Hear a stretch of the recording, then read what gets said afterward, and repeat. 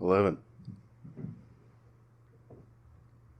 Were it not for the presence of the unwashed and the half-educated, the formless, queer, and incomplete, the unreasonable and absurd, the infinite shapes of the delightful human tadpole, the horizon would not wear so wide a grin. Frank Coley, Imaginary Allegations. The Hells Angels as a group are often willfully stupid, but they are not without savoir-faire, and their predilection for traveling in packs is a long way from being all showbiz. Nor is it entirely due to warps and defects in their collective personality. No doubt these are factors, but the main reason is purely pragmatic. If you want the cops to leave you alone, you have to shake them up, explains Barker. If we make the scene with less than 15 bikes, they'll always bust us. But if we show up with 100 or 200, they'll give us a goddamn escort. They'll show a little respect. Cops are like anybody else. They don't want any more trouble than they think they can handle. This was obviously true at Bass Lake, which had already hosted one Hells Angels rally in 1963, an occasion which resulted in the defiling of a local church. Because of this previous hurt to the community, coupled with the fear of disrupted tourist trade, the law enforcement agencies of Madera County decided to fight the Hells Angels with a new kind of stratagem. The district attorney, Everett L. Coffey, drew up a document, a legal restraining order, designed to keep the outlaws out of Madera County forever, or at least that was the general idea. Sometime around noon it became apparent, from the multitude of radio alarms, that several large bands of Hells Angels were indeed headed to Bass Lake. Yet there were other reports of communities in both northern and southern California still braced for invasion. This was because of various elements of the press had managed to convince each other that there were actually 500 to 1,000 Hells Angels. So when only 200 showed up at Bass Lake, both the news media and the police felt certain the others would strike somewhere else. When a half a dozen of the Frisco Angels appeared in Marin County, they were immediately surrounded and followed by sheriff's deputies, who knew they were only the vanguard for a whole army just over the rise. The sad truth was that Frenchie and a few of his box shop cohorts had canceled out on the main run, wanting to avoid trouble, and had decided to go off on their own for a peaceful weekend. As it turned out, they were harassed more severely than they would have been at Bass Lake. If the Angels needed evidence to support their strength in numbers policy, they got it on July 4th. The only outlaws who didn't get jerked around by the law were those who made the rally. The few splinter groups that went out by themselves were searched and ticketed from one end of the state to the other. Afterward, a careful count of Hells Angel sightings added up to less than 300, including all the rest of the clubs. Where the other 700 outlaws spent the holidays is any man's guess. If Mr. Lynch knew, he wasn't talking. Author's note: Mr. Lynch was consistently refused to talk about the Hells Angels. The subject seems to embarrass him. As the Attorney General of the nation's most populous state, he is living testimony to the theory that silence is wisdom. Governor Brown is his good friend and benefactor. Somewhere near Modesto, about halfway between Oakland and Bass Lake, I heard on the radio that roadblocks were being set up to prevent the outlaws from entering the resort area. At the time, I was running slightly ahead of the Joker Angel convoy, but behind the main Angel contingent that had left the El Adobe before I arrived. I wanted to be on hand when they got to Bass Lake, for the newscast left no doubt that a major riot was inevitable. There are two ways to get to Bass Lake from the freeway US 99. I knew the Angels would go south to Madera, and then take California 41, a wide, well-paved highway, all the way into Yosemite. The other access route is about 50 miles shorter, but it is a maze of switch-offs and half-paved back roads through the mountains. I took off at Merced and climbed up to Tuttle, Plendana, Mariposa, and Bootjack. According to the map, the last 20 miles appeared to be a gravel goat track. My car had been wheezing and shimmying all the way from San Francisco, but I swung left at Merced and floored it for a long roller coaster run through the foothills.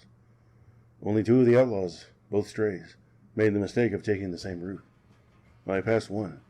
He was kneeling over a road map at an ancient gas station near Mormon Bar. The other, with a girl on the back, came wailing past me on the climb to Mariposa.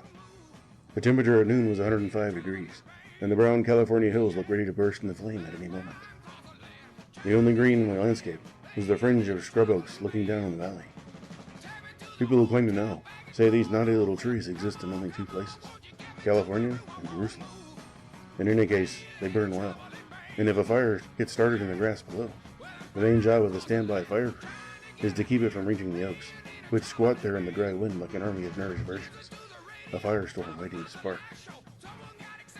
I was laboring along behind a fire truck when the untracked outlaw came zooming past. He had apparently tired of the slow pace and whacked his hog down into second, winding it out until he got abreast of me, and then crushing into third. The men in the fire crew stared as if a polar bear had just rushed across the road. The bike was gone in an instant, but the clang and blast of its gear changes hung in the air, like the sound of a jet passing over. And in that instant, the fireman caught a glimpse of the hairy rider, the swastika on the gas tank, and the girl in the back, a sight so unutterably strange in their mountain eyes that they could only gape at it. A few miles west of Mariposa, well into the mountains, I heard another radio bulletin. The Hells Angels Motorcycle Club has arrived at Bass Lake, and members are reported trying to filter into the resort area. Authorities, armed with a court restraining order, are manning roadblocks in an effort to keep the motorcyclists out of the area during the long holiday weekend. If the roadblocks were strategically placed, they could prevent a rendezvous by cutting off access to public campsites in the national forest, and forcing the outlaws to congregate in places where they would be certain, by the very nature of their gathering, to violate some county or municipal ordinance. A blockade of Oakhurst, just short of the national forest boundary, could have created a situation where the Angels could be arrested for either blocking the highway or moving off of it and trespassing on private property. With a little imagination, the roadblocks might have been gerrymandered to force one group of outlaws off to the south and another to the north. There was no lack of methods the authorities might have used to prevent a Hells Angels rally at Bass Lake. But it was the same old story. The police were expecting at least 500 savages coming in for a rumble.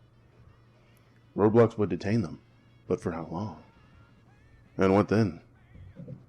The idea that the Angels would ride 200 miles for a party and then be turned back by a roadblock 10 miles from their destination was obviously wishful thinking. There would surely be violence, a bloody clash on a major highway, with holiday traffic backed up for miles. The alternative was to let them pass, but that too was fraught with tragic possibilities. It was a certified conundrum, a rooty challenge to the legal and social machinery of Madera County. At a gas station on Mariposa, I asked directions to Bass Lake. The attendant, a boy about 15, advised me solemnly to go somewhere else. "The Hells Angels are going to tear that place up," he said. "There's a story about them in Life magazine. Jesus, why would anyone want to go to Bass Lake? Those guys are terrible. They'll burn the place down." I told him I was a karate master, and I wanted to be in on the action. As I left, he warned me to watch myself and not take chances. "The Hells Angels are worse than you think," he said. "They'll run right down a shotgun barrel." The next stretch of road was like something from a Lewis and Clark diary. The car suffered so badly that I figured I would have to abandon it before the weekend was out and catch a ride back to San Francisco in one of the swastika trucks. I amused myself between creek crossings by telling the tape recorder how weird it was to be seeking out a gang of big city psychopaths in this kind of country. The road was not even numbered on the map. Now and then I would pass an abandoned log house or the remains of a gold panning rig. Except for the radio, I felt as remote from civilization as any lone poacher in the jagged misted range peaks of northern Montana. Home turf for the largest grizzly bear gang in the United States, about 400 in all. Somewhere around 2 in the afternoon, I reached the smooth pavement of Highway 41, just south of Bass Lake. I was slipping the radio dial for bulletins when I passed a hot dog stand and saw 2 outlaw bikes parked conspicuously beside the road. I made a U-turn, parked beside the bikes, and found Gut and Buzzard brooding over the restraining order. Buzzard, formerly of Purdue, is a Hells Angel straight out of Central Casting. He is a weird combination of menace, obscenity, elegance, and genuine distrust of everything that moves. He turns his back on photographers and thinks all journalists are agents of the main cop, who lives in a penthouse on the other side of some bottomless moat that no Hells Angel will ever cross except as a prisoner. And then, only to have his hands chopped off as a lesson to the others. There is a beautiful consistency about Buzzard. He is a porcupine among men, with his quills always flared. If he won a new car with a raffle ticket bought in his name by some momentary girlfriend, he would recognize it at once as a trick to con him out of a license fee. He would denounce the girl as a hired slut, beat up the raffle sponsor, and trade off the car for 500 seconds and a gold-handled kennel prod. I enjoy Buzzard, but I have never met anyone outside the Angels who thought he deserved anything better than 12 hours in the Bastianino. One morning, when Murray was doing a research for the Post article, I assured him it would be safe to go over to Barger's house in Oakland for an interview. Then I went back to sleep. Several hours later, the phone rang, and it was Murray yelling with rage. He'd been talking quietly with Barger, he said, when suddenly he was confronted by a wild-eyed psychotic who shook a knotty cane under his nose and shouted, "Who the fuck are you?" The assailant's description didn't fit any Angel I knew, so I called Sonny and asked what had happened. "Aw, hell, it was just Buzzard," he said with a laugh. "You know how he is." Indeed. Anyone who has ever met Buzzard knows how he is. It took Murray several hours to calm down after his introduction, but weeks later, after lengthy reflection, and a distance of 3,000 miles, he was still sufficiently affected by the incident to describe it like this. "We talked affably enough for a half hour or so. At one point, Barger grinned and said, 'Well, nobody ever wrote nothing good about us, but then we ain't never done nothing good to write about.' But the convivial atmosphere began to change noticeably when 4 or 5 other Angels, including Tiny, the chapter's huge sergeant-at-arms, stopped by and joined in. One, a surly black-bearded youth named Buzzard, was sporting a pork pie hat and a cane he had picked up somewhere. He waved the cane about as he talked and jabbed it at me from time to time. I suddenly got the clear impression that he would have enjoyed using it on somebody. I was the only candidate in the room. I was certain Barger and the other Angels weren't about to pick on me, but I knew that if Buzzard began to work with the cane, I couldn't count on anyone stopping it before I got hurt. To resist would have been folly, because the Angel Code would have called for all of them to pitch in for old Buzzard, and I would have been demolished.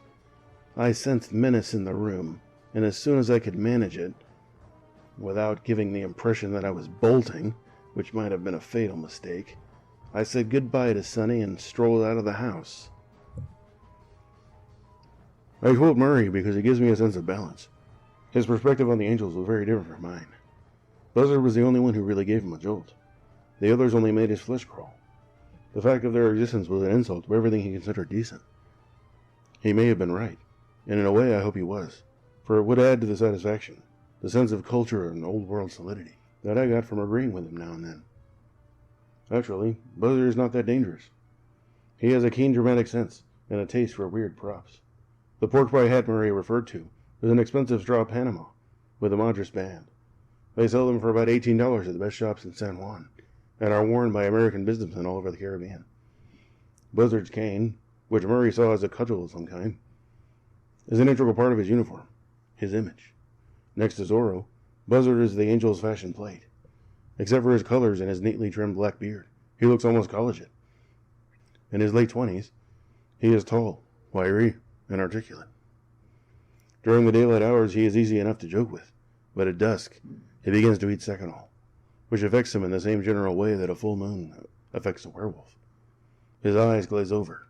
He snarls at the juice box, pops his knuckles, and wanders around the premises in a mean funk. By midnight, he is a real hazard, a human lightning bolt, looking for something to zap. My first encounter with Buzzard was at the hot dog stand just outside of Bass Lake. He and Gut were sitting on a patio table, pondering the 5-page legal document they'd been handed moments earlier. "They have a roadblock down by Coarse Gold," said Gut. "Everybody who comes through gets one of these, and they take your picture when they give it to you." "That dirty son of a bitch," said Buzzard. "Who?" I asked. "Lynch, that bastard. This is his work. I'd like to get my hands on that cheap-ass punk." He suddenly shoved the document across the table. "Here, you read this. Can you tell me what it means? Hell no, you can't. Nobody could make sense of this shit." The thing was titled, "Order to show the cause why preliminary injunction should not issue, and temporary restraining order made." It named the plaintiff as the people of the state of California, and as defendants, John Does 1 through 500, Jane Does 1 through 500, individually and as associated under the name and style of Hell's Angels, or One Percenters, or coffin cheaters, or Satan's slaves, or iron horsemen, or black and blue, or purple and pink, or red and yellow. Unincorporated associations. The intent of the order was clear, but the specific language was as vague and archaic as the list of defendants, which must have been taken from some yellowed newspaper clipping dating from the late 50s. What it amounted to was a temporary injunction, applicable to anyone photographed in the act of receiving it from the police, against 1. Violating any public law, statute, or ordinance, or committing any public nuisance, 2. Any conduct which is indecent or offensive to the senses, or 3. Carrying or possessing for the purposes of using as weapons any blackjack, slingshot, billy, sand club, saw-off shotgun, metal knuckles, switchblade knives, tire chains, and firearms of any kind. It cited as reason for the order the incident 2 years earlier at the little church in the Pines. Defendants were drunk, and entered said church without authority and without permission, took possession of numerous choir robes, donned the same, and paraded on foot by motorcycles in a lewd manner, using vile and obscene language. At said time and place it was necessary for the deputy sheriff to threaten said defendants in order to recover said robes. Page 2 of the document struck a plaintive note, saying that it is well known in the state of California that the members of these associations, by intimidation, assault, and other generally violent means, attempt to take over the area in which they congregate, that an outbreak of violence habitually attends such actions, with resulting injury and possible loss of life to members of the public. That the only reasonably certain way for any individual to avoid the violence is to remain at home, or to depart from the area in which members of the defendant associations are present. To Butler's vast amusement, I couldn't explain what the document meant, nor, several weeks later, could a San Francisco lawyer who tried to interpret it for me. As it turned out, the Madera County Police couldn't explain it either, but their roadside translation was relatively clear. At the first sign of trouble, everybody on a motorcycle would be clopped in jail and denied bond. Guts seemed more depressed than angry at this turn of events. "Just 'cause I have a beard," he muttered. "They want to put me in jail. What's this country coming to?" I was trying to think of an answer when a highway patrol car drove up within 10 feet of us. I hastily wrapped the cord around the can of beer I was drinking. The 2 cops just sat there and stared at us, a shotgun mounted in front of them in the dashboard. A high-pitched dispatcher's voice crackled urgently over the radio, telling of various Hells Angels movements. "No arrest reported in Fresno. Large groups of Highway 99. Group of 20 stopped at roadblock west of Bass Lake." I made a point of talking to my tape recorder, hoping the sight of it would keep them from shooting all 3 of us if the radio suddenly ordered them to take appropriate action. Gut slumped in his wooden chair, sipping an orange crush and staring off at the sky. Buzzard seemed to quiver with rage, but he kept himself under control. The surface resemblance between the 2 was striking. Both tall, lean, dressed for the road, but neither looking particularly scraggy, beards trimmed, medium-long hair, and neither with any sign of weaponry or weird extras. Without the Hells Angels insignia, they wouldn't have attracted any more attention than a couple of touring hipsters from L.A. At that time, Gut was not technically a Hells Angel.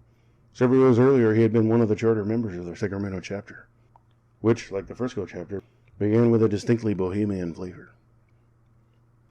Terry the Tramp was another charter member from the North Sac Angels. They had always got along well with Sacramento's beatnik element, and when the chapter moved to Oakland, they brought some of the influence with them. It didn't go over too well at the old Adobe. The original Oakland Angels were hard-ass brawlers, a purer strain, as it were, and they had never made contact with the jazz, poetry, and protest element of Berkeley and San Francisco. Because of this conflict in the backgrounds, the sudden consolidation in Oakland of Angel refugees from Sacramento and Purdue had an unsettling effect on the whole scene. A wanderer like most of the others, Gut had also been a member of the Purdue chapter, but now, at 27, he was having second thoughts about making another plunge. Membership doesn't transfer automatically. The fellowship does, and the assumption is always that a transient angel will eventually be absorbed into whatever chapter he chooses to ride with. But there is always a waiting period, just to make sure. In Gut's case, the trial period was a very mutual thing. He wanted to go back to college in the fall, he said. He already had a year at junior college down south. He wanted to be a commercial artist, and his sketchbook of motorcycle drawing showed a natural talent. "I'm not so sure I want to join the Angels again," he said one night.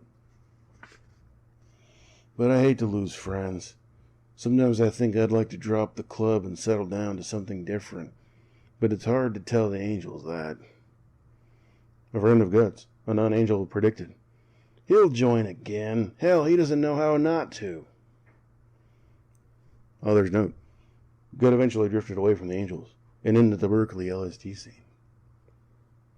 The three of us were still sitting there, talking aimlessly, when the patrol car suddenly jumped backward, made a tight circle in the parking lot, and zoomed off down the highway. I quickly finished my beer and was packing up the tape recorder when there was a tremendous sound all around us. Seconds later, a phalanx of motorcycles came roaring over the hill from the west. Both Gut and Buzzard rushed toward the highway, waving and shouting happily. The road was dense with bikes. The hot dog stand was on the crest of a hill above Bass Lake. It was the last geographic barrier between the angels and their destination. The police, in their wisdom, had managed to pile up at least 100 bikes in the roadblock, where the restraining orders were ceremoniously handed out, and then released them all at once. So instead of arriving in quiet knots, the outlaws crested the hill in a great body, howling, hooting, waving bandanas, and presenting the citizens with a really terrifying spectacle. The discipline of the highway had broken down entirely. Now it was madness. The sight of Gut and Buzzard cheering beside the road caused little Jesus to fling his hands in the air and utter a triumphant scream. His bike veered off to the right and nearly collided with Charger Charlie, the chocolate. An angel I had never seen came by on an orange three-wheeler, kicking his feet straight out like a rodeo rider. Andy from Oakland, who has no driver's license, came by with his wife sitting in front of him on the gas tank, ready to grab the handlebars at the first sight of the fuzz. The noise was like a landslide, or a wing of bombers passing over. Even knowing the angels, I couldn't quite handle what I was seeing. It was like Genghis Khan, Morgan's Raiders, the Wild One, and the rape of Nanking all at once. Both Gut and Buzzard leaped on their bikes and roared off to join the pack. As I was getting into my car, another bike pulled into the lot. It was an outlaw BSA, a rare animal in this league. And on it was a stocky, tough-looking man in his late 30s, with a $400 Nikon camera hanging around his neck. Don Moore, then a photographer for the Oakland Tribune. Except for the Nikon and the lack of colors, Moore looked as grimy and menacing as any Hell's Angel, and with good reason. He was a veteran motorcyclist who'd been riding longer than most of the Angels. Unlike many of his contemporaries, he had developed at least one of his talents and gained some leverage in the world of squares and money. But he had never given up on bikes. In Oakland, he wore a blue suit to work and drove a white Thunderbird. But when the Angels went out on a run, he joined them on his old Beezer. He wore boots, greasy Levi's, and a sleeveless denim vest, showing tattoos on both arms. He looked like a middleweight Rocky Marciano, and talked the same way. Not long after the Bass Lake run, Moore was actually made a honorary Hell's Angel. We speculated briefly on the nature of the weekend, but by that time, the last of the bikes had gone over the hill, and we both wanted to catch up. I followed him down the winding road to Bass Lake, and we soon fell in with the tail of the caravan. The outlaws weren't exceeding the speed limit, but they were gearing down noisily and zooming 4 abreast through the curves, yelling and waving at people beside the road, doing everything possible to inject the maximum degree of civic trauma into their arrival. If I had been a citizen of Bass Lake at the time, I would have gone home and loaded every gun I owned.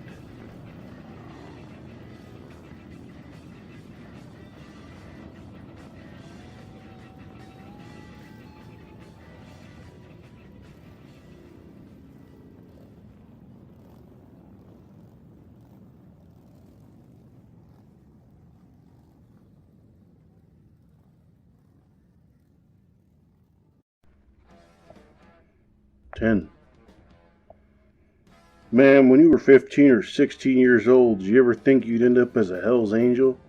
How did I get screwed up with you guys anyway? Christ, I got out to the Army and came back to Richmond. Started riding a bike around, wearing my chinos and clean sports shirts, even a fucking crash helmet. And then I met you guys. I started getting grubbier and grubbier, dirtier and dirtier. I couldn't believe it. And then I lost my job, started spending all my time either going on a run or getting ready for one. Christ, I still can't believe it. Pat D, a Richmond Hell's Angel. What do you mean by the word right? The only thing we're concerned about is what's right for us. We got our own definition of right. A Hell's Angel, sunken philosophy. According to Frenchie, the run would take off at 8 from the El Adobe, a tavern on East 14th Street in Oakland. Until the autumn of 1965, The El Adobe was the unofficial headquarters of the Oakland chapter, and a focal point for all Hells Angels activity in Northern California. But in October, it was demolished to make way for a parking lot, and the Angels moved back to the Cinder Club. Early weather forecasts said the whole state would be blazing hot that day, but dawn in San Francisco was typically foggy. I overslept, and in the rush to get moving, I forgot my camera. There was no time for breakfast, but I ate a peanut butter sandwich while loading the car. Sleeping bag and beer cooler in back, tape recorder in the front, and under the driver's seat, an unloaded Luger. I kept the clip in my pocket, thinking it might be useful if things get out of hand. Press guards are nice things to have, but in a riot situation, a pistol is the best kind of safety. A pistol is the best kind of safe conduct pass. By the time I left my apartment, it was almost 8, and somewhere on the fog-shrouded Bay Bridge between San Francisco and Oakland, I heard the first radio bulletin. The Sierra County of Bass Lake is bracing this morning for a reported invasion of the notorious Hells Angels motorcycle gang. Heavily armed police and sheriff's deputies are stationed on all roads leading to Bass Lake. Madera County Sheriff Marlon Young reports helicopters and other emergency forces standing by. Neighboring law enforcement agencies, including the Kern County Sheriff's Canine Patrol, have been alerted and are ready to move. Recent reports say the Hells Angels are massing in Oakland and San Bernardino. Stay tuned for further details. Among those who made a point of staying tuned that morning were several thousand unarmed taxpayers en route to spend the holiday in the vicinity of Bass Lake in Yosemite. They had just got underway, most of them still irritable and sleepy from last-minute packing and hurrying the children through breakfast, when their car radios crackled a warning that they were headed right into the vortex of what might soon be a combat zone. They had read about Laconia and other Hells Angels outbursts, but in print, the menace had always seemed distant, terrifying, to be sure, and real in its way, but with none of that sour stomach fright that comes with the realization that this time it's you. Tomorrow's newspapers won't be talking about people being beaten and terrorized 3,000 miles away, but right exactly where you and your family are planning to spend the weekend. The Hells Angels. Blood, gang rape. Glance over at your wife, your children in the back seat. Could you protect them against a gang of young toughs gone wild on booze and drugs? Remember those pictures? Big ugly street fighters not even afraid of police, loving a fight, swinging chains and big wrenches, knives. No mercy at all. The bridge was crowded with vacationers getting an early start. I was running late by 20 or 30 minutes. When I got to the toll plaza at the Oakland end of the bridge, I asked the gatekeeper if any Hells Angels had passed through before me. "Dirty sons of bitches are right over there," he said with a wave of his hand. I didn't know what he was talking about, until some 200 yards past the gate, when I suddenly passed a large cluster of people on motorcycles, grouped around a gray pickup truck with a swastika painted on the side. They seemed to materialize out of the fog, and the sight was having a bad effect on traffic. There are 17 eastbound toll gates on the bridge, and traffic coming out of them is funneled into only 3 exits, with everyone scrambling for a position in a short high-speed run between the toll plaza and the traffic dividers about a half-mile away. This stretch is hazardous on a clear afternoon, but in the fog of a holiday morning, and with the dread spectacle suddenly looming beside the road, the scramble was worse than usual. Horns sounded all around me as cars swerved and slowed down. Heads snapped to the right. It was the same kind of traffic disruption that occurs near a serious accident, and many a driver went off the wrong ramp that morning, after staring too long at the monster rally that, if he had been listening to his radio, he'd been warned about just moments before. And now, here it was, in the stinking tattooed flesh. The menace. I was close enough to recognize the gypsy jokers, about 20 of them, milling around the truck while they waited for late-running stragglers. They were paying no attention to the traffic, but their appearance alone was enough to give anyone pause. Except for the colors, they looked exactly like any band of Hells Angels. Long hair, beards, black sleeveless vests, and the inevitable low-slung motorcycles, many with sleeping bags lashed to the handlebars, and girls sitting lazily on the little pillion seats. It was 8:15 when I got to the El Adobe. The parking lot was full of bikes. I stopped at a diner in downtown Oakland to fill my canteen with coffee, and to let the outlaws get mustered. It was the Gypsy Jokers, who made up the bulk of the crowd in the El Adobe parking lot when I arrived. A group of 50 or 60 angels had already left for Bass Lake. I introduced myself, and drew a dead blank. Word had gone out that this was going to be a head-knocking run anyway, and the idea of having a rider in tow didn't groove anybody, which was understandable. But I hadn't asked the Jokers if I'd be welcome on the run in the first place, and I didn't expect them to bother me if they thought I was with the Angels. Buck, a large Indian on a purple Harley, told me later that he'd peg me for a cop. The hostility was obvious, but muted. I decided to stay with the Jokers until they got underway, then try to catch up with the others. They were running a few minutes ahead, and I knew they'd be holding the speed line. A handful of Angels trying to catch up with a run will often whale through traffic at 85 or 90, using all 3 lanes of the freeway, or running straight down the center line if there's no other way to pass. Because they know all the cops are up ahead, watching the big formation. But when the outlaws move in a mass, under the watchful eye of the highway patrol, they maintain a legal pace that would do pride to a U.S. Army convoy. For most of the year, the Hells Angels are pretty quiet.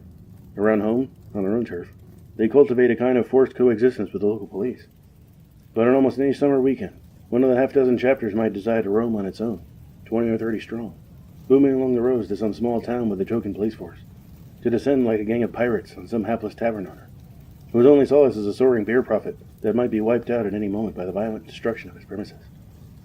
With luck, he'll get off with nothing more than a few fights, broken glasses, or a loud and public sex rally, involving anything from indecent exposure to a gangbang in one of the booths.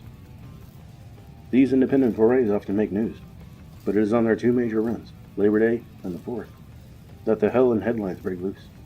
At least twice a year, outlaws from all parts of the state gather somewhere in California for a king-size brainbender.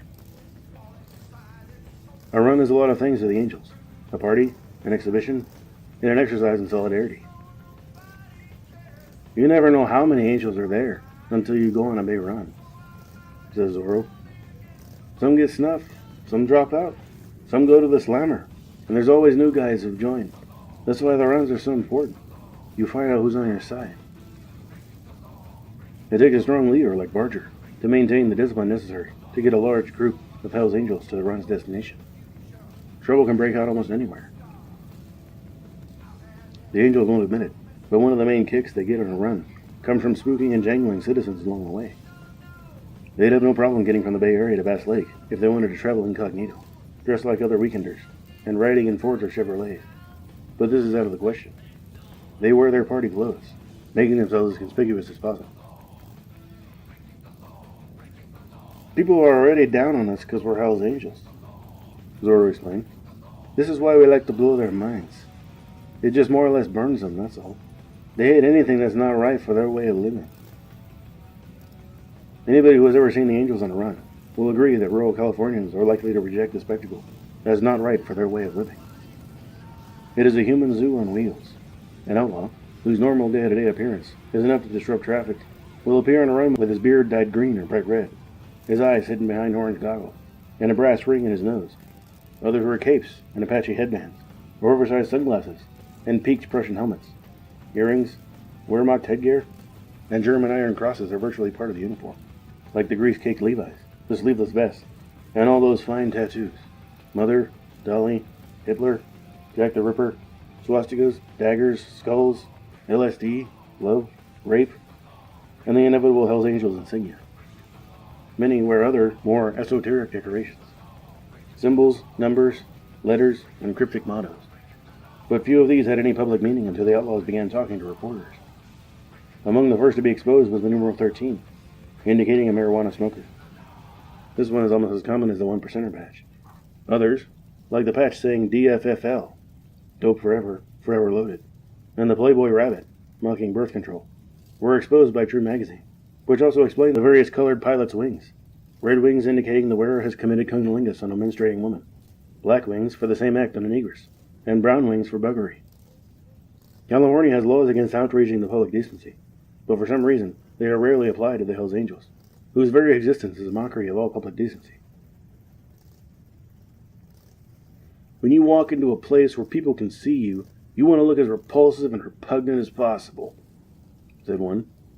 We are complete social outcasts, outsiders against society, and that's the way we want it to be. Anything good, we laugh at it. We're bastards to the world, and they're bastards to us. I don't really care if people think we're bad, said another. I think this is what really keeps us going. We fight society, man, and society fights us. It doesn't bother me. There are very few angels who won't go far out of their way to lay a bad jolt on the squares, preferably to the extent of unbalancing their metabolism and causing them to shriek in their sleep for days afterward. But there is also a certain amount of humor involved. Funny Sonny once explained the Angels' bizarre garb as a kind of joke. Yeah, it's a kind of joke, you know, like a giant masquerade. Which is true to some extent, but not everybody digs the Angels' sense of humor, which can range all the way from belly laughs like Jackie Gleason jokes to quiet giggling at the sight of a man's face being shredded with a broken beer bottle. A weird haul at a gang's hideout. San Diego, July 8th, UPI. 4 coffins, 2 grave markers, and Nazi emblems were found Saturday at the headquarters of a motorcycle gang, where 3 members were arrested on narcotics charges. The residence also contained a throne chair, 5 feet tall, a stuffed owl, an ornamental beheading sword, and assorted motorcycle trophies, police said. I don't recall any laughter that morning at the El Adobe. Late arriving Angels kept rolling in, and rather than go off on their own, they elected to stick with whatever crowd was available. Now and then, somebody would do a wheel stand across the parking lot. Others squatted on the ground making last-minute carburetor adjustments. And those with nothing else to do stood quietly beside their bikes, smoking cigarettes or sipping from one of the beer cans being passed around. Bill, the Joker's president, was deep in serious pondering of a roadmap with Dirty Ed, the president of the Hayward Hells Angels. Hutch, the Joker's vice president and chief spokesman, stood next to my car with 2 Angels and listened to the newscast. Man, those mothers up there are double shook, said one of the Angels. I just hope they don't hide the broads. The certain knowledge that an emergency force of cops and dogs was waiting for them, a knowledge now reinforced by radio bulletins, had already made a difference in the makeup of the run. Many, who would ordinarily take their old ladies, had left the girls behind, in case of a serious clash with the law. Getting locked up in a county town is bad enough if you're on your own. But to have your wife or girlfriend locked up in the same jail, instead of back home to call lawyers and bondsmen, is a kind of double jeopardy the Angels have learned to avoid. When I found such perennial double packers as Sonny, Terry, Tiny, Tommy, and Zorro, without their women, I realized the outlaws were expecting real trouble. But instead of trying to avoid it, as they often have in the past, this time they were determined to meet it head on. It ain't that we're really so hot for Bass Lake, said Borger. With all the newspaper and radio stuff saying they're laying for us up there, we can't back out. This is one run we have to make, or they'll never give us any peace again. We don't want trouble, but by God, if it comes, there won't be nobody able to say we ducked out. This was the kind of talk that was making the rounds in the parking lot, when the 8:30 radio alert led to the rock and roll song called A World of Our Own.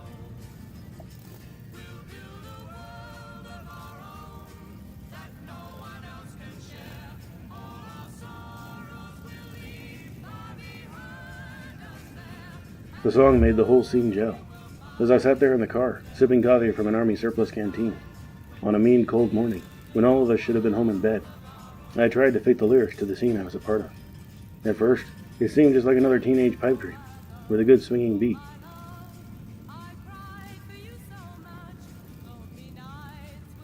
A world of our own. And then, sweet Jesus, it dawned on me that I was right in the middle of it, with a gaggle of righteous dues that no man could deny. Weird float song on the rising tide. Giant boppers, wild ones, motorcycle outlaws. I had a feeling that at any moment a director would appear, waving cards saying cut or action. The scene was too strange to be real. On a peaceful Saturday morning in Oakland, in front of a dumpy Turkish-looking bar, this weird hell broth of humanity had gathered, wearing labels saying Hell's Angels and Gypsy Jokers. And now, they were anxious to shove off on their annual Independence Day picnic. A monster rally too rotten for Hollywood. Crude parody of the crazy cool melodramatic scene that Brando had already made famous. Yet the action was certified by Time, Newsweek, and the New York Times. It was at least that real. Grant Wood might have titled it American Modern, but there were no artists on hand, no photographers, nor legmen for the New York press establishment. Here was the radio, chattering crazily about the impending destruction of a California resort by an army of 500 motorcycle hoodlums, and not even a wire service stinger was there to get a first-hand report. As it turned out, the press was getting the story from the police, by telephone, which seemed odd in light of all the advanced publicity they had whipped up. Finally, the Joker president gave the word, and we thundered out of the parking lot. The lead bikes peeled off into the street, and the others followed, whooping and gunning their engines, but the noise died down almost instantly. By the time the formation turned onto the freeway, just a few blocks away, the riders were strung out 2 abreast in each lane, holding a steady 65 miles an hour. Everybody looked grimmed and purposeful. There was no talk at all between riders. Here's the man who doesn't have any identity. But tonight, he has the Los Angeles Police Department and the Los Angeles Fire Department upset. He has the National Guard called out. Tonight, he is somebody. Tonight, he has an identity. Reverend G. Mansfield Collins, a Watts minister, speaking in the wake of the 1965 riots. As the most reprehensible celebrities in years, it was inevitable that their trek to Bass Lake would draw huge crowds of horrified burghers all along the route. In Tracy, a town of about 11,000 on US 50, people ran out of the stores to get a better look. I was standing in an air-conditioned liquor store, buying beer, when the outlaws rolled through town. "Good God Almighty," said the clerk. He rushed to the door, throwing it open, and let in a blast of noise and hot air from the street. He stood there for several minutes with his hand on the arm of a customer who moved up beside him. All of downtown Tracy was silent, except for the roar of motorcycle engines. The outlaws passed slowly down the main street, as if in review, keeping the tight formation with no talk and strictly deadpan. Then, at the eastern city limit, they accelerated up to 75 and roared out of sight. In Modesto, on US 99, in the Central Valley, there were crowds on the sidewalks and photographers in downtown intersections. Some of the photos later appeared in the Associated Press Wire. Wonderful shots. Independence Day in California, with the natives taking to the hills, done up in the latest West Coast styles.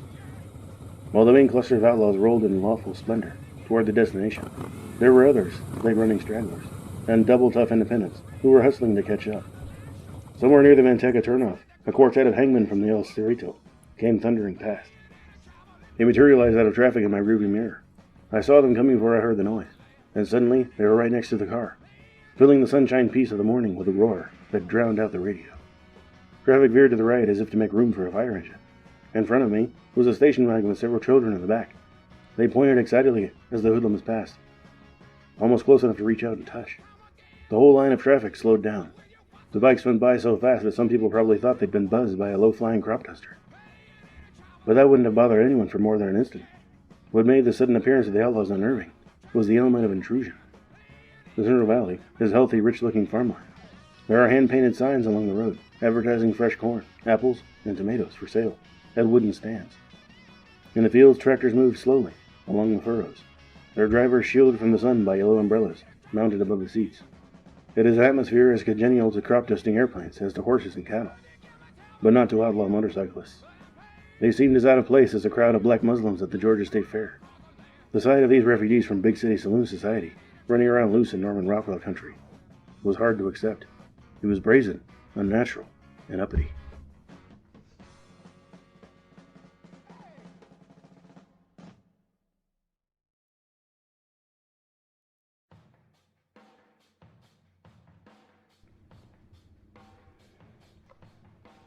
The Hoodlum Circus, and the statutory rape of Bass Lake.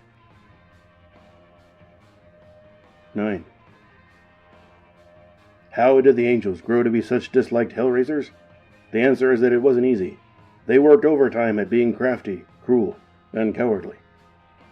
True Detective Magazine, August 1965. I went through all that school and family jazz. It's all crap. Boy, am I glad the angels took me in. I don't ever want to be anything but an angel, and that's it. A reply to a question. By mid-summer of 1965, the Hells Angels were already the subject of at least 2 scholarly theses, and no doubt there were others in the works. Yet all over California, there were people whose real or imagined dealings with outlaw motorcyclists had been much too personal to allow for any abstract sociological perspective on the menace. For everyone who'd ever seen a Hells Angel in the flesh, there were 1,000 more who'd been frightened silly by the whopping of the news media. So it came as no surprise when a certain amount of public tension built up as the 4th of July approached. On the Friday night before the 4th, I called the box shop. I'd never been on a holiday run, and since this one had the making of a real boomer, I decided to go along. Frenchie wanted to make sure I wasn't planning to bring anyone with me before he confirmed the site. Yeah, it's Bass Lake, he said. About 200 miles east from here. I'm a little worried about going. You know, there might be trouble. We're hoping we can just get together and have a good time. But with all this publicity, man, I'm afraid every cop in the state is going to be there. There was good reason to expect a police presence. The press had been sounding the alarm for weeks. On June 25th, a United Press International bulletin out of Los Angeles said, "Cops worry about Hells Angels' July 4th breakup." It quoted Attorney General Lynch to the effect that his office had received various reports on what the Hells Angels had in mind for their annual midsummer picnic. One of these reports stemmed from the futile attempt to sell coverage of a July 4th rumble to the New York Times and other interested parties. The rumble rumor spread quickly, and even got a plug on NBC's Monitor newscasts from New York. Then, in late June, a motorcycle riot in Laconia, New Hampshire, made front-page news all over the nation. The California press gave it prominent play, because the mayor of Laconia blamed the whole thing on the Hells Angels. The July 2nd issue of Life carried a big Laconia story, with pictures of a burning car, National Guardsmen with fixed bayonets, and a collection of confiscated weapons, including hatchets, crowbars, machetes, brass knuckles, chains, and bullwhips. Some 15,000 motorcyclists were said to have run wild in the little New England resort, battling police and setting fire to various buildings, while the Hells Angels egged them on. The warning to California was clear. If a handful of Hells Angels could cause that much trouble 3,000 miles from home, it was dreadful to contemplate what the whole clan might do in their own West Coast backyard. Bass Lake is a tiny resort town near Yosemite National Park, in the Sierra Nevada. The Angels made a half-hearted attempt to keep the destination a secret, but the vanity of the many swamped the discretion of the few. And once word leaked out, there was no stopping it. The police got the fix from unnamed sources. The press picked it up from the police, and by the time it reached the airwaves, it sounded like an Orson Welles radio drama. Early newscasts on Saturday, July 3rd, gave the impression that the citizens of Bass Lake were about to make a last-ditch stand against hopeless odds and a fate too vile for description. But not even the radio newscasters seemed certain of the outlaws' destination. They were careful to attribute their information to police reports, which also said, according to the newspapers that morning, that the Hells Angels were expected to strike just about anywhere between Tijuana and the Oregon state line. The Los Angeles Times speculated that nearby Malibu Beach might also be the scene of a latter-day version of the Wild One, but this time with real blood and without Marlon Brando. The San Francisco Examiner reported a Hells Angels plot to terrorize the annual Lions Club Bean Feed in suburban Marin County, just north of the Golden Gate, and the Chronicle uncovered a heart-wrenching Hells Angels plan to bust up a charity event for the Guide Dogs for the Blind, also in Marin County. Hells Angels massing. At least a dozen communities all over the state were said to be braced for invasion. It added real zest to the holiday atmosphere. Here were all these weekend mountaineers, solid 9-to-5 types with a yen to cut loose, bugging off for distant campsites with cars full of hot dogs and charcoal and badminton rackets, and all of them wondering if they would get through the weekend without being traumatized or chain-whipped. Prior to the Bass Lake run, all the outlaws' publicity had been after the fact. Lurid tales from police blotters, victims, and bystanders. Now, for the first time, it was possible to actually attend a Hells Angels rally. All he had to do was sift through the grab bag of rumors and choose the right location.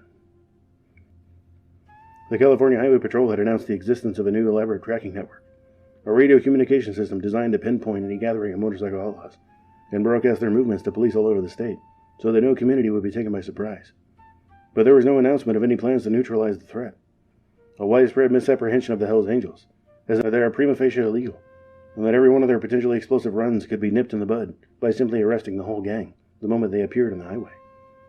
This will set up an interesting legal situation, for the arresting officers would be hard-pressed to find a valid charge to book them on. There is nothing illegal about riding a motorcycle from one town to another. 1,000 Hells Angels could ride from New York to Los Angeles without risking arrest until they violate at least one law or local statute.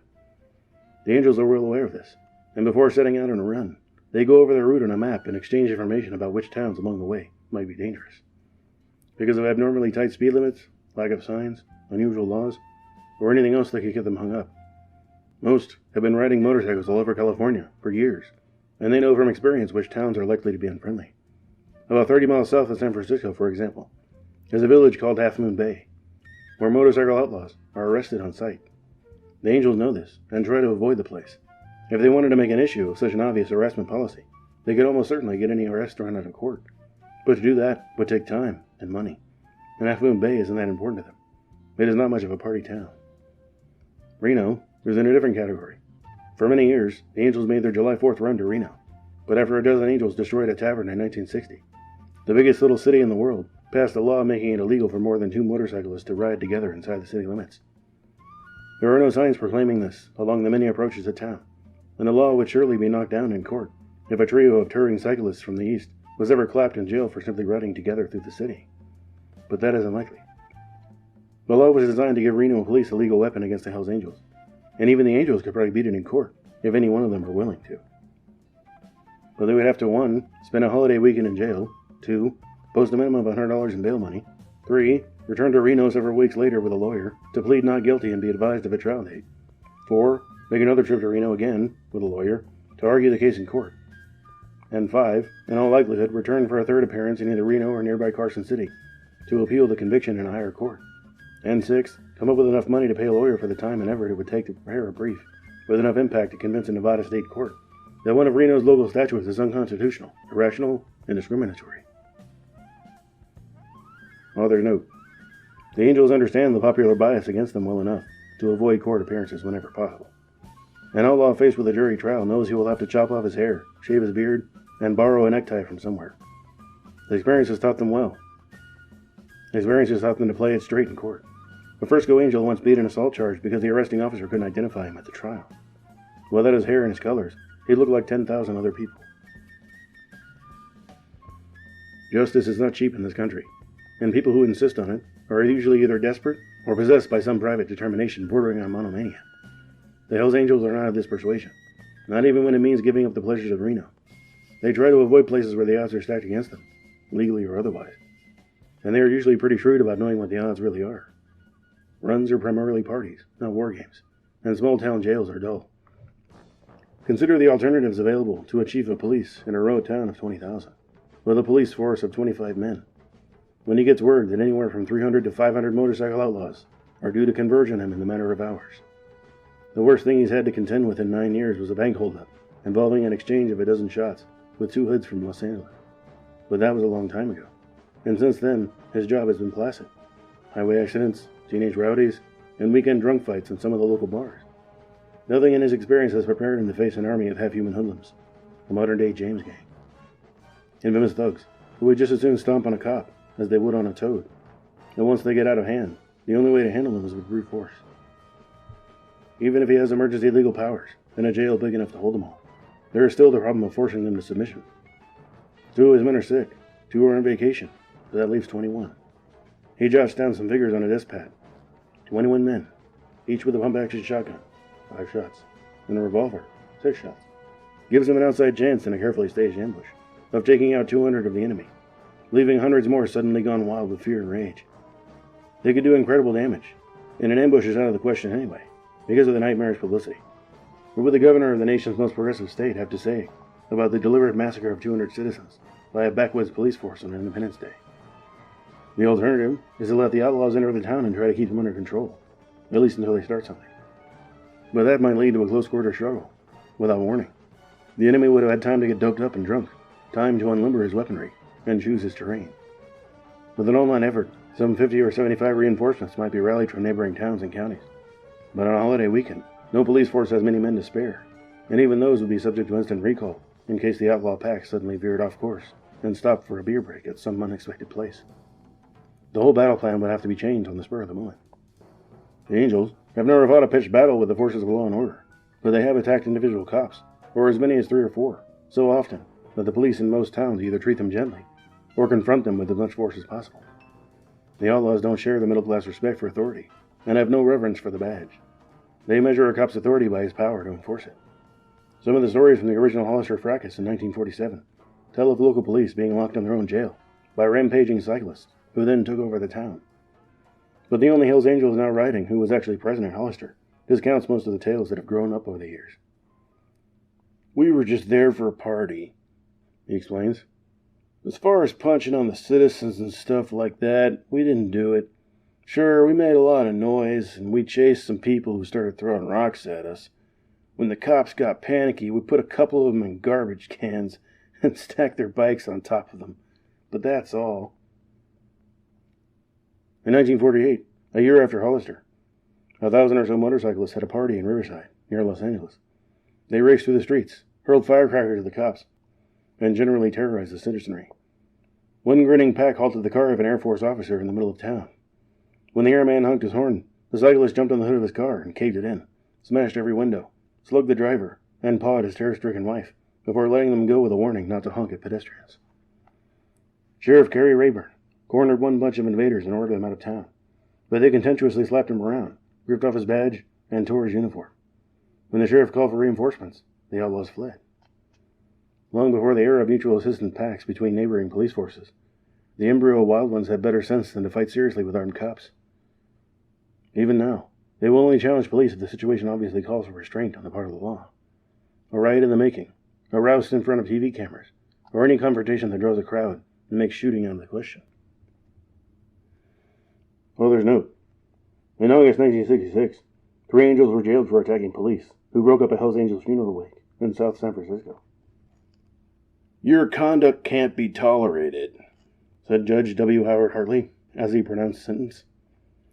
This business of let's get the cops cannot go unpunished.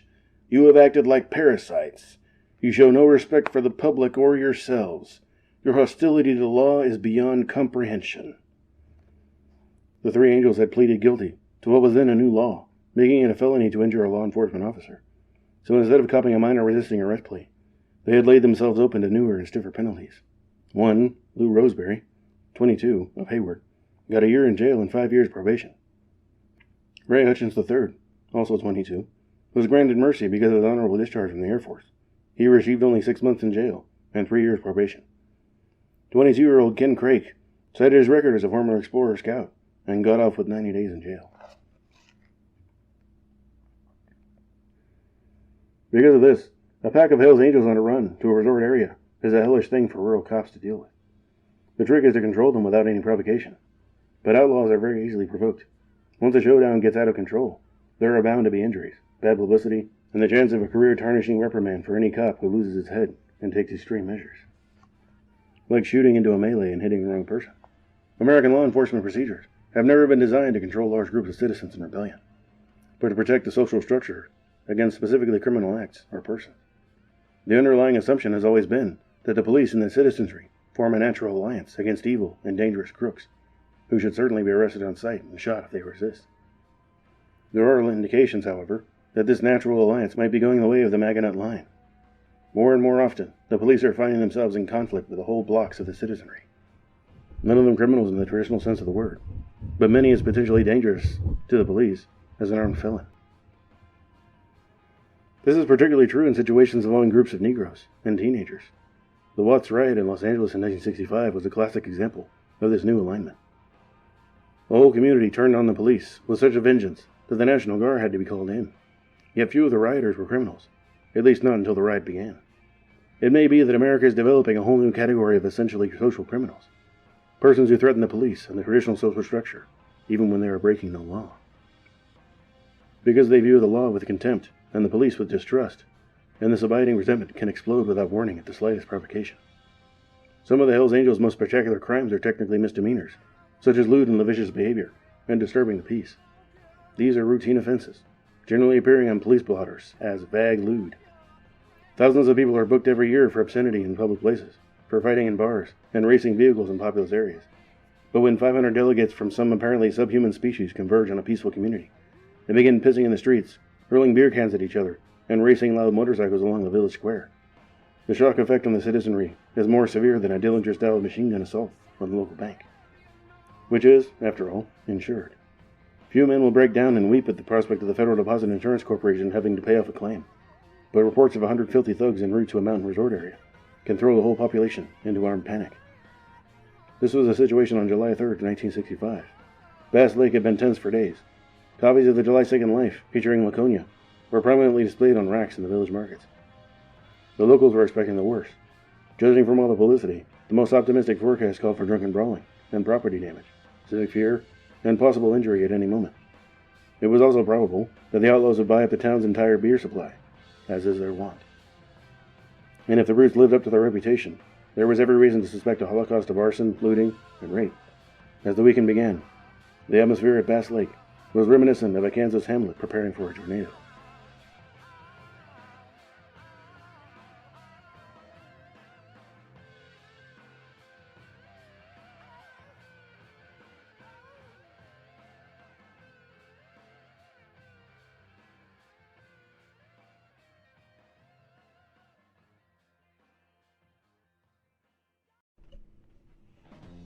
Hey.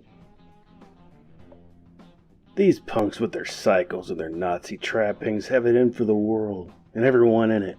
They're a menace. A damned serious menace that's growing bigger every year. A Florida police official, quoted in Man's Peril, February 1966. They worship their motorcycles. They take them inside their homes at night. They sleep on grease-caked beds, but their bikes are spotless. The Los Angeles Cop, 1965. The further the angels roam from their own turf, the more likely they are to cause a panic. A group of them seen on the highway for the first time is offensive to every normal notion of what is supposed to be happening in this country. It is bizarre to the point of seeming like a bad hallucination, and this is the context in which the term outlaw makes real sense. To see a lone angel streaming through traffic, defying all rules, limits, and patterns, is to understand the motorcycle as an instrument of anarchy, a tool of defiance, and even a weapon. A Hell's Angel on foot can look pretty foolish. Their sloppy histrionics and inane conversations can be interesting for a few hours, but beyond the initial strangeness, their everyday scene is as tedious and depressing as a costume ball for demented children. There is something pathetic about a bunch of men gathering every night in the same bar, taking themselves very seriously in their ratty uniform, with nothing to look forward to but the chance of a fight or a round of head jobs from some drunken charwoman. But there is nothing pathetic about the sight of an angel on his bike. The whole, man and machine together, is far more than the sum of its parts. His motorcycle is the one thing in life he has absolutely mastered. It is his only valid status symbol, his equalizer, and he pampers it in the same way a busty Hollywood starlet pampers her body. Without it, he is no better than a punk on a street corner, and he knows it. The angels are not articulate about many things, but they bring a lover's inspiration to the subject of bikes. Sonny Barger, a man not given to sentimental rambling, once defined the word love as the feeling you get when you like something as much as your motorcycle. Yeah, I guess you could say that was love. The fact that many angels have virtually created their bikes out of stolen, bartered, or custom-made parts only half explains the intense attachment they have to them. You've got to see an outlaw straddle his hog and start jumping on the starter pedal to fully understand what it means. It is like seeing a thirsty man find water. His face changes. His whole bearing radiates confidence and authority. He sits there for a moment with the big machine rumbling between his legs, and then he blasts off, sometimes in a cool, muted kind of way, and sometimes with a roaring wheel stand that rattles nearby windows, but always with style, with elan. And by cutting out in a grand manner at the end of each barroom night, he leaves the others with the best possible image of himself. Each angel is a mirror in the mutual admiration society. They reflect and reassure each other in strength and weakness, folly and triumph. And each night at closing time, they cut out with a flourish. The jukebox wails a Norman LaBeouf tune. The bar lights dim, and shame thunders off drunkenly into the moonlight. Whether the Hells Angels are real motorcycle artists or not is hard to say. With the exception of a few drag meets, the Outlaws are barred from all sanctioned competition, so there are no performance charts to go on. Author's note: this is a matter of mutual exclusion. An angel in mufti could enter any AMA event for the price of a $2 sportsman's card. This would make him eligible to compete, but it would also make him an applicant for membership in the AMA, which his outlaw brethren would never tolerate. The Hells Angels Charter is very explicit on conflict of interest situations. No angel can be a member of any other motorcycle club or organization. It would be worth a man's colors to hold a card in the AMA. Their bikes are entirely different from the racing and scrambles machines, and even from the other road bikes. The angels tell tales of wiping out professionals on impromptu showdowns, but there are also stories about outlaws on souped-up hogs being humiliated by lightweight Ducatis. Perhaps the stories are true, perhaps not. But either way, the argument is still moot. Motorcycles are designed for specific purposes: cross-country, racing, cruising, or just hopping around the neighborhood. They will all run, and so will dogs and horses, but nobody breeds horses to hunt possums, or enters dogs in the Kentucky Derby. Bike manufacturers have been trying for decades to make a genuine all-purpose model, but so far, nobody has. There is no valid comparison between riding in dirt or competition and riding a bike in traffic, day in and day out, on city streets and highways. Different skills are involved, and different kind of reflexes. Some of the fastest racing bikes have no brakes, which would mean instant death in traffic. Yet many professional riders say highways are far more dangerous than any racetrack. Dirt riders feel the same way. Few even bother to license their bikes for the street. Don McGuire, a veteran scrambles rider and a full-time motorcycle mechanic in Richmond, insists that only a madman or a masochist would ride a bike in traffic. "Look at it this way," he says. "In any kind of race, we're all going the same way, and we all know what we're doing. Nobody has to worry about nuts or drunks or old ladies coming out of blind alleys. It makes a hell of a difference You can concentrate on your motor and keep it under control. We get injuries now and then, but broken bones are about the worst of it, and damn few people get killed. But highways? Christ. Here you are moving along in traffic about 65, right there at the speed limit, and it's all you can do to keep out of people's way. If the road's a little wet, even damp from the fog, you're in trouble no matter what happens. Slow down, and they'll come right up on your tail and muscle you out of the lane. Speed up to get some room, and some geek hits his brakes right in front of you. God knows why, but they do it all the fucking time. One little thing like that and you're into the meat grinder. The minute you hit the brakes, you'll start losing it. Bikes don't drift like cars. And once you go down, you'll be lucky if you only get run over twice. During 1965, more than 1,000 people died in the United States as a result of motorcycle accidents. Automobiles killed nearly 50 times that many, but the growing number of bike deaths caused the American Medical Association to label motorcycles a serious health hazard in our communities. The Hells Angels lose an average of 4 members a year on the road. But considering the way most of them ride, a 4% annual mortality rate is a towering tribute to their skill. A Harley 74 is probably the only motorcycle that can cause real damage to a car, and a hard-running Angel can intimidate traffic as severely as a speeding torpedo. The Outlaws are experts with hogs, and in their own narrow world, on their own terms, they can outride just about anyone. In the late 50s, before the Angels became so notorious, Pete, from the Frisco chapter, was one of the top drag racers in Northern California. He was sponsored by the local Harley-Davidson dealer and collected a roomful of trophies. Not only did he wear his Hells Angels colors in the races, but he rode his competition bike out to the track, packing his pretty blonde wife on the fender pad behind him. Other dragsters brought their bikes on trailers, handling them like Ming vases. Pete could really make a bike go, one of the Angels recalls. It was really classy the way he'd go out and win, man. When he got to the track, he'd just change his spark plugs and go right out, high handlebars and all, and wipe out them drag irons. In the early 60s, Pete retired from the Angels, feeling he'd had enough. Shortly after his 30th birthday, he moved his wife and 2 children to a small town in the Sierras, where he tried to settle down as a peaceful country mechanic. His retirement lasted about 2 years, and might have been longer if the Angels had not become famous. But the lure of publicity and new action was too much. By early 1965, Pete was back in town, toasting his old buddies, shedding his family, and hustling around for parts to build a new bike. Like most other Angels, he regards the factory product only in terms of potential, a bundle of good raw material, but hardly a machine that any man with class would want to call his own. Author's note: the bike he finally built turned 108.25 miles in 12 seconds flat. The Outlaws tend to see their bikes as personal monuments, created in their own image, however abstract, and they develop an affection for them that is hard for outsiders to understand. It seems like a pose, or even a perversion, and maybe it is, but to bike freaks it is very real. Anyone who has ever owned one of the beasts will always be a little bit queer for them. But the big, expensive, temperamental bastards, the ones that respond to the accelerator like a bucking horse to a whip, that will stand up in the air and run 15 yards on one wheel, scorching the pavement with a fiery blast from their chrome tailpipes. The little bikes may be fun, like the industry people say, but Volkswagens are fun too, and so are BB guns. Big bikes, Ferraris, and 44 Magnum revolvers are something beyond fun. They are man-made machines so powerful and efficient in their own realms that they challenge a man's ability to control them, to push them to the limits of their design and possibilities. This is one of the pillars of the big bike mystique that looms so large in the life of every Hells Angel. Or as they say, that's where it's at, man. That's where it lives. Not everyone is comfortable with this concept. I had owned a big motorcycle before, and 2 motor scooters, but only because they'd been cheap and available when I had some money to buy something. There is no place in the mystique for this kind of sloppy pragmatism, and when I told the Angels I was thinking of buying a bike of my own, they were eager to help out. The main thing, of course, was to get a Harley-Davidson. They had several to sell, but the newer ones were all hot. They were also cheap. A $1,500 bike for $400 is hard to turn down, but to ride a stolen bike, you have to know how to explain to a cop why your frame or engine numbers bear no resemblance to the numbers on your license registration. There are ways to carry this off, but the penalty for failure is jail time, and I didn't feel up to it. I tried unsuccessfully to have Angels find me a cheap, second-hand, and legal Harley 74, customed in the latest outlaw fashion.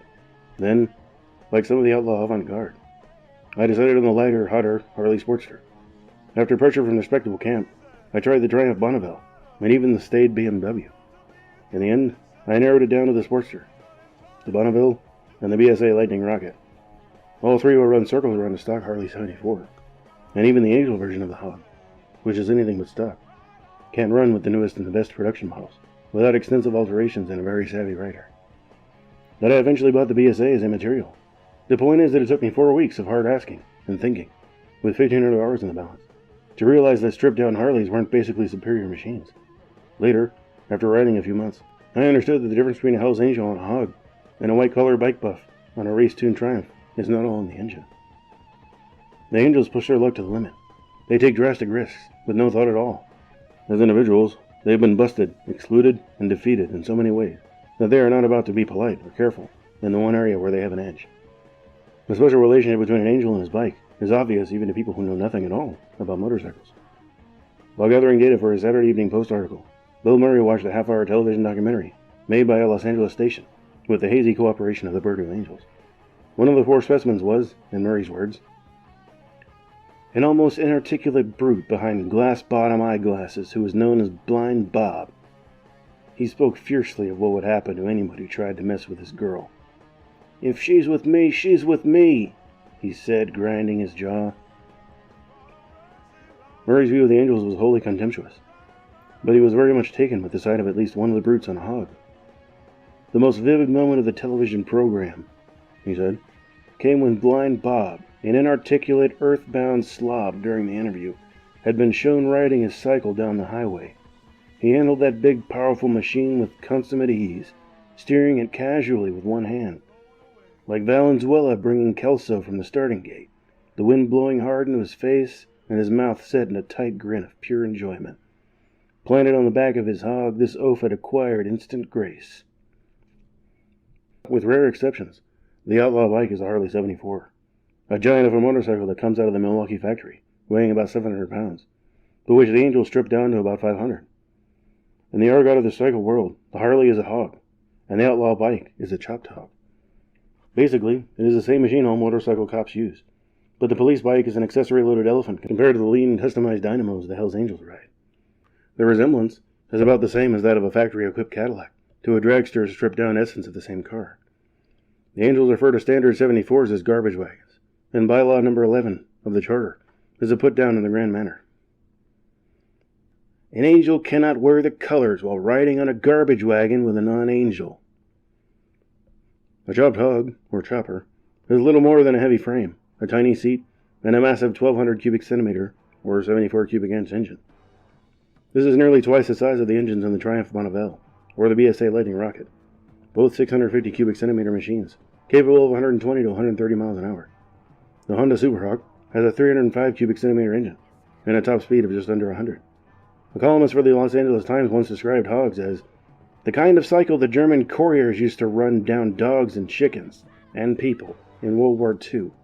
Low, brutish machines with drivers to match. There is nothing on the road, with the exception of a few sports or racing cars, that can catch an artfully hopped-up Outlaw 74, as long as there's room to jam it, or screw it on, and take advantage of the huge engine. Because of its size and basic engineering differences, however, a normally equipped Harley 74 can barely outrun a 350 cubic centimeter Honda, much less a dual carburetor Triumph or a BSA. It is not unusual for people who ride these limey bikes to seek opportunities to humiliate a cop on Harley. But motorcycle cops are wise. They know. Even the California Highway Patrol, in their souped-up Dodges, view a big British bike or an outlaw chopper as an affront to their king-of-the-road image. I was once stopped for speeding by a highway patrol car that raced up within a few feet of my rear fender before I realized I was being followed. The driver hit his siren at the last moment, and naturally I pulled over, somewhat shaken. When I asked him why he'd run up so close behind me, he said, "I thought you were going to try to swing off at that exit and get away." I said it had never occurred to me, which was true at the time, although it would now. "Well, it's a good thing you didn't try it," he replied. "The last motorcycle punk who tried to run from me got killed. I kept on his tail until he made a mistake, and then I ran right over him." For $1,300 or $1,400, anybody with a yen for death racing with police cars can buy a motorcycle that will do 120 miles an hour right off the showroom floor. But to get the kind of performance out of a 74 requires considerable effort and skill. The first step is the drastic alteration of the weight to power ratio. The Angels strip their hogs down to the bare essentials, even to the extent of removing the front wheel brake. The stripping alone makes a big difference, but most outlaw bikes are also power jumped with hot cams, larger valves, and increased bore and stroke. The only extras they carry are the ones required by law: a tail light, rearview mirror, and a handhold for the passenger. A fanatic can satisfy the mirror requirement by using a tiny dentist mirror, which is technically legal. Other modifications include a half-size custom-designed gas tank, no front fender, and a shortened or bobbed rear fender that ends at the top of the wheel. Very high handlebars and a little seat so low it looks like a leather pad on top of the engine. Extended front forks to lengthen the wheelbase and raise the front end. A foot or suicide clutch, and a variety of very personal touches, such as long, high-raked mufflers, tiny dual headlights, a bicycle-thin front wheel, tall dagger-designed chrome rails, called sissy bars, for a passenger to hold on, and every conceivable kind of chrome and flame print trim. A chopper is often a work of art, costing as much as $3,000 to build, not counting labor. From the polished chrome spokes to the perfectly balanced super light flywheel, and the 12 coats of special paint on the gas tank, it is a beautiful, graceful machine, and so nearly perfect mechanically that it is hard to conceive of it screaming along some midnight highway in the hands of a drunken hoodlum, only moments away from a high-speed crash into a tree or a steel guardrail. This is one of the many paradoxes in the Hells Angels lore. Whatever they lack in personal grooming, they make up for in spades with their bikes. Yet any one of them might take a bike he has worked on for 6 months and destroy it in seconds, with a maniacal top-speed run at a curve that is guaranteed to bust out anything over 50. This is called going over the high side, a nasty experience which one angel supposedly described like this. We've all been over the high side, baby. You know what that is? It's when your bike starts sliding when you stream into a curve at 70 or 80. She slides toward the high side of the curve, baby, till she hits a curb or a rail or a soft shoulder or whatever's there, and then she flips. That's what you call making a classic get-off, baby. One night, in the winter of 1965, I took my own bike and a passenger over the high side on a rain-slick road just north of Oakland. I went into an obviously dangerous curve at about 70, the top of my second gear. The wet road prevented leaning it over enough to compensate for the tremendous inertia. And somewhere in the middle of the curve, I realized that the rear wheel was no longer following the front one. The bike was going sideways toward a bank of railroad tracks, and there was nothing I could do except hang on. For an instant, it was very peaceful, and then it was like being shot off the road by a bazooka, though with no noise. Neither a deer on a hillside nor a man on a battlefield ever hears the shot that kills him, and a man going over the high side on a motorcycle hears the same kind of high-speed silence. There are sparks as the chrome steel grinds down the road, an awful jerk when your body starts cartwheeling on the first impact, and after that, if you're lucky, there is nothing at all until you wake up in some hospital emergency ward, with your scalp hanging down in your eyes, and a blood-soaked shirt sticking to your chest, while official-looking people stare down at you and assure each other that these crazy bastards just won't learn. There is nothing romantic about a bad crash, and the only solace is the deadening shock that comes with most injuries. My passenger left the bike in a long arc that ended on the railroad tracks, and splintered his thigh bone, driving the sharp edges through the muscle and flesh all the way out to the wet gravel. In the hospital, they had to wash the dirt off the bone ends before they put his leg back together. But he said he didn't hurt until the next day, not even when he was lying in the rain and wondering if anybody in the road would call an ambulance to pick us up. There is not a Hells Angel riding who hasn't made the emergency ward scene, and one of the natural results is that their fear of accidents is well tempered by a cavalier kind of disdain for physical injury. Outsiders might call it madness, or other more esoteric names, but the angels inhabit a world in which violence is as common as spilled beer, and they live with it as easily as ski bums live with the risk of broken legs. This casual acceptance of bloodletting is a key to the terror they inspire in squares. Even a small, inept street fighter has a tremendous advantage over the average middle-class American who hasn't had a fight since puberty. It is a simple matter of accumulated experience, of having been hit or stomped often enough to forget the ugly panic that nice people associate with a serious fight. A man who has had his nose smashed 3 times in brawls will risk it again with hardly a thought. No amount of instruction in any lethal art can teach this, not unless the instructor is a sadist, and even then, it will be difficult because the student's experience will be artificially warped and limited. San Francisco is a big karate town. In 1965, there were roughly 7,000 full-time fee-paying karate students roaming around the Bay Area. But in any active bar, you can hear a story about a bartender who busted up a guy who tried to pull some karate stuff. It hardly matters how many of the stories are true. The point is valid. The difference between survival and wipeout in a physical crisis is nearly always a matter of conditioned reflexes. A bartender with scar tissue all over his knuckles will hit faster and harder than a karate-trained novice who has never even been bloodied. For the same reason, A Hells Angel who's been over the high side often enough to joke about it will ride a motorcycle with a style and abandon that comes only with painful experience. Author's note: 5 Hells Angels died in fights or crashes in 1964, and 3 in 1965. 3 so far in 66, along with 1 shot seriously in the stomach, and another permanently paralyzed from the neck down, also from a bullet. After being around the Angels for a while, I became so accustomed to seeing casts, bandages, slings, and lumpy faces that I took them for granted and stopped asking what happened. The good bust-up stories are always common topics anyway, and the bad ones are as dull and predictable as the punch-outs on any late show. Most of their fights are with outsiders, who don't realize what they're getting into. People who know them are keenly aware of the all-on-one ethic, which is not covered by any statute of limitations. An angel on his own turf is as secure as a mafia runner in a tough Italian neighborhood. In spite of his sinister immunity, they occasionally overextend themselves and get badly worked over by people who either don't know the score or choose to disregard it. Even Barger, now in his 8th year as the president of the Oakland chapter, admits to having his nose broken, his jaw busted, and his teeth punched out. But a single bike accident can break a man worse than a dozen disastrous fights. Funny Sonny from Purdue has a steel plate in his head and a steel rod in one arm, a plastic ankle, and a deep scar on his face, all from crack-ups. He got his nickname when the other Angels decided the steel plate was having a strange effect on his brain. When the Purdue Angels made a run to Santa Ana in October of 1964, Funny Sonny was a big hit with the citizens. Large crowds gathered to hear his street-corner diatribes against cops, courts, and the social structure in general. He was later jailed for a large number of outstanding traffic citations.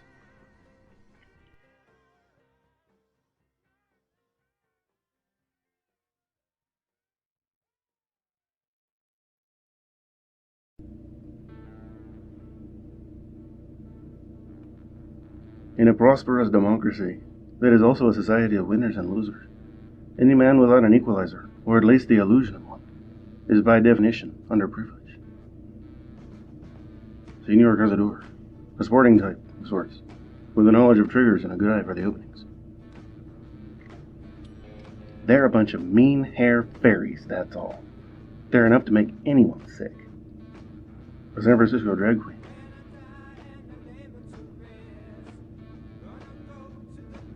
A Hells Angel who lived on 37th Street in Sacramento was continually being complained about for making suggestive comments to women who passed by his house.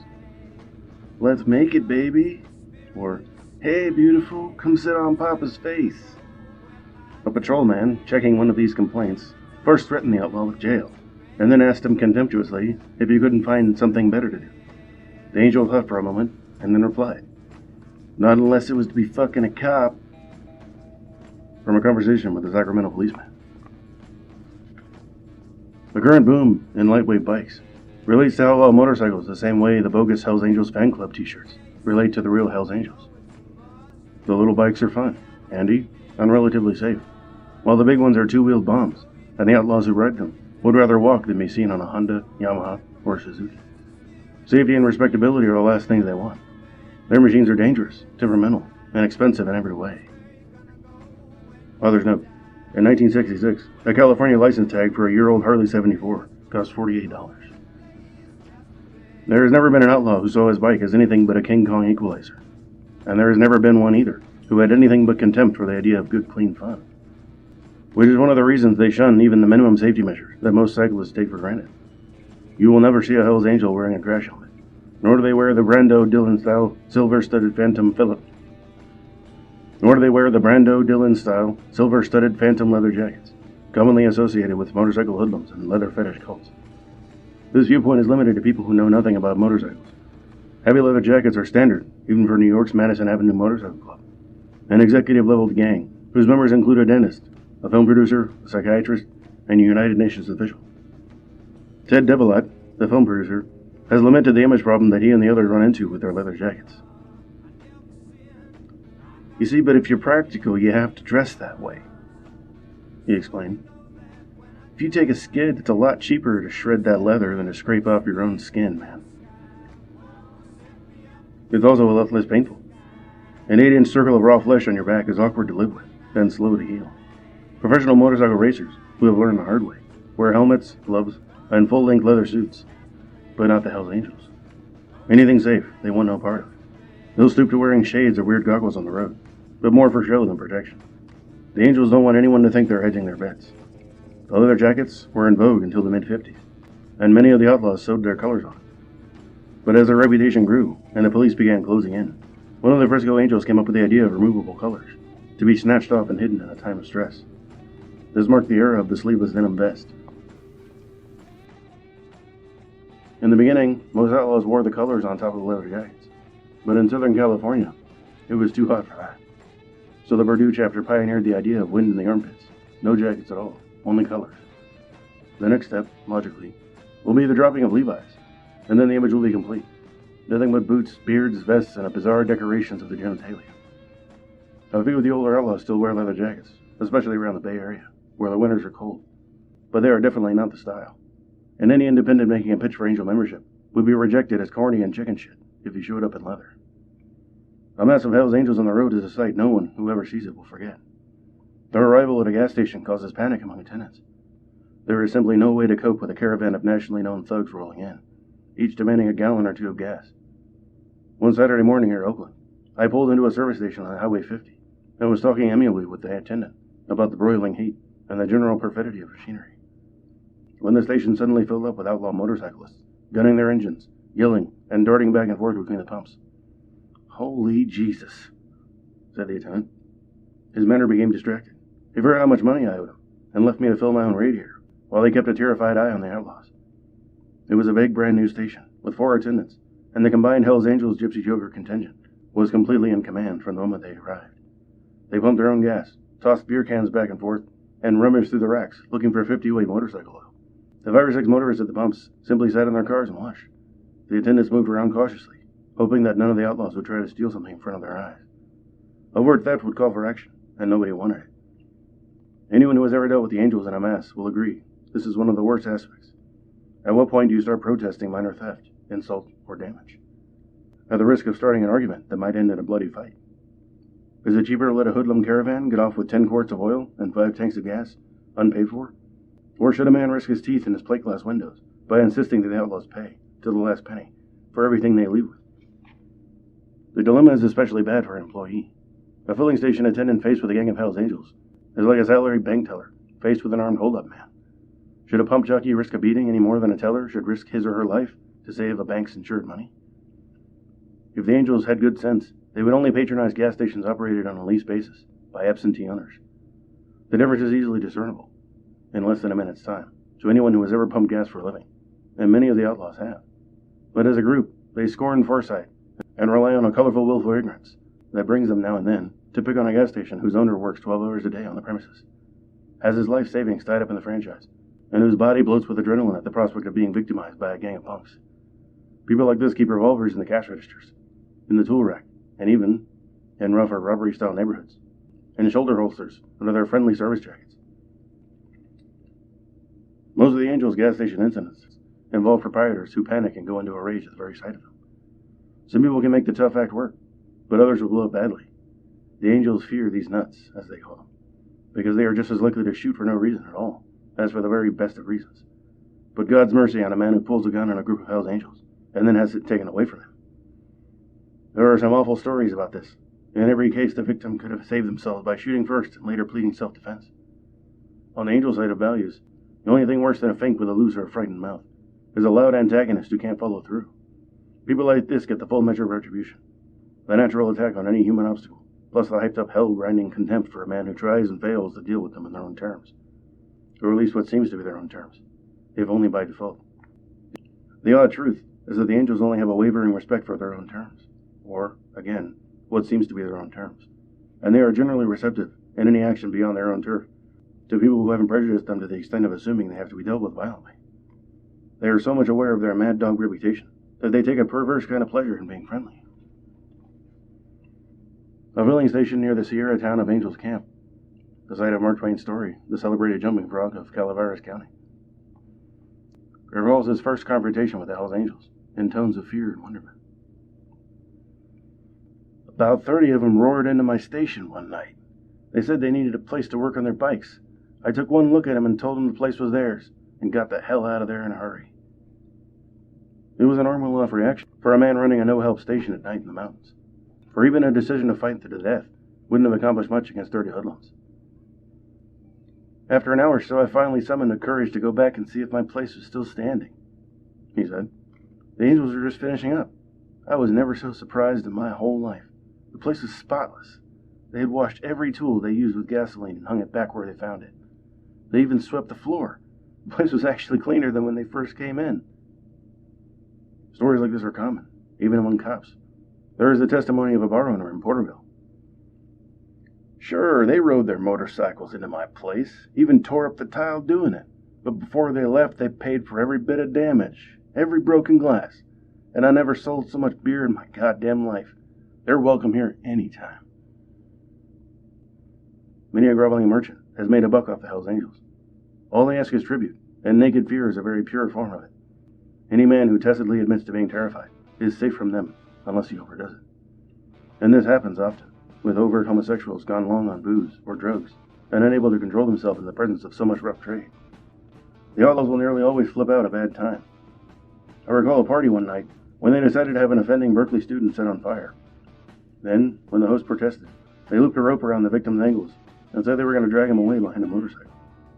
This also caused protests, so they settled for hanging him from one arm by a living room rafter. After a half hour or so, they relented and cut him down, shaking their heads in puzzlement at his stony silence. The wretch hadn't uttered a word throughout the whole ordeal. He seemed in a daze, and I had a fleeting impression that he'd planned the whole thing. Afterward, he went outside and sat on a stump for several hours, saying nothing at all, but trembling now and then, like a man coming down from some indescribable peak. The Angels are favorites on the sadomasochism circuit. Although motorcycle hoods as a group are consistently accused of deviant leanings, I suspect the issue was stripped to the bony truth one afternoon by a Frisco Angel who said, "Hell yes, I'd take a blowjob any day for $10. Just the other night in some bar downtown, I had a queer come up to me with a big tenner. He laid it on me and said, what did I want to drink? I said, a double Jack Daniels, baby. So he told the bartender, 2 of those for me and my friend. Then he sat down there on the bar rail and gave me a hell of a blowjob, man. And all I had to do was smile at the bartender and keep cool." He left. Hell, me with 4 kids and a broad up front dancing the wig or the wag or something like that with some spade. Shit, man. The day they can call me queer is when I let one of these faggots suck me on for less than a tenner. Man, I'd go underwater and fuck a fish for that kind of money. You just tell me who's paying. To whatever extent the Hells Angels may or may not be latent sadomasochists or repressed homosexuals is to me, after nearly a year in the constant company of outlaw motorcycles, almost entirely irrelevant. There are literary critics who insist that Ernest Hemingway was a tortured queer, and that Mark Twain was haunted to the end of his days by a penchant for interracial buggery. It is a good way to stir up a tempest in the academic world, but it won't change a word of what either man wrote, nor alter the impact of their work on the world they were writing about. Perhaps Manolete was a hoop fetishist, or suffered from terrible hemorrhoids as a result of long nights in Spanish horn parlors. But he was a great matador, and it is hard to see how any amount of Freudian theorizing can have the slightest effect on the reality of the thing he did best. For the same reason, the behavior of the Hells Angels would not be changed or subdued for a moment if every newspaper in the land denounced them as brutal homosexuals, even if they were. Significantly, I've never heard anyone who had any personal dealings with them endorse the Freudian viewpoint. Probably because anyone who spends any time with the Angels knows the difference between outlaw motorcyclists and homosexual leather cults. At any bar full of Angels, there will be a row of sleek bikes lined up on the curbside. At a leather bar, there are surrealistic renderings of motorcycles on the wall, and perhaps, but not always, 1 or 2 huge accessory-laden Harleys parked outside, complete with windshields, radios, and red plastic saddlebags. The difference is as basic as between the professional football player and a rabid fan. One is a performer in a harsh, unique corner of reality. The other is a cultist, a passive worshiper, and occasionally a sloppy emulator of a style that fascinates him because it is so hopelessly remote from the reality he wakes up to every morning. According to the Lynch report, while homosexuals seem to be attracted to Hells Angels, no information received indicates that the Hells Angels as a group are homosexuals. They seem primarily concerned with heterosexual contacts. Some heterosexual perversions figure in the police reports, but taken in context, they appear to be means of attracting attention, being different, and performed primarily for the shock impact on others. These and other attention-attracting actions are characterized by the Angels as showing class. Certainly the Lynch report is not the last word on the Angels, but the nature of the bias of the document is such that any available evidence of their homosexual action would have been prominently mentioned. The report makes so many references to cunnilingus that the word fellatio is conspicuously absent. No doubt there are Freudian ramifications, even in this omission, but again, I think they are mainly beside the point. Any attempt to explain the Hells Angels as an essentially homosexual phenomenon would be a cop-out, a self-satisfied dismissal of a reality that is complex and potentially malignant as anything in the American society. The motorcycle is obviously a sexual symbol. It's what's called a phallic locomotor symbol. It's an extension of one's body, a power between one's legs. Dr. Bernard Diamond, University of California Criminologist, 1965. The best-known public link between outlaw cyclists and homosexuality is a film called Scorpio Rising. It is an underground classic of sorts, created in the early 1960s by a young San Francisco filmmaker named Kenneth Anger. He never claimed that Scorpio had anything to do with the Hells Angels, and most of it was filmed in Brooklyn, with the cooperation of a group of motorcycle buffs so loosely organized that they hadn't even bothered to name themselves. Unlike The Wild One, Anger's creation had no journalistic or documentary intent. It was an art film with a rock and roll score, a bizarre little comment on 20th century America using motorcycles, swastikas, and aggressive homosexuality as a new culture trilogy. By the time the Hells Angels joined the cultural mainstream, Anger had made several other films with a strongly homosexual bias, and he seemed offended at the notion that he might be so far behind the times as to turn out anything so banal as a topical documentary. Nevertheless, Scorpio Rising played in San Francisco in 1964 at a North Beach theater called The Movie, where Anger was living at the time upstairs, which advertised the film with a sidewalk montage of Hells Angels newspaper clippings. The implication was so obvious that even the San Francisco Angels made a pilgrimage to check it out. It didn't groove them at all. They weren't angry, but genuinely offended. Their name, they felt, had been put to fraudulent commercial use.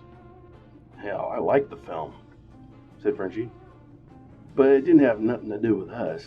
We all enjoyed it, but then we came outside and saw all those clippings about us pasted up like advertisements. Man, it was a bummer. It wasn't right.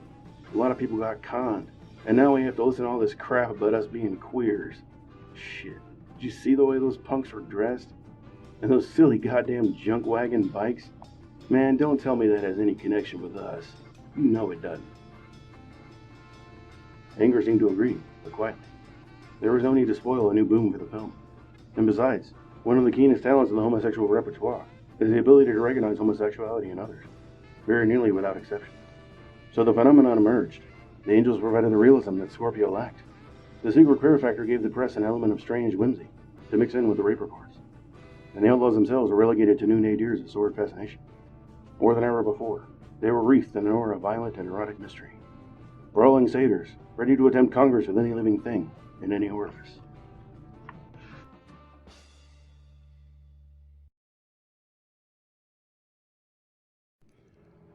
We began to see that the Hells Angels were assuming a mythical character.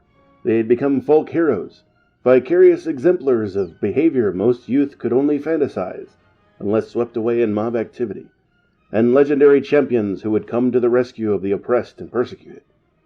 An older motorcyclist, witnessing the police harassment of his fellows at a town outside of Prince George's County, was heard to remark, "Just wait till the Angels hear about this when they come in tomorrow.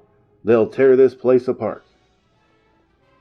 From an article in Transaction, August 1966, written by two psychologists who work with Maryland police to avert rioting in a town preparing to host national motorcycle races. "I smashed his face. He got wise. He called me a punk. He must have been stupid." Hell's Angel explaining to a stranger.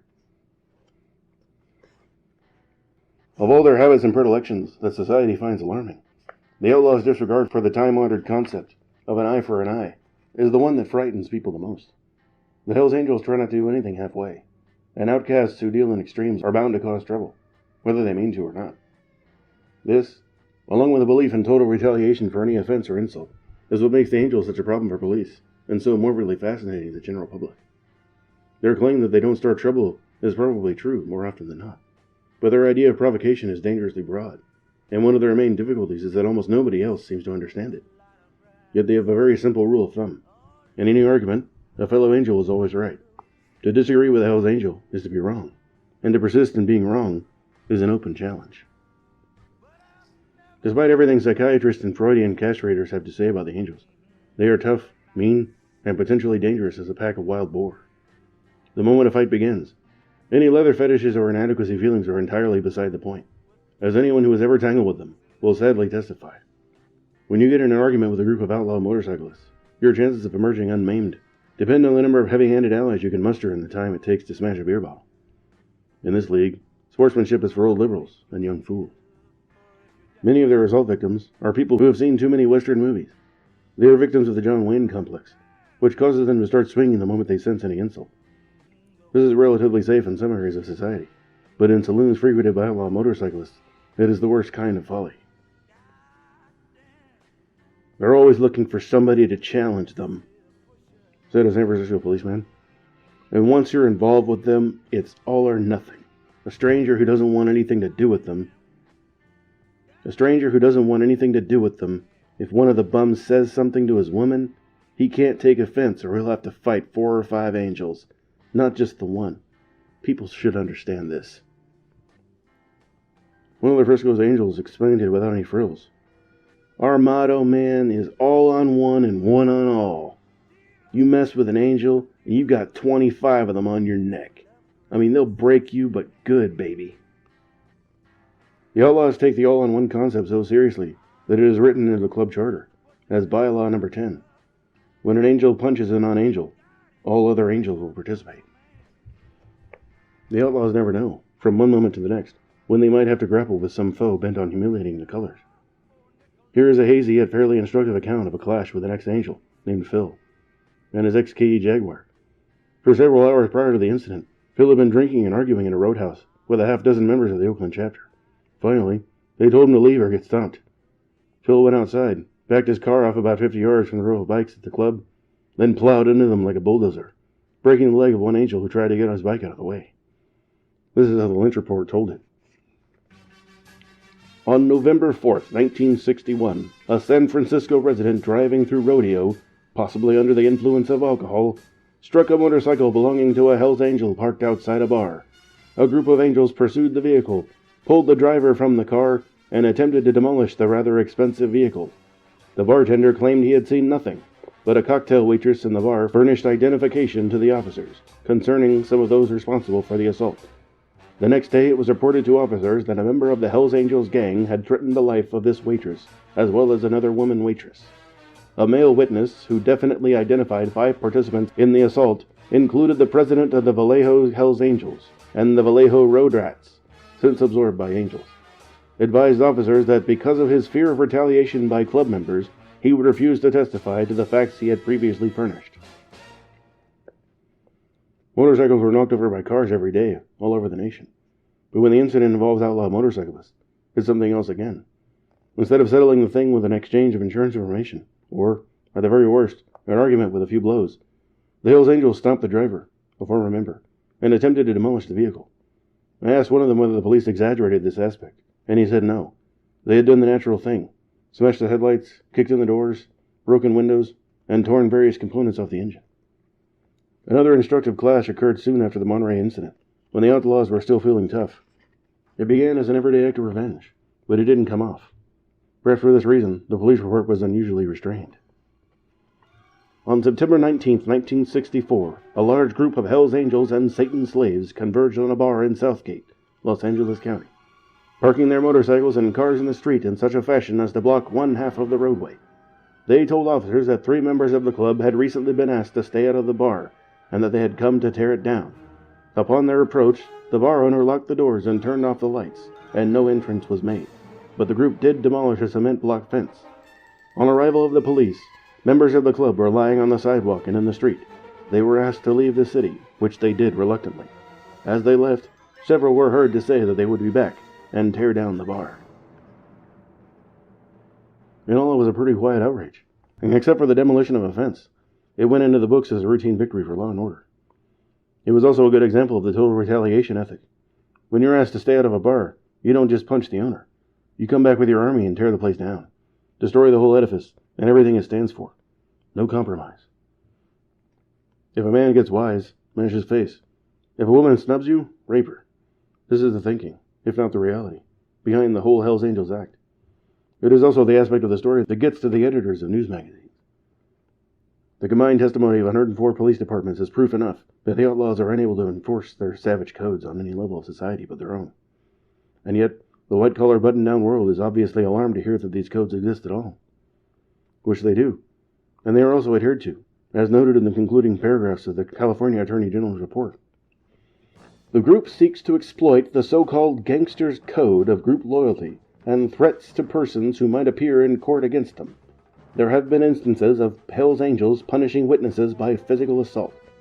In the event the witness or victim is female, the women associates of the Angels seem willing to participate in threats to discourage testimony. A practical problem seen in various cases is that both victims and witnesses generally exist in the same environment as do the Hell's Angels.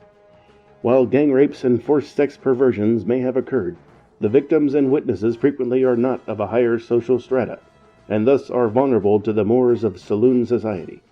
It is believed that the only feasible approach in the solution of this problem is for investigating officers to recognize it and take all steps possible to protect witnesses both before and after the trial.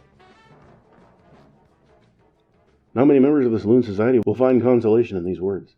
The Angels and their allies bear grudges much longer than police feel is necessary to protect witnesses. And cops have a tendency to lose interest in a prosecution witness about 5 minutes after the jury comes in with a verdict. No bartender who has caused the arrest of an angel will ever feel anything but panic at the sound of motorcycle engines in the street and the clumping of leather boot heels coming toward his door. The Angels don't willfully trace their enemies from one place to another, but they spend so much of their time in bars that they are likely to turn up thirsty almost anywhere. And once an enemy is located, the word goes out fast on the network. It only takes 2 or 3 Angels, and no more than 5 minutes, to wreck a bar and put a man in the hospital. Chances are, they won't be arrested. But even if they are, the damage is already done. An intended victim, such as the bar owner at Southgate, who suffered only the loss of offense in the first attack, will always know that his place has a certain distinction. It is marked, and as long as the Hell's Angels or Satan's slaves exist, there is a chance that some of them will come back and finish the job. The outlaw hierarchy is always in flux, but the spirit is no different now than in 1950, when the first Angel chapter was formed in the long shadow of the booze fighters. The root definition remains the same. A dangerous hoodlum on a big, fast motorcycle, and California has been breeding them for years. Many are independents, indistinguishable from Hell's Angels, except for lettering on their backs. No club, or lone wolf, or sometimes just fuck you. Perhaps 500 or so, definitely less than 1,000, belong to clubs like the Gypsy Jokers, Night Riders, Comancheros, Presidents, and Satan's Slaves. About 150, as of 1966, form the outlaw elite, the Hell's Angels. The only consistent difference between Hell's Angels and the other outlaw clubs is that the Angels are more extreme. Most of the others are part-time outlaws, but the Angels play the role 7 days a week. They wear their colors at home, on the street, and sometimes even to work. They ride their bikes to the neighborhood grocery for a quart of milk. An angel without his color feels naked and vulnerable, like a knight without his armor. A Sacramento cop once asked a 5'5", 135-pound angel, "What's the big attraction?" "Nobody bugs me as long as I'm flying the colors," he replied. The dividing line between outlaws and the square majority is subject to change at any moment, and many respectable clubs have queered the image overnight. All it takes is a noisy fracas, a police report, and a little publicity, and suddenly they're outlaws. In most cases, this leads to the breakup of the club, with the majority of the members feeling hurt and scandalized that such a thing could have happened. But those few responsible for the trouble will no longer be welcome in any respectable circles. Technically, they become independents, but that term is a misnomer, because any writer who applies it to himself is already an outlaw anyway. All he lacks is a club to join, and he will sooner or later find one. The motorcycle fraternity is very tight, on both sides of the law, and the most extreme viewpoints are represented by the American Motorcycle Association and the Hells Angels.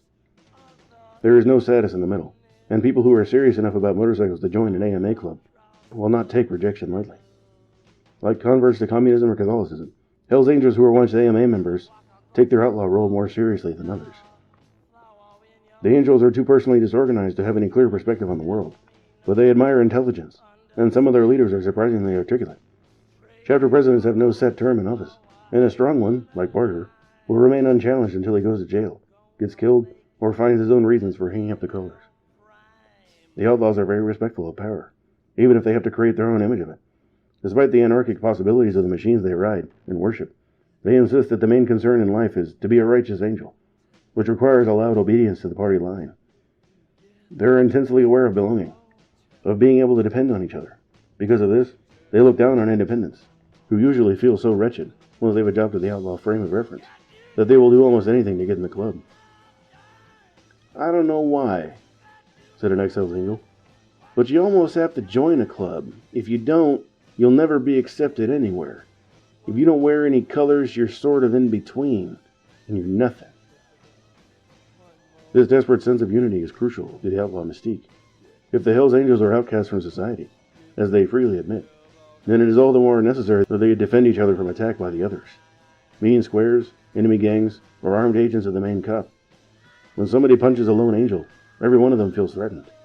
They are so wrapped up in their own image that they can't conceive of anybody challenging the colors without being fully prepared to take on the whole army. For many are called, but few are chosen, as St. Matthew said. Since the revelations of the Lynch report, the Angels have rejected so many membership bids that one of them said it was like a plague of locusts. The majority of would-be Angels are independents who suddenly feel the need for fellowship and status. But in one case, the Angels dying to absorb a whole club, the question marks from Hayward, which became the Hayward chapter of the Hells Angels. Other charter applications came from as far away as Indiana, Pennsylvania, New York, Michigan, and even Quebec. And when the charters were not forthcoming, a few cycle clubs in the East simply created their own insignia and began calling themselves the Hells Angels. Others note, a club called the Detroit Renegades decided to hang on to their identity and go the Angels one better. In January of 1966, 44 of them were arrested when a police raid on their storefront clubhouse netted 18 pistols. The raid was prompted by neighbors' complaints that the Renegades' presence cast a pall of fear in the neighborhood. They came from out of a clear blue sky, said a tenant of the nearby building, and they drink down there. When they get too much, the women in the neighborhood are scared. Police said most of the outlaws were factory workers and filling station attendants, ranging in age from 18 to 33. Despite the elegance of the renegade uniform, black leather jackets and satin shirts, a neighbor described them as crummy-looking people. Later, in 1966, an unofficial Hells Angels chapter appeared in Detroit. After several well-publicized mass arrests, the leaders appealed to Barger for a national charter, which was still pending in autumn when this book went to press. As of 1966, the Hells Angels proper were still confined to California, but if the general response to their publicity is any indicator, they are going to have to expand whether they want to or not. The name isn't copyrighted, but even if it were, the threat of a lawsuit wouldn't be much of a deterrent to a gang of riders who wanted to appropriate it. The Angels' only hope for controlling their image lies in selective expansion, chartering only the biggest and meanest clubs who apply, but only on the condition that they terrorize anybody else in the area who tries to use the name. The Angels won't have any trouble exporting their name to the East, but the day-to-day realities of being an outlaw motorcyclist in California are not easily transplantable. Author's note. In August 1966, the Angels officially changed their patch to read Hells Angels on top of the skull, California underneath. New chapters in the East and Midwest were expected to be operative by 1967. They would be allowed to wear the traditional patch, but with the name of their own state. Bikes are a sunshine thing. They are dangerous and uncomfortable in the rain and snow. A gang of riders in New York, Chicago, or Boston could only operate in the far-ranging Hells Angels style for a few months of the year, while in California the outlaws can move around, except in the mountains, anytime they get the urge. This factor is reflected in nationwide motorcycle sales. In 1964, New York registered 23,000 bikes, while California had 203,420, a roughly 9-to-1 ratio. On the other hand, there were more than twice as many motorcycles in New York in 1964 as there were in 1961, when only 10,000 were registered. Author's note. Pennsylvania more than doubled its motorcycle registrations between 1964 and 1965. Other leading bike states are Florida and Illinois, with more than 50,000 each in 1965, including outlaws. Using the AMA's 1%er gimmick, the sociologist could deduce from these figures that by 1970, New York alone will have some 500 potential Hells Angels, about 5 times the size of the group that managed to blitz the national press in 1965. And by 1970, every Angel chapter will have a press agent. According to the motorcycle industry, there are nearly 1,500,000 motorcycles registered in the United States in 1965, with an average of 4.1 riders to each licensed bike. This is a wholly unrealistic figure. 1.5 would be more like it. By the industry's count, however, it adds up to slightly over 6 million riders, with more than 1 million of these in California. This, too, is questionable. Not only is it based on the specious figure of 4.1 riders per bike, but by using the word motorcycle without any qualifiers, it conjures up the image of California freeways swarming with huge high-powered bikes. In context, the figures are not so menacing. according to the magazine Cycle World and the Los Angeles Times. Accelerated growth of the motorcycle market is centered on the lightweight division, which represents 90% of the total. What the industry calls a lightweight is a very different animal from the chopped hog or Harley 74. And the majority of the little bikes, says Cycle World, are used for fun, school transportation, and trail and desert jaunts by sportsmen. In other words, the formula for sales in today's motorcycle market is less weight and little engine equals fun and respectability. And on this basis, the industry predicts, at 4.1 per, a hardcore of 8,894,000 motorcycles in the United States by 1967. Again, the industry's figures are inflated, but considering the booming popularity of two-wheeled transportation, a figure of, say, 6 million for 1967 wouldn't be out of line. And that, of course, would mean 60,000 Huns, or the end of the civilized world. Better to reign in hell than serve in heaven, as John Milton said in Paradise Lost. In terms of pure money, the motorcycle industry is a goldmine. One of my recurring nightmares harks back to 1958. I have just arrived in New York with a $1,000 cushion, and one crisp afternoon in October, I emerged from the subway station in Times Square. I dodged several panhandlers, a cluster of junkies, 2 transvestites, and a Jehovah's Witness who talks like Elmer Fudd. And then, on a narrow part of the sidewalk next to the U.S. Army Recruiting Center, I am buttonholed by an unkempt young Japanese who claims to be one of the Honda brothers. He is broke and desperate, needing funds for a plane ticket back to Tokyo. $894. He offered me his share of the business, signed over, witnessed, and wrapped up tight in the presence of any lawyer I care to name. He shows me his passport and a crumpled batch of motorcycle blueprints. No doubt he is one of the Honda boys. I listen, smile knowingly, and buy my way past him with 1 silver quarter and a subway token, rejecting my luck with a stupid finality and rushing off to some worthless interview. Even now, any man with the sense to pour piss out of a boot should take all the money he might spend on a new motorcycle and instead buy Honda stock. Or any one of about 30 others, including Harley-Davidson, which despite a Stone Age concept of management and technology, is still the only American manufacturer of motorcycles.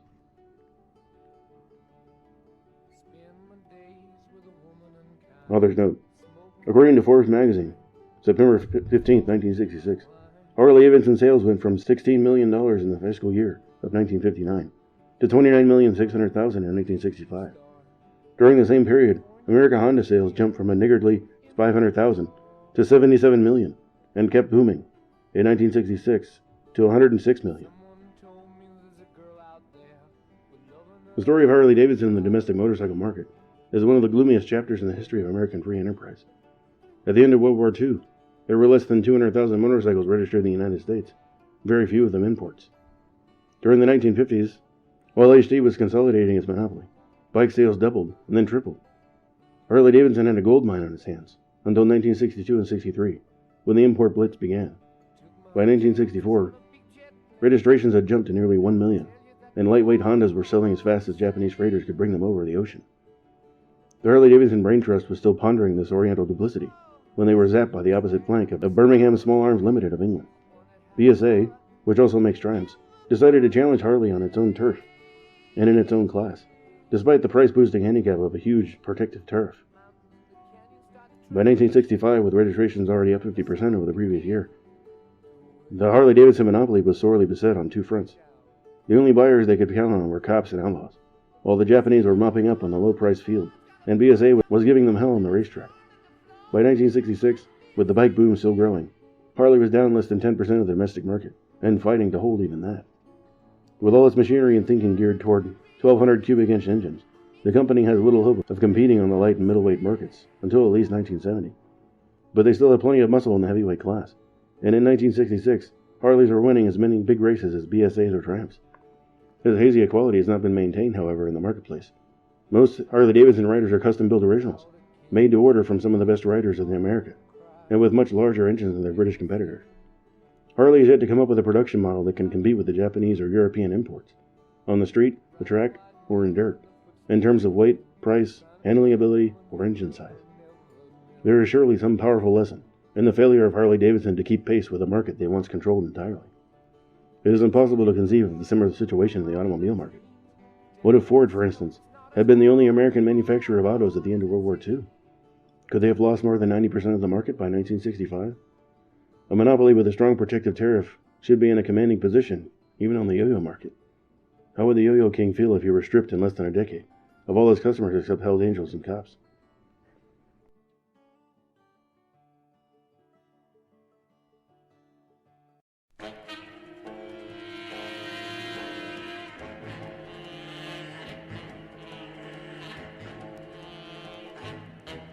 He wore black denim trousers and motorcycle boots and a black leather jacket with an eagle on the back. He had a hopped-up sickle that took off like a gun. That fool was the terror of Highway 101. The California climate is perfect for bikes, as well as surfboards, convertibles, swimming pools, and abulia. Most cyclists are harmless weekend types, no more dangerous than skiers or skin divers.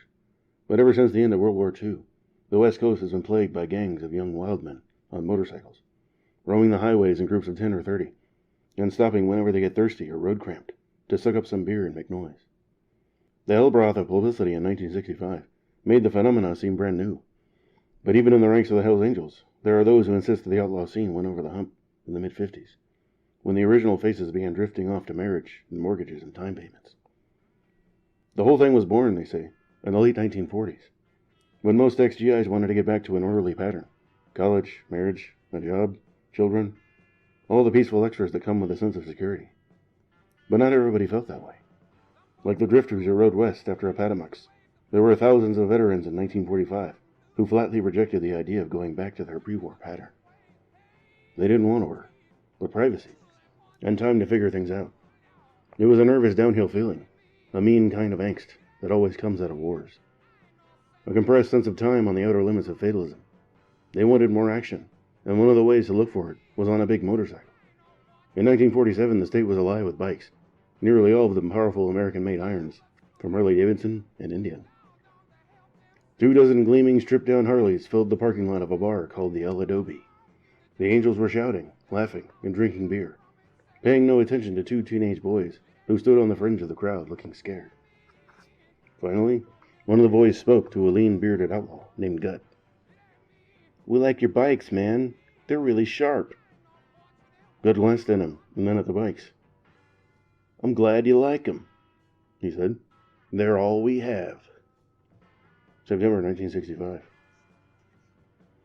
The Hells Angels of the 60s were not keenly interested in their origins or spiritual ancestors. "Those guys aren't around anymore," Barger told me. But some were. Although in 1965 it wasn't easy to locate them. Some were dead, others were in prison, and those who'd gone straight were inclined to avoid publicity. One of the few I managed to locate was Preetam Bobo. I found him on a Saturday afternoon in the Sausalito Yacht Harbor, across the bay from San Francisco, getting his 40-foot sloop in shape for a one-way cruise to the Caribbean. His crew for the ship, he said, would consist of his 16-year-old son, 2 seaworthy Hells Angels, and his striking blonde British girlfriend, who was stretched out on the deck in a blue bikini. Preetam was one of the 2 lifetime members of the Frisco Angels chapter. The other, Frank, retired from the outlaw world after 7 years as Frisco president, and is now surfing in the South Pacific. Frank is the George Washington of Angeldom.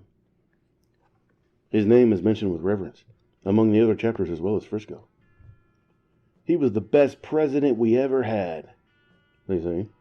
"He held us together, man, and he was good for us." Frank had class, and he set many styles, from the gold earring to the purple-dyed beard to the clip-on nose ring that he wore whenever he had the right audience. All during his reign, from 1955 to 1962, he held a steady job as a respected cameraman. But he needed more action than any job could provide. For this, he had the Angels, a vehicle for his humor and fantasies, a sop for any aggressions, and an occasional chance to bust out of the workday murk, like some kind of saber-rattling golem, and lay at least a small jolt on people he had no other way of reaching. Frank was so completely hip that he went down to Hollywood and bought the blue and yellow striped sweatshirt that Lee Marvin wore in The Wild One. Frank wore it ragged, and not only for runs and parties. When he felt the Angels were being persecuted beyond the norm, he would make an appearance in the police chief's office, wearing his Hollywood sweatshirt and demanding justice. If that didn't get results, he would go to the American Civil Liberties Union, a step that Oakland's Barger has flatly ruled out because of its communist implications. Unlike Barger, Frank had a wry sense of humor and a very sophisticated instinct for self-preservation. In 7 years at the head of what was the biggest and wildest of all the Hells Angels chapters, then and now, he was never arrested and never had an intramural fight. Even the Angels find this record amazing. Freedom had to win his vice presidency by fighting 7 Angels, all in the space of 1 week, 3 in 1 night, and whipping them all into sore pulps. But that was Bobo's gig. Before the Hells Angels came into his life, he was one of San Francisco's more promising middleweight boxers, and it was no feat for him to put down a half a dozen unsuspecting tavern brawlers. Later, when he became a karate expert, he happily destroyed a new generation of challengers. The Angels considered him a valuable hatchet man. "The punch-out artist is a good thing to have around," said one, "but he has to cool it around his buddies. Some guys get boozed up and just start teeing off on people." Until his departure, Bobo was the horned toad of waterfront literary bars. His colleagues were not eager to drink with him, and for good reason. He was not a comfortable man to get drunk with. Once in a fit of pique, he lashed out with a karate chop and cracked a 4-inch thick marble bench in the Hall of Justice. Even the police were leery of him. He ran a karate school and enjoyed death battles, a karate version of no-limit bare-knuckle boxing matches of the John L. Sullivan era. A karate version of the no-limit bare-knuckle boxing matches of the John L. Sullivan era. It is not necessary for one of the combatants to die, but the fight will continue until one of them can't stand up, for whatever reason. And if the reason happens to be death, then the prearranged understanding among both fighters and carefully screened spectators is that death is accidental. Author's note: deaths are extremely rare. The combat usually ends when the backers of either man decide the cause is lost. Unfortunately, Bobo accepted a spur-of-the-moment death challenge from a visiting Jap on a night when the San Francisco Society columnist and several of her friends had come to see him about the possibility of an offbeat feature. The result was a nightmare of blood, fierce screaming, and a panic in the gallery. Nobody was killed, but it was a very crude show. And soon afterward, Freedom Bobo's name was removed from the rolls of licensed karate instructors. It was only then, after exhausting all their means of demoralizing the public, that he turned seriously to writing. Several years earlier, he had given up bikes because of the stigma. After a long stint as a motorcycle messenger, he stumbled on the Rubaiyat of Omar Khayyam and thought it necessary to publish his own views. He could, however, only on the condition that he moved through the streets of the world in a conventional fashion.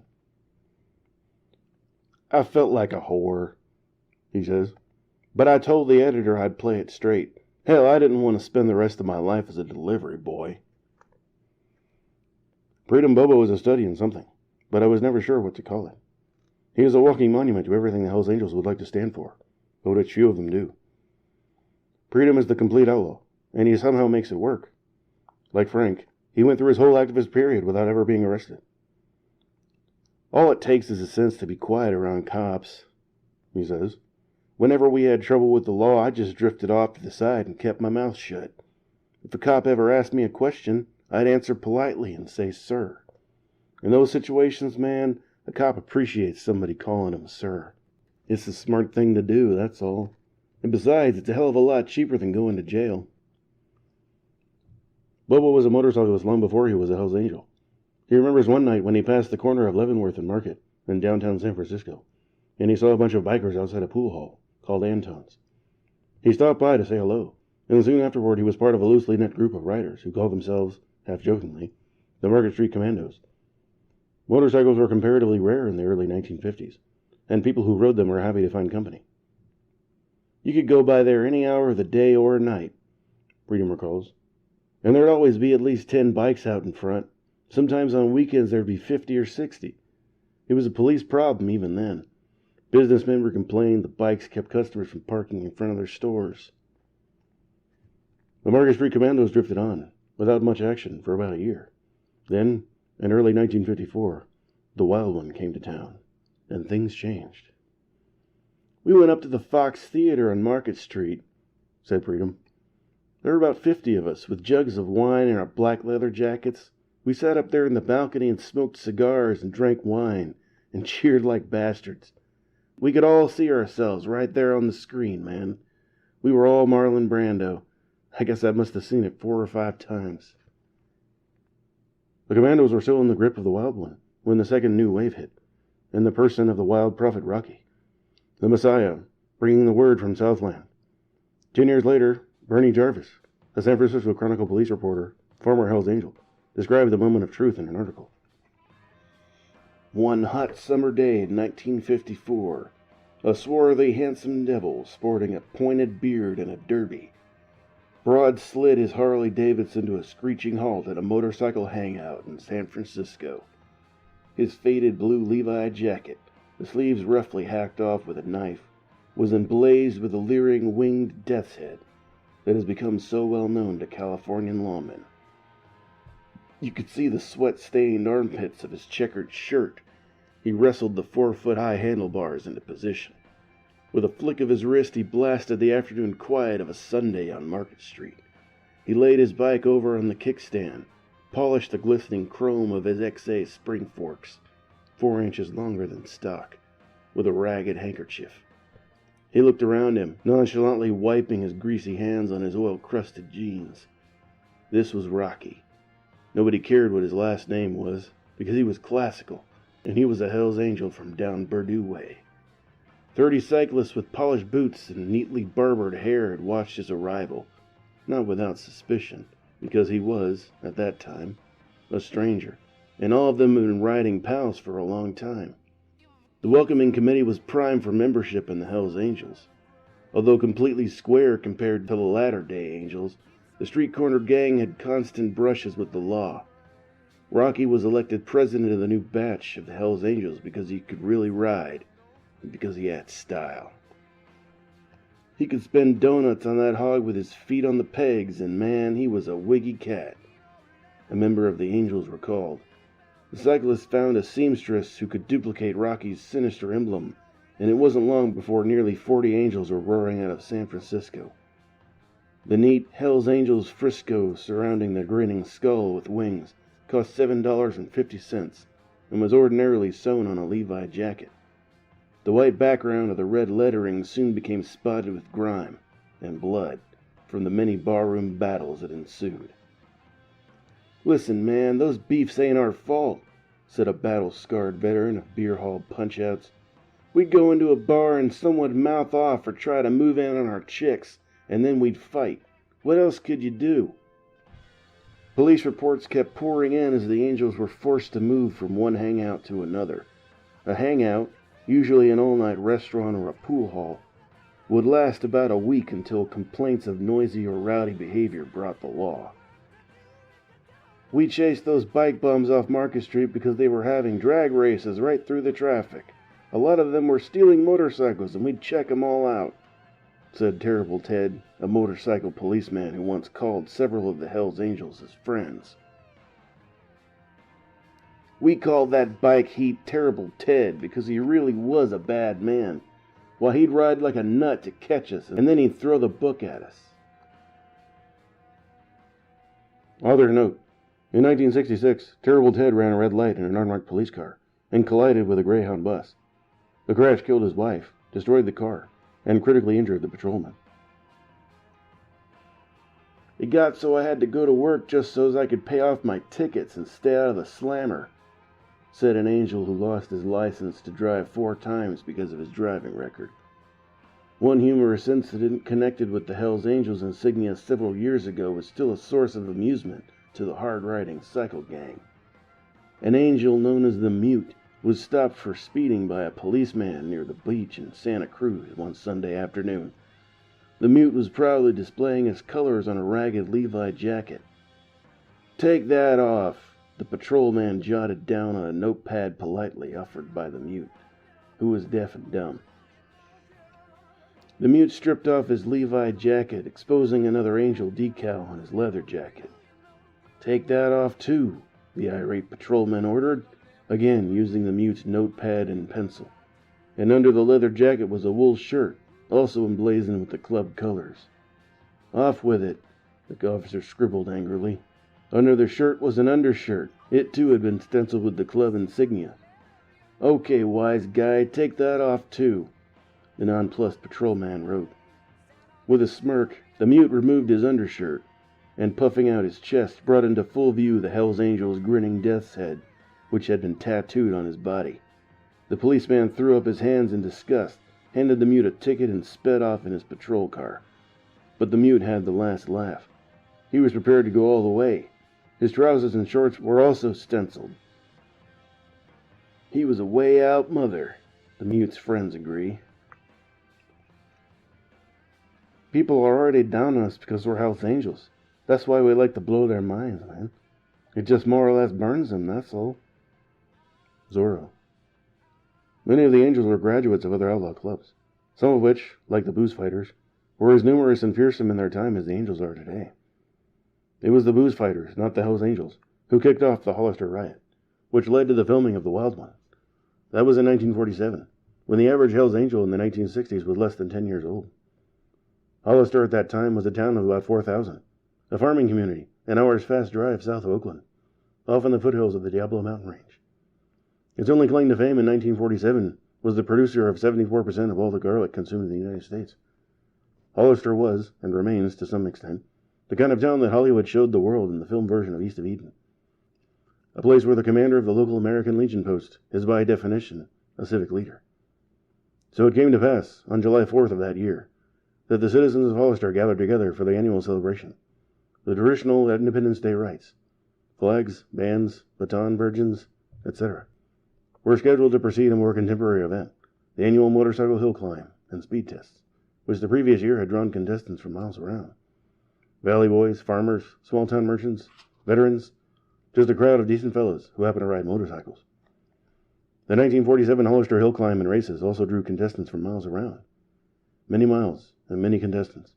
When the sun rose out of the Diablos on the 4th of July morning, the 7-man local police force was nervously sipping coffee after a sleepless night attempting to control something like 3,000 motorcycles. The police say 4,000. Veteran cyclists say 2,000. So 3,000 is probably about right. It has been established beyond doubt, however, that Hollister filled up with so many bikes that 1,000 or more or less didn't make much difference. The mob grew more and more unmanageable. By dusk, the whole downtown area was littered with empty broken beer bottles, and the cyclists were staging drag races up and down Main Street. Drunken fistfights developed into full-scale brawls. Legend has it that the cyclists literally took over the town, defied the police, manhandled local women, looted the taverns, and stomped anyone who got in their way. The madness of that weekend got enough headlines to interest an obscure producer named Stanley Kramer, and a young actor named Brando. Shortly before her death, in 1966, Hollywood gossip columnist Hedda Hopper took note of the Hells Angels menace and traced its origins back through the years to the Wild One. This led her to blame the whole outlaw phenomenon on Kramer, Brando, and everyone else in any way connected with the movie. The truth is that the Wild One, despite an admittedly fictional treatment, was an inspired piece of film journalism. Instead of institutionalizing common knowledge in the style of time, it told a story that was only beginning to happen, and which was inevitably influenced by the film. It gave the outlaws a lasting, romance-glazed image of themselves, a coherent reflection that only a very few had been able to find in a mirror, and it quickly became the bike rider's answer to "The Sun Also Rises." The image is not valid, but its wide acceptance can hardly be blamed on the movie. The Wild One was careful to distinguish between good outlaws and bad outlaws. But the people who were most influenced chose to identify with Brando instead of Lee Marvin, whose role as the villain was a lot more true to life than Brando's portrayal of the confused hero. They saw themselves as modern Robin Hoods, virile, inarticulate brutes, whose good instincts got warped somewhere in the struggle for self-expression, and who spent the rest of their violent lives seeking revenge on a world that had done them wrong when they were young and defenseless. Another of Hollywood's contributions to the Hells Angels lore is the name. The Angels say they were named after a famous World War I bomber squadron that was stationed near Los Angeles, and whose personnel raced around the area on motorcycles when they weren't airborne. There are others who say the Angels got their name from a 1930 Gene Harlow movie, based on some screenwriter's idea of an Army Air Corps that may or may not have existed at the time in the First World War. It was called Hells Angels, and no doubt is still being shown in 1950, when the restless veterans who founded the first Angel chapter at Fontana were still trying to decide what to do with themselves. While the name might have originated before any Hells Angel was born, it was lost in the history of some obscure Southern California military base, until Hollywood made it famous, and also created the image of wild men on motorcycles, an image that was later adopted and drastically modified by a new breed of outcasts that not even Hollywood could conceive of, until they appeared in the flesh on California highways. The concept of the motorcycle outlaw was as uniquely American as jazz. Nothing like them had ever existed. In some ways, they appear to be some kind of half-breed anachronism, a human hangover from the era of the Wild West. Yet in other ways, they were as new as television. There was absolutely no precedent, in the years after World War II, for large gangs of hoodlums on motorcycles, reveling in violence, worshipping mobility, and thinking nothing of riding 500 miles on a weekend. To whoop it up with other gangs of cyclists in some country hamlet, entirely unprepared to handle even a dozen peaceful tourists. Many picturesque outback villages got their first taste of tourism not from families driving Fords or Chevrolets, but from clusters of boozing city boys on motorcycles. In retrospect, eyewitness accounts of the Hollister riot seem timid compared to the film. A more accurate comment on the nature of the Hollister riot is the fact that a hastily assembled force of only 29 cops had the whole show under control by noon of July 5th. By nightfall, the main body of cyclists had roared out of town, in the best time style, to seek new nadirs and sordid behavior. Those who stayed behind did so at the request of the police. Their punishment ranged from $25 traffic fines to 90 days in jail for indecent exposure. Of the 6,000 to 8,000 people supposedly involved in the fracas, a total of 50 were treated for injuries at the local hospital. For a better perspective on motorcycle riots, it helps to keep in mind that more than 50,000 Americans die each year as a result of automobile accidents. Nobody has ever accused the Hells Angels of wanton killing, at least not in court, but it boggles the nerves to consider what might happen if the outlaws were ever deemed legally responsible for even 3 or 4 human deaths, by accident or otherwise. Probably every motorcycle rider in California would be jerked off the streets and ground into hamburger. For a lot of reasons that are often contradictory, the sight and sound of a man on a motorcycle has an unpleasant effect on the majority of Americans who drive cars. At one point, in the wake of the Hells Angels uproar, a reporter for the New York Herald Tribune did a long article on the motorcycle scene and decided in the course of his research that there is something about the sight of a passing motorcyclist that tempts many automobile drivers to commit murder. Nearly everyone who has ridden a bike for any length of time will agree. The highways are crowded with people who drive as if their sole purpose in getting behind the wheel is to avenge every wrong ever done to them by man, beast, or fate. The only thing that keeps them in line is their own fear of death, jail, and lawsuits, which are much less likely if they can find a motorcycle to challenge, instead of another 2,000-pound car or a concrete abutment. A motorcyclist has to drive as if everybody else on the road is out to kill them. A few of them are, and many of those who aren't are just as dangerous, because the only thing that can alter their careless, ingrained driving habits is a threat of punishment, either legal or physical, and there is nothing about a motorcycle to threaten any man in a car. Author's note. Freedom Bobo tells a story about a man in a big new car who forced him off the road on Highway 40 one Sunday afternoon in the 1950s. The dirty little bastard kept running up on my tail light, said Freedom, until finally I just pulled over and stopped. The other guys had seen it, so we decided to teach the bastard a lesson. Man, we swarmed all over him. We whipped on his hood with chains, tore off his aerial, and smashed every window we could reach. All this at about 70 miles an hour, man. He didn't even slow down. He was terrified. A bike is totally vulnerable. Its only defense is maneuverability, and every accident situation is potentially fatal, especially on a freeway, where there is no room to fall without being run over almost instantly. Despite these hazards, California, where freeways are a way of life, is by long odds the nation's biggest motorcycle market.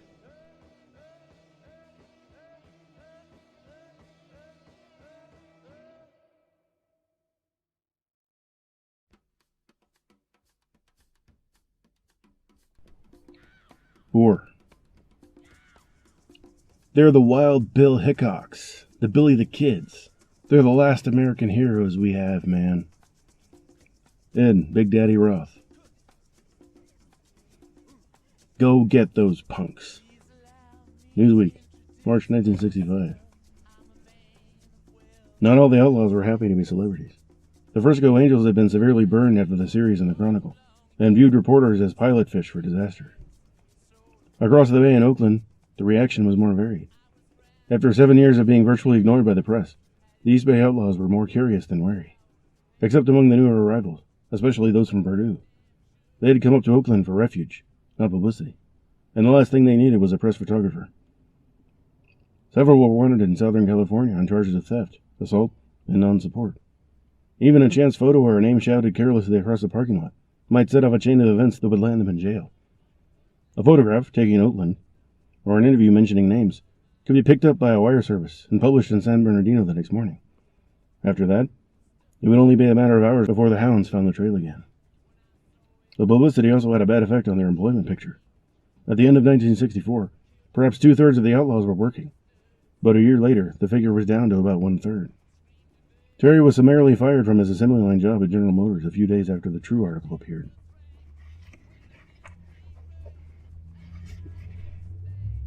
They just told me to move on, he said with a shrug. They didn't give no reason, but the guys I worked with told me the foreman was all shook up about that article. He asked one guy if he'd ever seen me take dope, And if I ever talked about gang rapes, that kind of bullshit. The union says they're gonna fight it, but what the hell? I got other ways to get bread. Motorcycle outlaws are not much in demand on the labor market. With a few exceptions, even those with saleable skills prefer to draw unemployment insurance, which gives them the leisure to sleep late, spend plenty of time on their bikes, and freelance for extra cash whenever they feel the need. Some practice burglary, and others strip cars, steal motorcycles, or work erratically as pimps. Many are supported by working wives and girlfriends, who earn good salaries as secretaries, waitresses, and nightclub dancers. A few of the younger outlaws still live with their parents, but they don't like to talk about it, and only go home when they have to, either to sleep off a drunk, clean out the refrigerator, or catch a few bucks from the family cookie jar. Those angels who work usually do it part-time, or drift from one job to another, making good money one week and nothing at all the next. They are longshoremen, warehousemen, truck drivers, mechanics, clerks, and casual laborers, at any work that pays quick wages and requires no allegiance. Perhaps 1 in 10 has a steady job or a decent income. Skip from Oakland is a final inspector on the General Motors assembly line, making about $200 a week. He owns his own home and even dabbles in the stock market. Tiny, the Oakland chapter sergeant-at-arms and chief head knocker, is a credit supervisor for a local TV appliance chain. He owns a Cadillac and makes $150 a week for hustling people who get behind on their payments. Others note, numerous court appearances crippled Tiny's income toward the end of 1965, and in June of 1966, he was forced to take an indefinite leave of absence to attend his own trial on the charge of forcible rape. "We get a lot of deadbeats in this business," he says. "Usually I call 'em up first. I come on real businesslike until I'm sure I have the right guy. Then I tell 'em, 'Listen, motherfucker, I'm giving you 24 hours to get down here with that money.' This usually scares the shit out of 'em and they pay up quick. And if they don't, I drive out to the house and kick on the door until someone answers. Once in a while I get a wise ass trying to give me the runaround. Then I pick up a couple of guys, lay a few bucks on 'em for the help, and we go out to see the punk. That always does it. I never had to stomp anybody yet." There are others with steady incomes, but most of the angels work sporadically at the kind of jobs that will soon be taken over by machines. It is hard enough to get unskilled work while wearing shoulder-length hair and a gold earring. It takes an employer who is either desperate or unusually tolerant. But to apply for work as a member of a nationally known criminal motorcycle conspiracy is a handicap that can only be overcome by very special talents, which few angels possess. Most are unskilled and uneducated, with no social or economic credentials beyond a colorful police record and a fine knowledge of motorcycles. Others note, by the middle of 1966, the war in Vietnam had put several of the angels back in the money. The volume of military shipping throughout the Oakland Army Terminal caused such a demand for handlers and loaders that Hell's Angels were hired almost in spite of themselves. So there is more to their stance than a wistful yearning for acceptance in a world they never made. Their real motivation is an instinctive certainty as to what the score really is. They are out of the ballgame, and they know it. Unlike the campus rebels, who with a minimum amount of effort will emerge from their struggle with a validated ticket to success, the outlaw motorcyclist views the future with the baleful eye of a man with no upward mobility at all. In a world increasingly geared to specialists, technicians, and fantastically complicated machinery, the Hells Angels are obvious losers, and it bugs them. But instead of submitting quietly to their collective fate, they have made it the basis of a full-time social vendetta. They don't expect to win anything, but on the other hand, they have nothing to lose. If one drawback of being a public figure was the inability to get a job, another was a disappointment in discovering that fame can come without money. Shortly after the news magazines made them celebrities, they began to talk about getting rich from it all, and their fear of being wiped out soon gave way to a brooding resentment over being used to sell newspapers and magazines. They weren't sure how the riches would come, or why, or even if they deserved them, but they seemed pretty certain that the balance of payments was about to tip their way. This feeling reached its zenith when an angel made the post cover, and for a few weeks after that it was hard to talk to them about anything but money. They had all kinds of deals working, numerous offers that had been juggled and judged, whether to go fast and hard for bundles of short-term cash, or to stay cool and set up a schedule of royalties to be doled out in perpetuity. None of them realized what an empty bag they were holding until their deals began to collapse. The Angels weren't quick to see the trend, because they were still celebrities. But one day the phone stopped ringing, and the game was all over. They were still talking money, but the talk would soon go sour. Cash was all around, but they couldn't get their hands on it. What they needed was a good agent or a money-mad narc, but they couldn't get that either. There was nobody to hustle Sal Mineo for the $3,000 they wanted for helping him make his movie, and nobody to coax $2,000 out of the producers of the Merv Griffin show, who had also talked about in film. And God knows I tried. And the Angels still blame me for blowing that $2,000 they wanted. But the sad truth is that Merv's people just wouldn't pay. Perhaps because they knew Les Crane had already scheduled a Hells Angels bid. There were others who tried to put the Outlaws onto some loot. A San Francisco journalist who knew the Angels was contacted by a man from one of the TV networks who wanted to be on hand with a camera crew the next time the Outlaws ripped up a town. But the deal fell through when the Angels offered, for $100 apiece, to terrorize any town the TV people selected. It must have been tempting. A flat guarantee of some hair-raising footage. And it is a measure of the television industry's concern for the public welfare that the offer was turned down.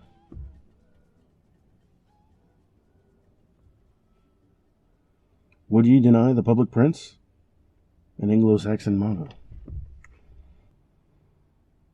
The Angels were extremely proud of their post-exposure, though the cover featured one of the most obscure and least typical members. Given a chance to present their 6,670,000 readers with a really unnerving tableau, the Post chose instead to go with Skip von Buegening, a former rock and roll musician and supermarket clerk who looks and talks like everybody's idea of the ideal Job Corps candidate. Skip is a good lad, but to foist him off on the public as a typical Hells Angel is like reshooting The Wild One with Sal Mineo playing the lead instead of Marlon Brando. Less than 6 months after he made the Post cover, Skip was stripped of all his colors and kicked out of the club. "He never was Angel material," said one. "He was just a goddamn show-off." As the Outlaws got more and more publicity, their reaction to it became increasingly ambiguous.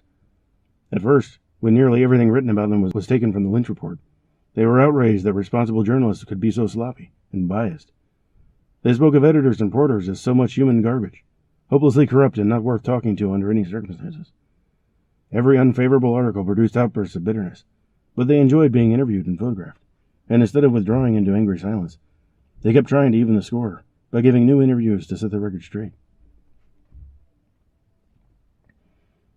Only once did they become seriously hostile to everything connected to the news media. This was immediately after the Time and Newsweek articles. I recall trying to show the Time article to Crazy Rock, then working as the night custodian at the San Francisco Hilton. He glanced at the clipping and tossed it aside.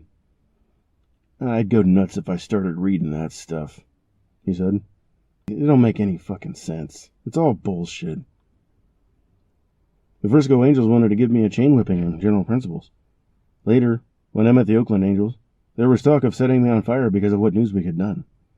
It was not until my article on motorcycles appeared in The Nation that they really believed I hadn't been conning them all along.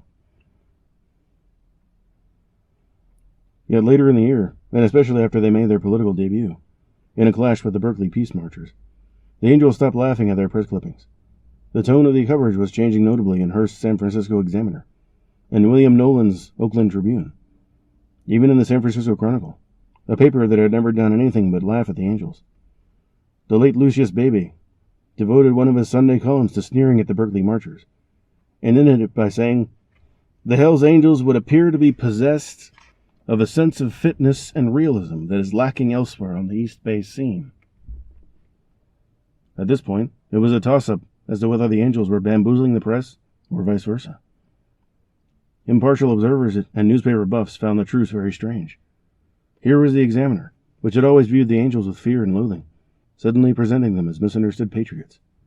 The Examiner has fallen on hard times recently, but it remains influential among those who feared King George III might still be alive in Argentina. The Tribune is the same kind of newspaper, but free of the confusing deviations that have come to characterize the Examiner. In 1964, for instance, the Hearst Empire forsook Goldwater, while the Tribune held the line. As it happened, Mr. Nolan had managed the senator's successful California primary campaign, so there was not much doubt where the Tribune stood, without much company, in November. In some circles, the Tribune is seen as a classic example of what anthropologists call an atavistic endeavor.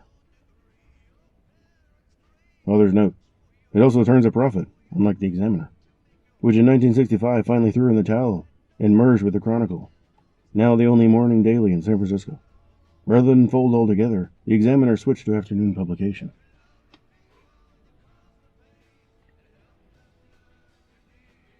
Lucius Beebe was in a class by himself, and his opinions have not been a factor in any meaningful issue since the introduction of barbed wire to the prairies. But every now and then he would come up with a really classic screed, and for some reason the Chronicle continued to print them, even after his death. In early 1966. In 3 years of reading the paper, I had never encountered anyone who took Beebe seriously, until several of the Hells Angels quoted his column to me, with straight faces and a certain amount of pride. When I laughed, they got huffy. He'd compared them favorably to the Texas Rangers, and with the kind of press they were used to, that amounted to a cold star breakthrough. I tried to explain that Lucius was a quack, but they would have none of it. "This is the first time I ever read anything good about us," said one. "And you try and tell me the guy's an asshole? Hell, it's better than anything you ever wrote about us." Which was true, and I felt rotten about it. It had never occurred to me to compare Tiny to Bat Mastrian, or Terry to Billy the Kid, or Sonny to Buffalo Bill. Even after Big Daddy put it all in a nut, I still missed the connection. And then came Beebe, with his Texas Ranger linkage, which the Angels recognized immediately. Whatever else might be said about the Angels, nobody has ever accused them of modesty, and this new kind of press was pure balm to their long-abused egos. The Angels were beginning to view their sudden fame as a confirmation of what they had always suspected, that they were rare, fascinating creatures. Wake up and dig it, man. We're the Texas Rangers. It was a shock of recognition, long overdue, and although they never understood the timing, they were generally pleased with the result. At the same time, they revised their traditional view of the press. Not all reporters were congenital liars. There were exceptions, here and there, with the guts and keen understanding to write the real stuff.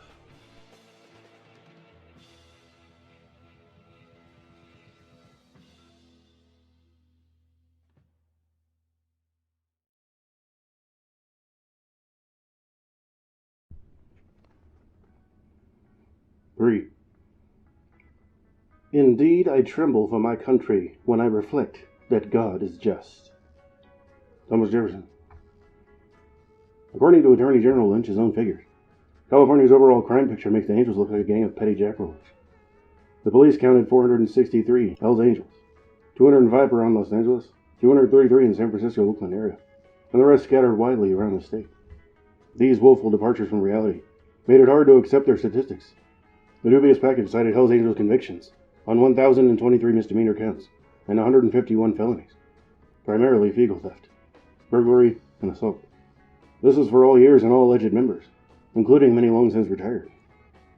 California's overall figures for 1963 showed 1,116 homicides, 12,448 aggravated assaults, 6,257 sex offenses, and 24,532 burglaries. In 1962, the state listed 4,121 traffic deaths, up from 3,839 in 1961. Drug arrest figures for 1964 showed a 101% increase in juvenile marijuana arrests over 1963, and a 1965 back-page story in the San Francisco Examiner said, "The venereal disease rate among the city's teenagers from 15 to 19 has more than doubled in the past 4 years."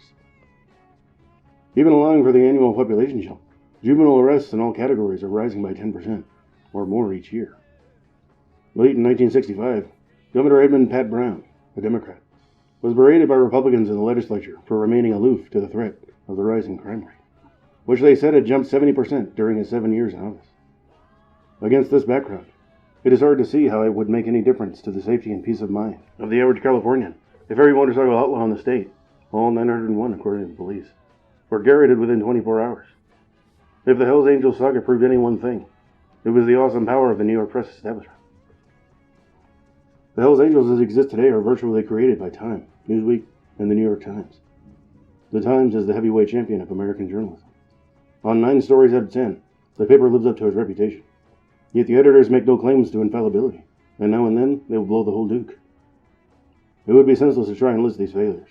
And besides that, the purpose of this harangue is not to nail any one newspaper or magazine, but to point out the potentially massive effect of any story whose basic structure is endorsed and disseminated, not only by Time and Newsweek, but by the hyper-prestigious New York Times.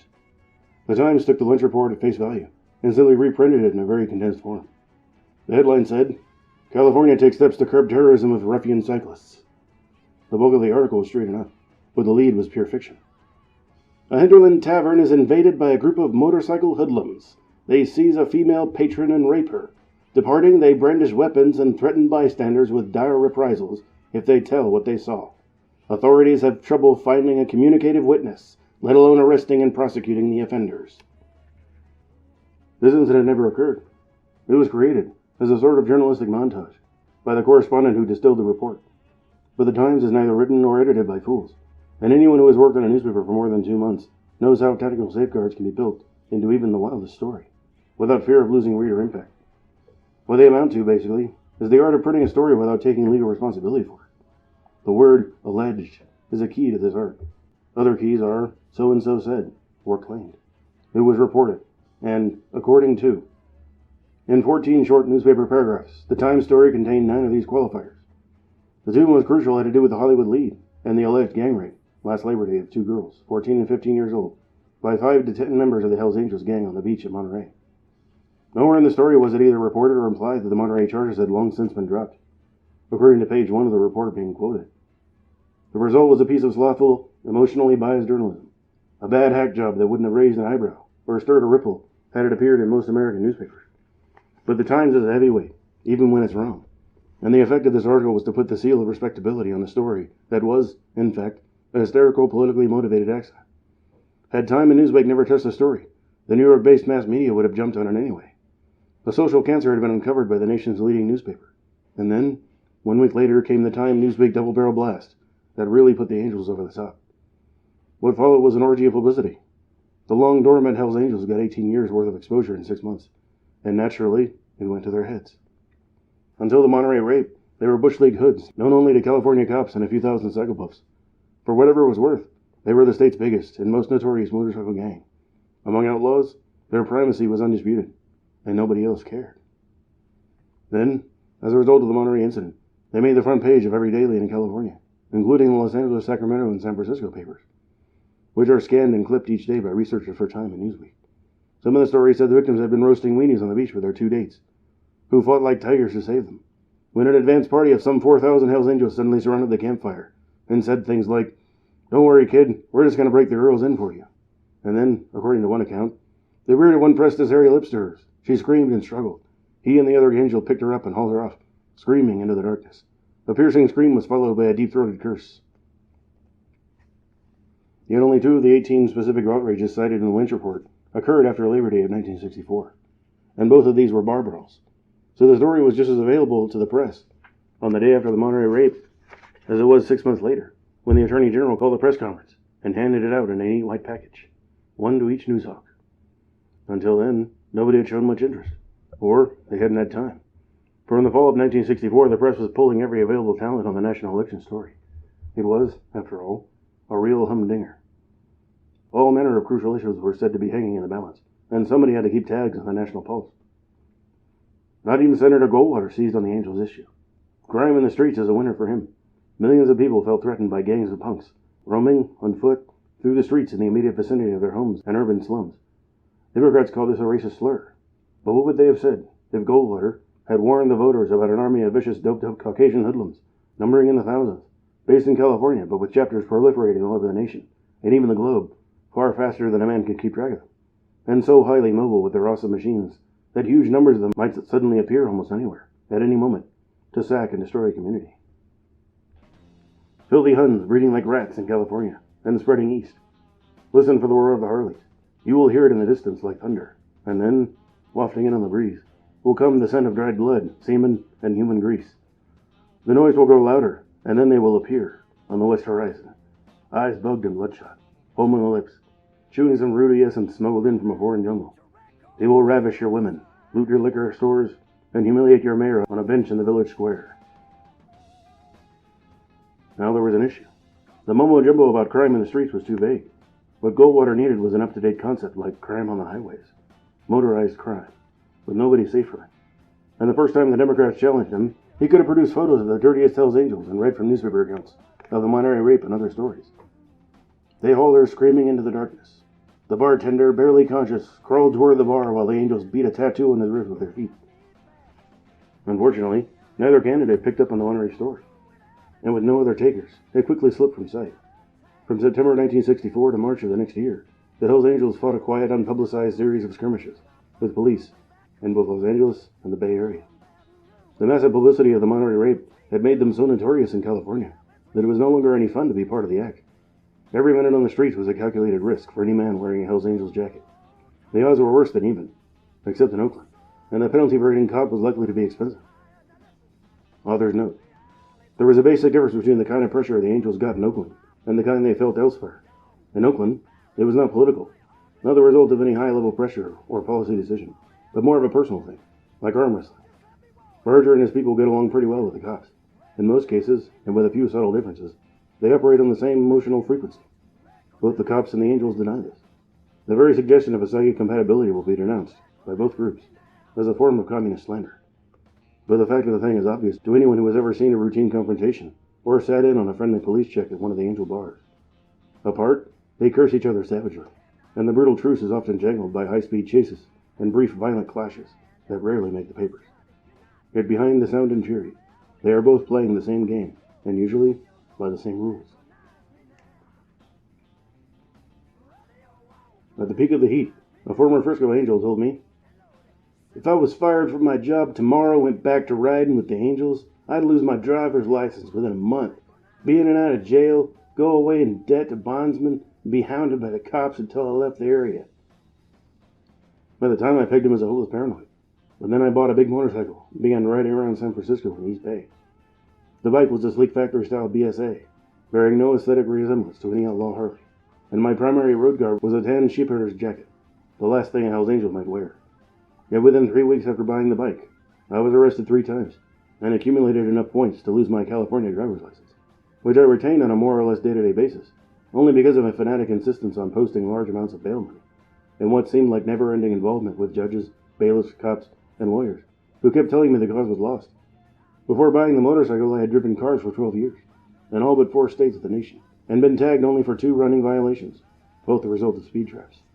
One in Pikeville, Kentucky, and the other somewhere near Omaha. So it was a bit of a shock to suddenly face loss of my license for violations incurred in a period of 3 weeks.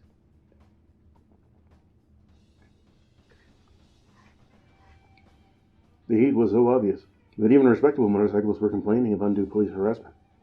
The cops denied it, of course, but shortly before Christmas of that year, a San Francisco policeman told a reporter, "We're going to get these guys. It's a war." "Who do you mean?" asked the reporter. "You know who I mean," the policeman said. "The Hells Angels, those motorcycle hoods." "You mean anybody on a motorcycle?" said the reporter. "The innocent will have to suffer along with the guilty," the policeman replied. "When I finished the story," the reporter recalls, "I showed it to a cop that I ran into on the street outside the Hall of Justice. He laughed and called over another cop. 'Look at this,' he said. 'Stepped on his prick again.'" The only significant press breakthrough during this crackdown render of 1964 to 65 was a tongue-in-cheek series in the San Francisco Chronicle, based on some Angel parties at the Frisco chapter's new clubhouse, which was raided and closed down almost immediately after the series appeared. Meanwhile, the Oakland Angels fattened steadily on the tide of refugees. From Purdue, Hayward, Sacramento, the Angels were moving into the few remaining sanctuaries. By December, Barger's chapter was so swollen and starved for enemies that they began crossing the bridge and attacking the Frisco Angels. Barger felt that Frisco, by allowing the membership to shrink to 11, had so dishonored the Hells Angels tradition that they should forfeit their colors. Accordingly, he declared the Frisco charter void and sent his people over to collect the jackets. The Frisco Angels refused, but they were badly unnerved by the mad dog raids from Oakland. "Man, we'd be sitting over there in the bar," said one, "just cooling it around the pool table, with a few beers, and all of a goddamn sudden the door would bust open, and there they'd be, chains and all. We finally got back at 'em, though. We went over to their hangout and set fire to one of their bikes. You should have seen it, man. We burned it right in the middle of the fucking street, man. Then we went into their pad and wiped him out. What a blast, man. I tell you, we had some real beefs." That was in December. 2 more quiet months followed, and then came the Attorney General's report, coast-to-coast infamy, and a raft of new possibilities. The whole scene changed in a flash. One day they were a gang of bums, scratching for any hard dollar. And 24 hours later they were dealing with reporters, photographers, freelance writers, and all kinds of showbiz hustlers talking big money. By the middle of 1965, they were firmly established as all-American boogeymen. Besides appearing in hundreds of wire service newspapers and a half-dozen magazines, they posed for television cameramen and answered questions in radio call-in shows. They issued statements to the press, appeared at various rallies, and bargained with Hollywood narcs and magazine editors. They were sought out by mystics and poets, cheered on by student rebels, and invited to parties given by liberals and intellectuals. The whole thing was very weird. It had a profound effect on the handful of angels still wearing the colors. They developed a prima donna complex, demanding cash contributions to confound the Internal Revenue Service, in return for photos and interviews. The New York Times was hard hit by these developments. In a dispatch from Los Angeles on July 2, 1965 said, "A man representing himself as a public relations man for the Hells Angels has approached news media offering to sell photographic coverage of this weekend's Rumble for sums ranging from $500 to $1,000. He also offered to arrange interviews with club members for $100 apiece, or more if pictures were taken. The representative told reporters it would be dangerous to go to the San Bernardino bar where the group regularly congregates without paying the money for protection. One magazine, he said, paid $1,000 for permission to have a photographer accompany the group this weekend." The report was a combination of truth and absurdity, compounded by the fact that the Times Los Angeles correspondent had by this time developed a serious aversion to anything connected with the Hells Angels. His reasons were excellent. They had threatened him with a beating if he attempted to get a story on the Angels, without first contributing to the club's coffers. No journalist likes to be held up for cash payouts in the land of duty. And the normal reaction, or at least the mythical reaction, is a quick decision to clamp down on the story like a bulldog and write it at all costs. The Times' reaction was more subtle. They tried to de-emphasize the Angels, hoping they would go away, which is exactly the opposite of what happened. The story was already snowballing, and the monsters which the Times had helped to create came back with a press agent to haunt them. Here was a handful of hoodlums, without status even in San Bernardino, demanding $1,000 from any journalist who wanted to hang around them for a single weekend. Most of the Angels saw the humor in it, but even at that stage of the game, there were a few who felt they were asking a fair price for their acts, and their faith was justified when one magazine came through with either $1,000, according to the Times, or $1,200, according to the Angels. The question of this contribution is very touchy, for even if the editors would admit such a payoff, the writer and or photographer who required it would do everything possible to avoid being labeled as one who has had to buy his stories. The Angels talked freely about the money at first, but later denied it, after Sonny Barger passed the word that such talk would get them in tax trouble. It is a fact, however, that a life-assigned photographer spent quite a bit of time with the Angels, working on a photo feature that was never published. An interesting sidelight on the demand for protection money is that the Angels got the idea from a man who makes more than $100,000 a year by capitalizing on various fads. This is the public relations man referred to by the Times. His involvement with the Angels began in Bordeaux, with the dragster set, but he was never their public relations man, only a noisy contact, a phone number, and an unhired hustler with a penchant for bugging the press. By the summer of 1965, he was marketing Hells Angels fan club t-shirts, which sold fairly well, until the Angels announced they would burn everyone they saw, even if they had to rip them off people's backs. In the long run, he queered the Bordeaux Angels' whole stance by demanding big money from anybody who wanted to see them. And because nobody, except one magazine, was willing to pay, and also because nobody called his bluff, he was able to pass for almost half a year as the well-connected frontman for a thing that had long since gone down the tube. The Bordeaux Angels made the classic Dick Nixon mistake of peaking too early. Publicity from the Monterey rape and two subsequent local brawls had brought such relentless heat that those few who insisted on wearing the colors were forced to act more like refugees than outlaws, and the chapter's reputation withered accordingly. By the middle of August 1965, while the action in Oakland was booming, the Los Angeles Times essayed the Bordeaux situation. Hells Angels fade in valley. Police pressure tames outlaw clubs. The lead paragraph said, "Whatever outlaw motorcyclists there are in the San Fernando Valley have filtered underground, police say. They are lying low and causing very little trouble and no uproar. If a couple of them stick their heads up and appear on the streets now, the first patrol car that sees them stops them for questioning. If we can't find anything else, we can almost always learn they have traffic warrants outstanding against them. That's enough to get them off the street, and it really bugs them." Author's note: this tactic became popular with police in other parts of the state, and in situations having nothing to do with the Hells Angels. It is an especially effective means of crowd control, and by the middle of 1966 was standard procedure for dealing with peace marchers in Berkeley. Police began seizing people at random and running radio checks on their driving records. Moments later, their word would come back from headquarters, and if the person being detained had even one unpaid traffic or parking citation, he would be taken off the street, a police euphemism meaning put in jail.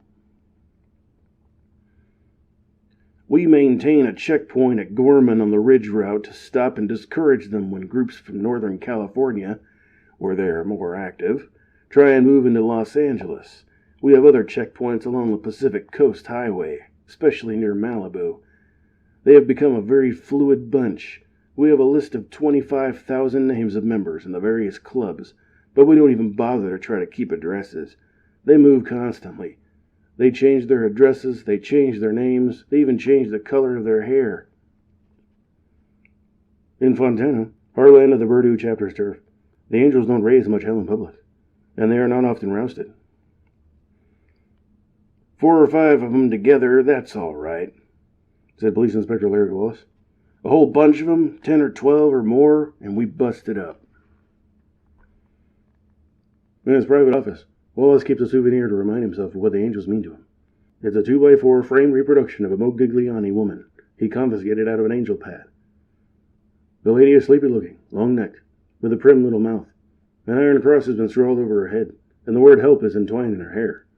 Around her neck hangs the Star of David with a swastika stamped onto it, and there's a bullet hole in her throat, with the drawing of the bullet emerging from the back of her head. Scattered here and there are angel maxims for the day. Dope forever, forever loaded. Honest, officer, had I known my health stood in jeopardy, I would never have lit one. The Angels survived in Purdue, but they never gained their status of the late 50s and early 60s. When fame finally beckoned, they had little to offer but a hideous reputation and a shrewd press ace. Otto, president of the chapter, couldn't get a handle anywhere. Salamaneo was talking about a $3,000 fee to cover outlaw participation in a movie, but the Angels couldn't muster a quorum. Some were in jail, others had quit, and many of the best specimens had gone north to Oakland, or God's country, as some called it, where Sonny Barger called the shots, and there was no talk at all of the Hells Angels fading away. But Otto wanted some of the action too, and he still had a handful of loyalists to back him up. Between them, they managed to pull off one last coup, a full-dress show for a writer from the Saturday Evening Post. The Post article appeared in November of 1965, and although the view it expressed was critical, the Angels were far more impressed with the quantity of such coverage than the quality. Its total effect on them was considerable. They had, after all, made the cover of the Saturday Evening Post, in color, and along with Princess Margaret. They were bona fide celebrities, with no worlds left to conquer. Their only gripe was that they weren't getting rich.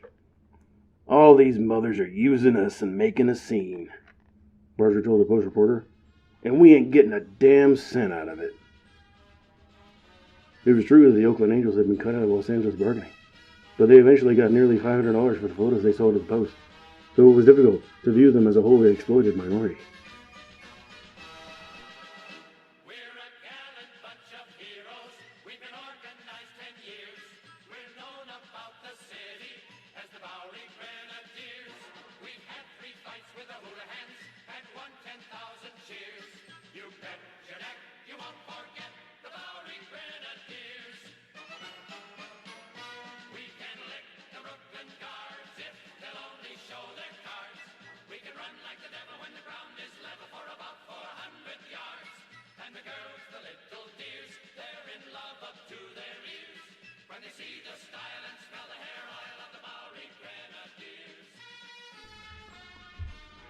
My dealings with the Angels lasted about a year, and never really ended.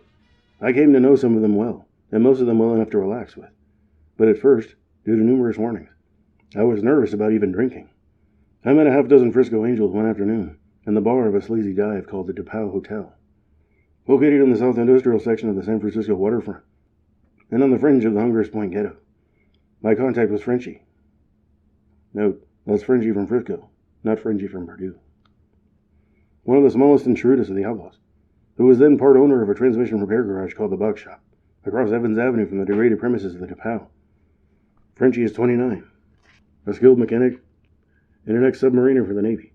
He is 5'5" and weighs 135 pounds, but the Angels say he is absolutely fearless and will fight anyone. His wife is a willowy, quiet young blonde, whose taste runs more to folk music than to brawls and wild parties. Frenchie plays the guitar, the banjo, and the tipple. The Box Shop is always full of cars, but not all of them belonged to paying customers. Frenchie and a rotating staff of 3 or 4 other angels run the place, working anywhere from 4 to 12 hours a day most of the time, but occasionally taking off for a bike trip, an extended party, or a run down the coast on a sailboat.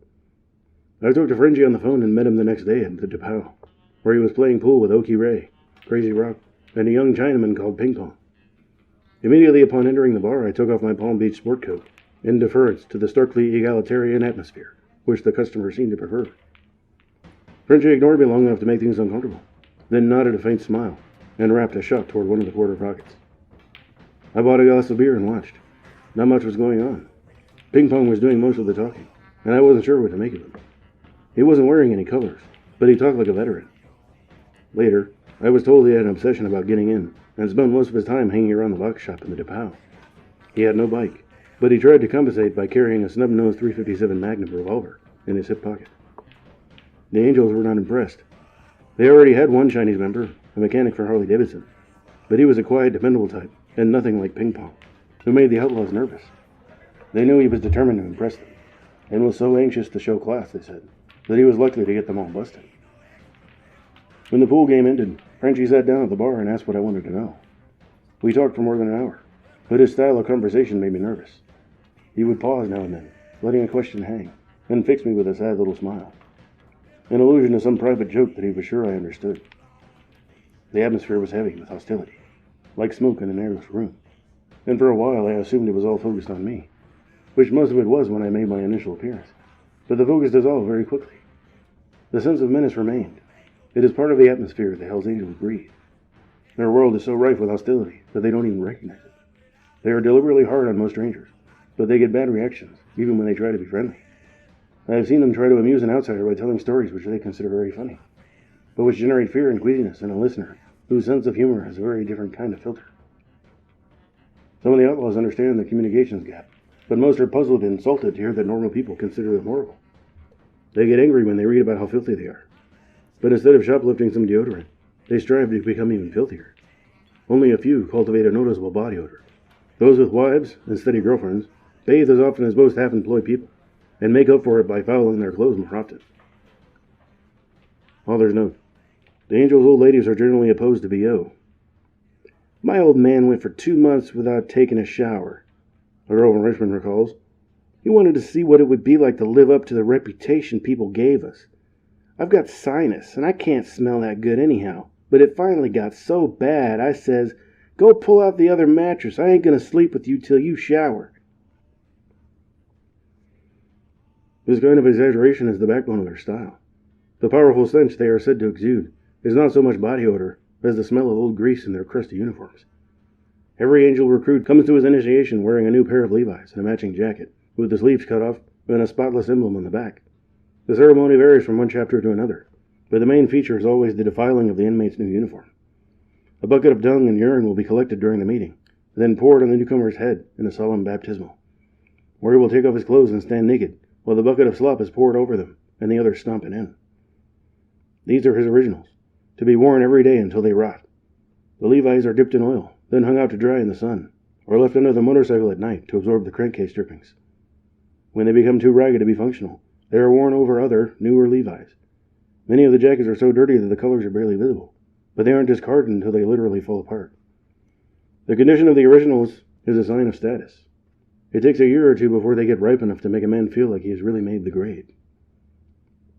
Frenchie and the other Angels at the Depow wanted to know if I'd located them by following the smell. Later that night, at the weekly meeting, I noticed that several were wearing expensive wool shirts and ski jackets under their colors. When the bars closed at 2, 5 of the outlaws came over to my apartment for an all-night drinking bout. The next day, I learned that one was an infamous carrier of vermin, a walking crab farm. I went over my living room carefully for signs of body lice and other small animals, but found nothing. I waited nervously for about 10 days, thinking he might have dropped eggs that were still incubating, but no vermin appeared. We played a lot of Bob Dylan music that night, and for a long time afterward I thought about crabs every time I heard his voice.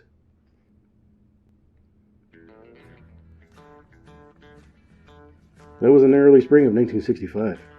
By the middle of summer, I had become so involved with the outlaw scene that I was no longer sure whether I was doing research on the Hells Angels or being slowly absorbed by them. I found myself spending 2 or 3 days each week in the Angel bars, in their homes, and on runs and parties. In the beginning, I kept them out of my own world, but after several months, my friends grew accustomed to finding Hell's Angels in my apartment, at any hour of the day or night. Their arrivals and departures caused periodic alarms in the neighborhood, and sometimes drew crowds on the sidewalk. When word of this reached my Chinese landlord, he sent emissaries to find out the nature of my work. One morning, I had Terry the tramp answer the doorbell to fend off a rent collection, but his act was cut short by the arrival of a prowl car, summoned by the woman next door. She was very polite while the angels moved their bikes out of her driveway, but the next day she asked me whether those boys were my friends. I said yes, and 4 days later I received an eviction notice. The appearance of the rape omen was a clear and present danger to property values. The block had to be purified. It was not until much later, after I had moved, that I realized the woman had been thoroughly frightened. She'd seen groups of angels going in and out of my apartment now and then, and once she got a look at them and heard the terrible sound of their machines, she felt a burning in her nerves every time she heard her motorcycle. They menaced her day and night, whirring and booming below her window, and it never crossed her mind that the occasional blast of an outlaw chopper was any different from the high-pitched wailing of the little bikes at the dental fraternity half a block away. In the afternoon, she would stand on her front steps, watering the sidewalk with a garden hose, and glaring at every Honda that came over the hill from the nearby medical center. At times, the whole street seemed alive with Hell's Angels. It was more than any tax-paying property owner should have to bear. Actually, their visits were marked by nothing more sinister than loud music, a few bikes on the sidewalk, and an occasional shot out the back window. Most of the bad action came on nights when there were no angels around. One of my most respectable visitors, an advertising executive from New York, became hungry after a long night of drink and stole a ham from the refrigerator in a nearby apartment. Another guest set my mattress afire with a flare, and we had to throw it out the back window. Another ran wild on the street with a high-powered Falcon air horn, normally carried on boats for use as a distress signal. People cursed him from at least 20 windows, and he narrowly escaped injury when a man in pajamas rushed out of a doorway and swung at him with a long white club. On another night, a local attorney drove his car across the sidewalk and over the ledge of my entranceway, where he leaned on his horn and tried to knock the door down with his bumper. A visiting poet hurled a garbage can under the wheels of a passing bus, causing a noise like a bad accident. My upstairs neighbor said it sounded like a Volkswagen being crushed. "It jolted me right out of bed," he said. "When I looked out the window, all I could see was the bus. I thought the car must have hit it head on and gone underneath. There was an awful dragging sound. I thought people were mashed down there in the wreckage." One of the worst incidents of that era caused no complaints at all. This was a sort of good-natured firepower demonstration, which occurred one Sunday morning about 3:30, for reasons that were never made clear. I blew out the back windows with 5 blasts of a 12-gauge shotgun, followed moments later by 6 rounds from a .44 Magnum. It was a prolonged outburst of heavy firing, drunken laughter, and crashing glass. Yet the neighbors reacted with total silence. For a while, I assumed that some freakish wind pocket had absorbed all the noise and carried it out to sea. But after my eviction, I learned otherwise. Every one of those shots had been duly recorded in the gossip log. Another tenant in the building told me the landlord was convinced, by all the tales he'd heard, that the interior of my apartment was reduced to rubble by orgies, brawls, fire, and wanton shooting. He had even heard stories about motorcycles being driven in and out of the front door. No arrests resulted from these incidents, but according to neighborhood rumor, they were all linked to the Hells Angels operating out of my apartment. Probably this is why the police were so rarely summoned. Nobody wanted to be croaked by an angel revenge party. Shortly before I moved out, a clutch of the landlord's Mandarin-speaking relatives came to inspect the place, apparently for the purpose of compiling a bill of damages.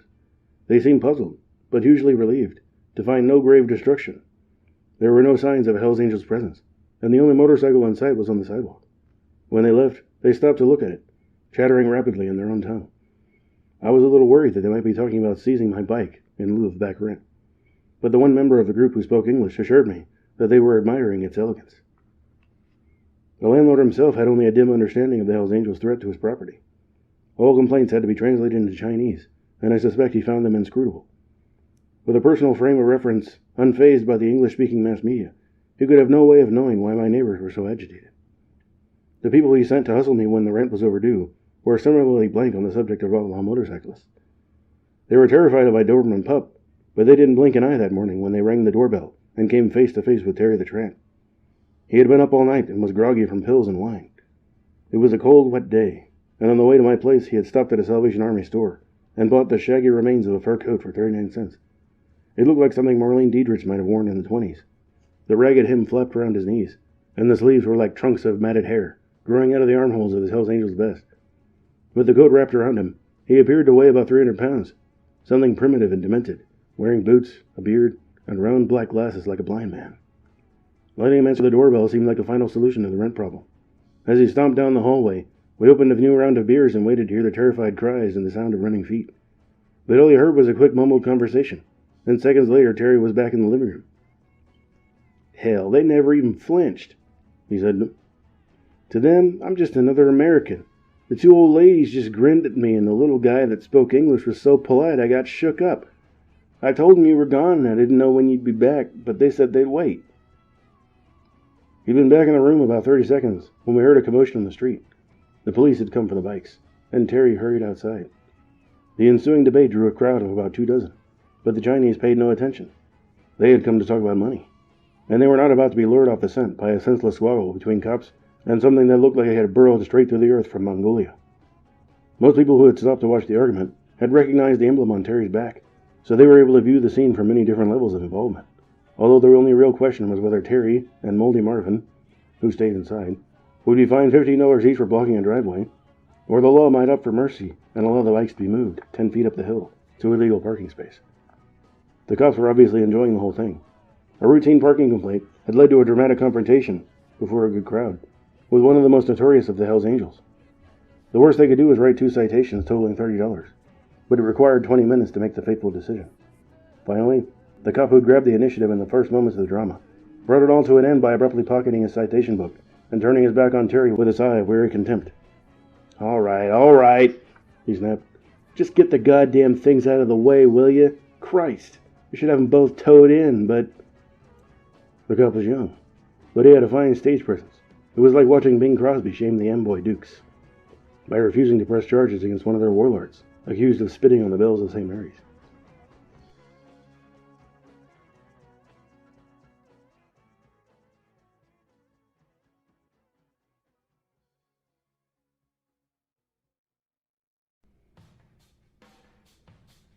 The Making of the Menace, 1965. 2. The daily press is the evil principle of the modern world, and time will only serve to disclose this fact with greater and greater clearness. The capacity of the newspaper for degeneration is sophistically without limit, since it can always sink lower and lower in its choice of readers. And at last it will stir up all those dregs of humanity which no state or government can control. Soren Kierkegaard, The Last Years, Journals, 1853 to 55. The best thing about the angels is that we don't lie to each other. Of course they don't go for outsiders, 'cause we have to fight fire with fire. Hell, most people you meet won't tell you the truth about anything, man. Zorro, the only Brazilian Hells Angel. It was part of the cover story.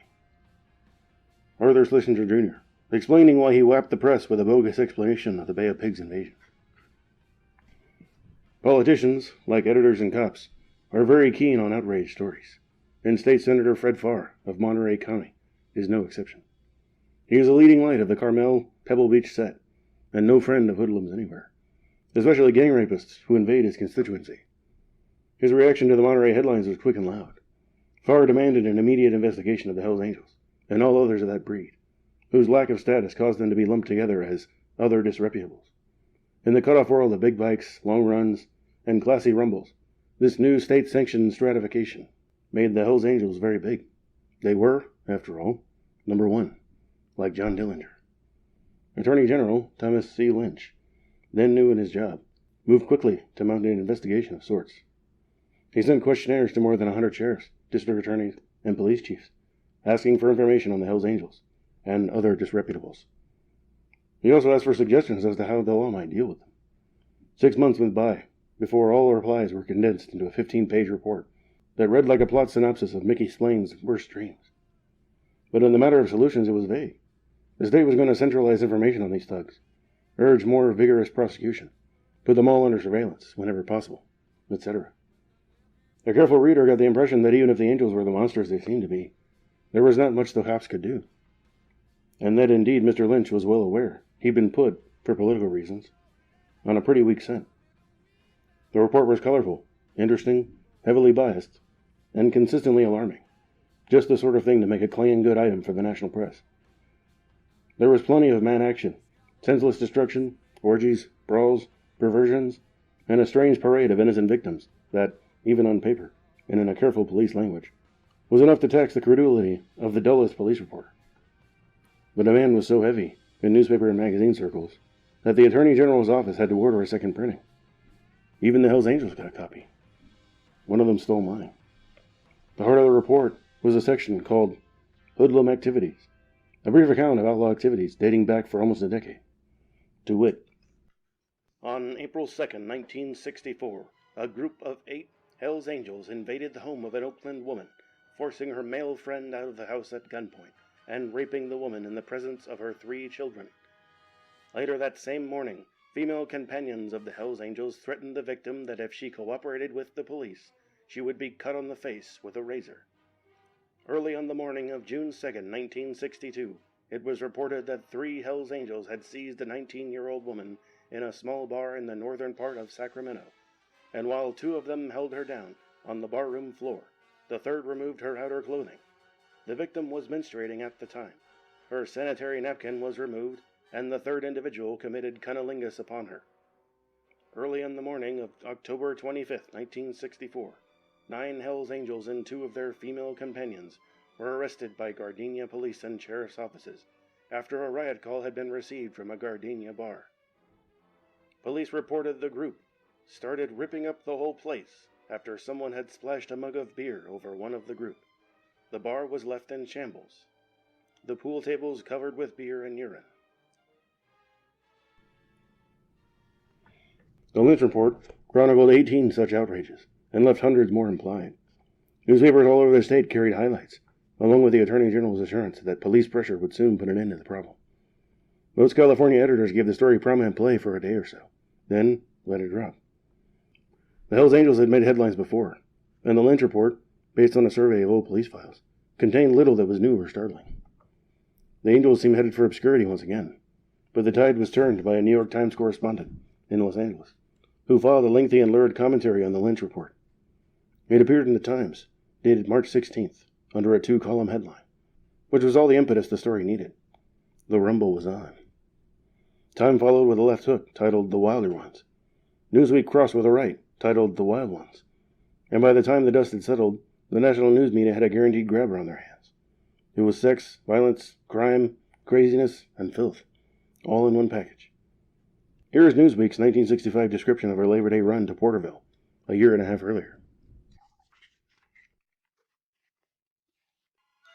A roaring swarm of 200 black-jacketed motorcyclists converged on the small, sleepy Southern California town of Porterville.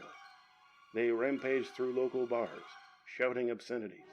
They halted cars, opening their doors, trying to paw female passengers.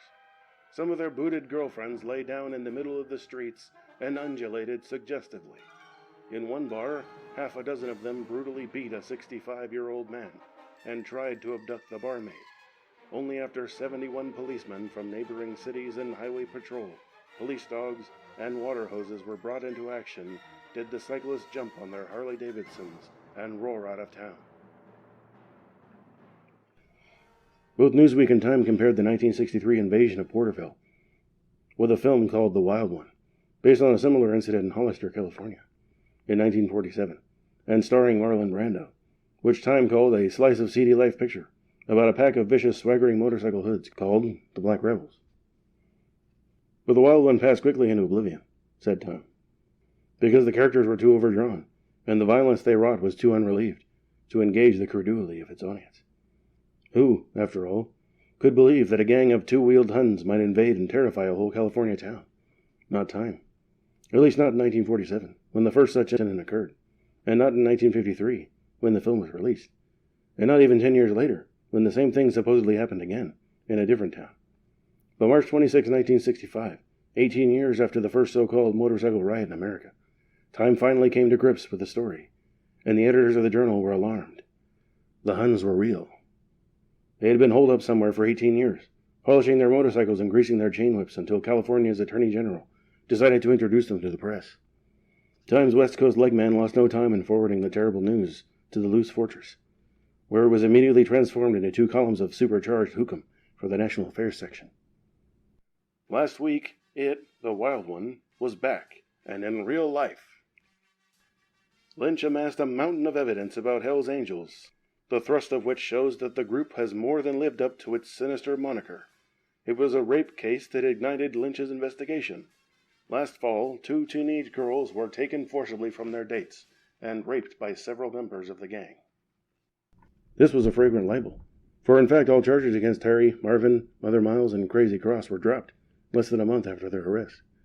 In their eagerness to get at the hair and meat of the story, Times interpreters apparently skipped page 1 of the Lynch report, which clearly stated that further investigation raised questions as to whether forcible rape had been committed, or if the identifications made by the victims were valid.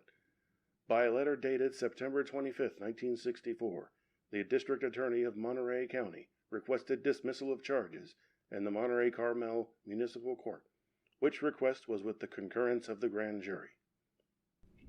Not quoted in the report were the comments of a deputy district attorney for the county. A doctor examined the girls and found no evidence to support charges of forcible rape, he said. And besides, one girl refused to testify, and the other was given a lie detector test and found to be wholly unreliable. This was pretty dull stuff, however, and Time simply couldn't find room for it. The article continued instead, in a high-pitched chattering whine, with a list of phony statistics.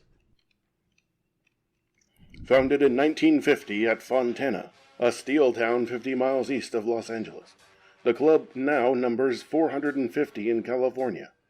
Their logbook of kicks runs from sexual perversion and drug addiction to simple assault and thievery.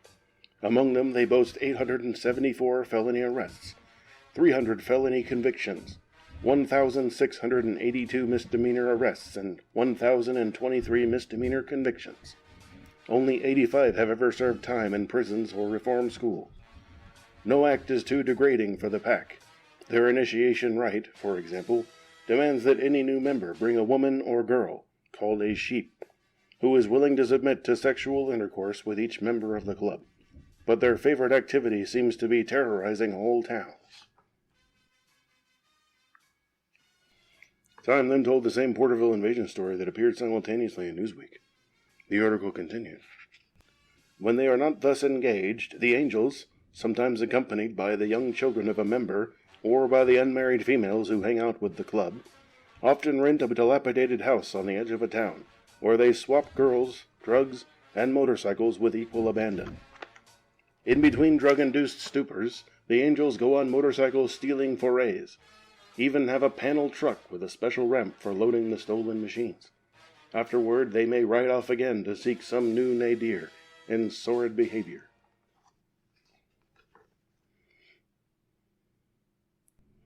There was clearly no room for this sort of thing in the Great Society, and Time was emphatic in saying it was about to be brought to a halt. These ruffians were going to be taught a lesson by hard and ready minions of the establishment. The article ended on a note of triumph. All local law enforcement agencies have now been supplied with dossiers on each member of the Hells Angels and on similar gangs, and set up a coordinated intelligence service that will try to track down the hoods wherever they appear. They will no longer be allowed to threaten the lives, peace, and security of honest citizens of our state. Said he, Lynch. To that, thousands of Californians shuddered a grateful amen. No doubt there was some shuddering done in California that week, but not all of it was rooted in feelings of gratitude. The Hells Angels shuddered with perverse laughter at the swill that had been written about them. Other outlaws shuddered with envy at the Angels' sudden fame. Cops all over California shuddered with nervous glee at the prospect of their next well-publicized run-in with any group of motorcyclists. And some people shuddered at the realization that Time had 3,042,902 readers. The significant thing about Time's view of the Angels was not a crab-wise reproach to reality, but its impact. At the beginning of March in 1965, the Hells Angels were virtually non-existent. The club's own headcount listed roughly 85, all in California. Routine police harassment had made it impossible for the outlaws to even wear their colors in any city except Oakland. Membership in the San Francisco chapter had dwindled from a one-time high of 75 to a mere 11, with one facing expulsion. The original Purdue, including Fontana, chapter, was reduced to a handful of diehards determined to go down with the ship. In Sacramento, a two-man vendetta in the form of Sheriff John Miserly and a patrolman named Leonard Chatowin had made life so difficult that the Angels were already planning the big move to Oakland. And even there, the heat was on for real. Shit. We never knew when they was gonna bust into the El Adobe and line us up against the bar with shotguns. So any bars ever closed? We even started drinking at the Sinners Club because it had a back door and a window we could get out of. I mean, the heat was on, man. We were hurting. A good reporter, if he chooses the right approach, can understand a cat or an Arab. The choice is the problem, and if he chooses wrong, he will come away scratched or baffled. A.J. Lively. At the time of the report, the state of California had admittedly been dealing for 15 years with a criminal conspiracy of the most vicious kind. Yet in the 5 single-spaced pages devoted to the Hells Angels' hoodlum activities, most involving anywhere from a dozen to 100 outlaws, the report mentioned only 16 specific arrests and 2 convictions. What was a man to think? Another part of the report stated that of the 463 identified Hells Angels, 150 had felony convictions. This is the kind of statistic that gives taxpayers faith in their law enforcement agencies. And it would have been doubly edifying if the 463 Hells Angels had actually existed when the statistic was committed to print. Unfortunately, there was less than that 100. Since 1960, the number of active members has never been over 200, and easily a third of these are Hells Angels in name only. Old grads, gone over the hump to marriage and middle age, but donning the colors once or twice a year for some major event, like the Labor Day Run. The Lynch report mentioned several of these annual affairs, but the descriptions were not entirely objective. For obvious reasons, the policemen rarely witness a crime in progress, so they have to rely on others to tell them what happened. Newsweek's version of the Porterville raid was lifted almost verbatim from the Lynch report. Another version of that affair had appeared on September 5th of 1963 in the Porterville Farm Tribune. It was an eyewitness account, written within hours of the action by a Tribune reporter named Bill Rogers, who was also Porterville's mayor. The headline said, "They came, they saw, they did not conquer."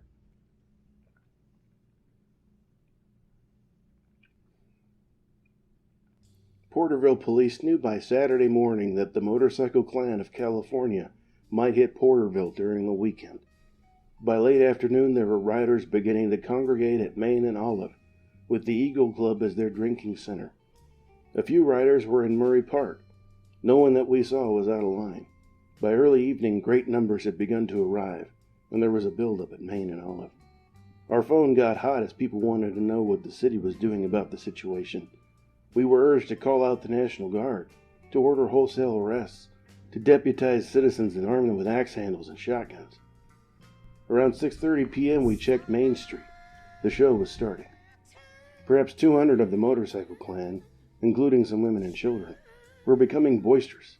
Some were crowding out into the street, molesting motorists and pedestrians. 100 or more motorcycles were parked on the east side of Main. We returned to the police station. Torrigan and Searle were handling things there. Parazzo joined them. There was still no violence, or no real reason to make arrests. It was a case of waiting as the situation developed. Decision was made to close Murray Park. About 8 p.m. radio word came that the motorcycle group was pulling out, heading east. It was possible they would stay out of town, but a few minutes later a fight and accident was reported in a club at the city line in Doyle Colony, and an ambulance was requested. It was also reported that the clan was moving back into town. Decision was made at this point to force the motorcycle group out of town. Throughout the evening, the city police switchboard was cluttered by calls, some of them legitimate, but many of them from anonymous people announcing they were citizens, demanding protection, and insulting the police. Traffic was bumper to bumper on Main Street. 1,500 local people stood around at Main and Olive to see what would happen. The motorcycle clan, maybe 300 strong at this point, was living it up, drinking, tying up traffic, breaking bottles in the street, using profane and insulting language, putting on what they considered a show. Police were hampered by the heavy traffic and the mass of spectators. We moved through the area in a loudspeaker-equipped police car, asking Porterville people to move out of the area. Result, no one moved. Others came in to see what was happening. The motorcycle clan booed. The Main Street block from Garden to Olive, then from Oak, was closed to traffic. Highway patrolmen were on the south, city police on the north. The area rapidly cleared of traffic. The clan group figured they had it made. that police were turning a block of Main Street over to him. By 9:30 p.m., officers of the Mutual Aid Group were assembled at the city police station. Torrigan briefed him on the plan of action, moved down South Main Street in cars, walk the final half block, head the motorcycles south. No one goes north. Highway patrol units would remain south on Olive and Main. Take no lip or no abuse. Either they move out or they go to jail. A city fire engine was placed in position at the penny store. The police with the nightsticks and shotguns moved out. There were no sirens, just flashing red lights. The motorcycle clan massed in the middle of the street. Some of them laid down. Torrigan led the officers, talking through a bullhorn. "You have 5 minutes to get out of town. Move!" Defiance faded. Motorcycles started. There was some resistance. A half a dozen were arrested. City firemen went down the street and moved the hose in on the clan. One rider tried to go north. He was knocked off his motorcycle with the fire hose water. Many of the riders headed south and kept going. Some stopped at the sports center. Police were sent to clean out Murray Park. Night spots were checked by police. Leaders of the 3 major clubs represented were taken to police headquarters for questioning, while remaining riders were held at the sports center. There were threats from the Hells Angels that if their arrested members were not released, they would come and get them. Torrigan said the only way to get them was to bail them out. Officers with riot guns were ready if a jailbreak was attempted. About 2:30 a.m., some of the riders headed back towards Porterville. Torrigan stopped them at the Main Street Bridge. He told them to turn around and get out or they would be arrested and their motorcycles impounded, chained together 6 at a time, and drug off. By daylight, a few scattered riders were still in the area, but the threat of violence and damage had been met and broken. A man that should call everything by its right name would hardly pass the streets without being knocked down as a common enemy. Lord Halifax. Well, a glaring example of the way police reports tend to over-dramatize the Angels is this account of a July 4th, 1964 run to Willits, a lumbering town of about 3,500 in Northern California. The official version follows an account from a San Francisco housewife, Mrs. Terry Whitwright, whose husband is a native of Willits. The 2 versions are not contradictory, but the difference in point of view suggests that the Hells Angels' reality often depends on who describes it. Here is what Mrs. Whitwright said in a letter, dated March 29th, 1965.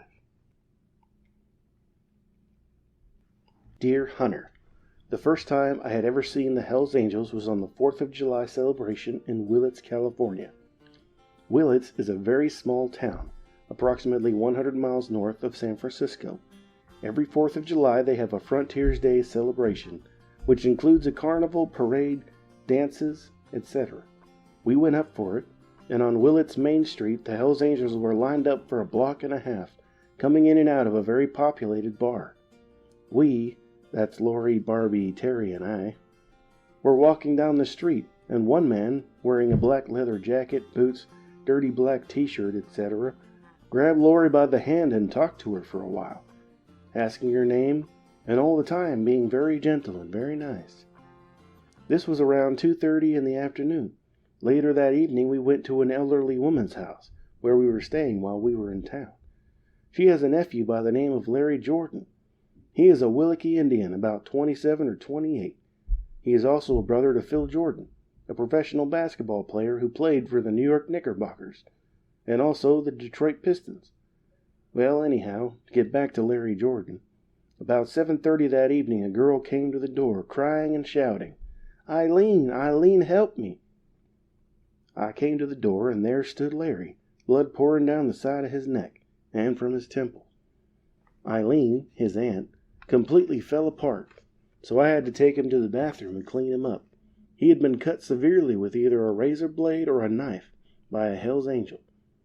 Now, the reason never was established, why he was jumped by 6 or 7 Hells Angels, but he was the type of guy who looks like he thinks he's better than anyone. But this isn't the way he is, of course. He holds himself very aloof, never looks for trouble, but he never backs away from trouble either. It's rather hard to explain. I guess you just have to know him, I think. If you know any Indians, well, maybe you'd understand.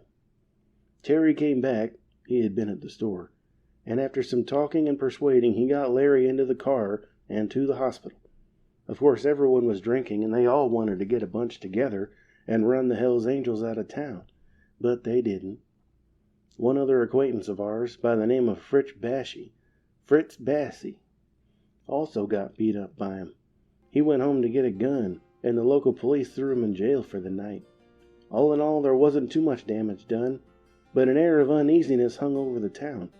No one knew what would happen next, and no one could really relax and have any fun or enjoy themselves as they usually do on these celebrations on the 4th of July. It's a shame, really. The Attorney General told it this way.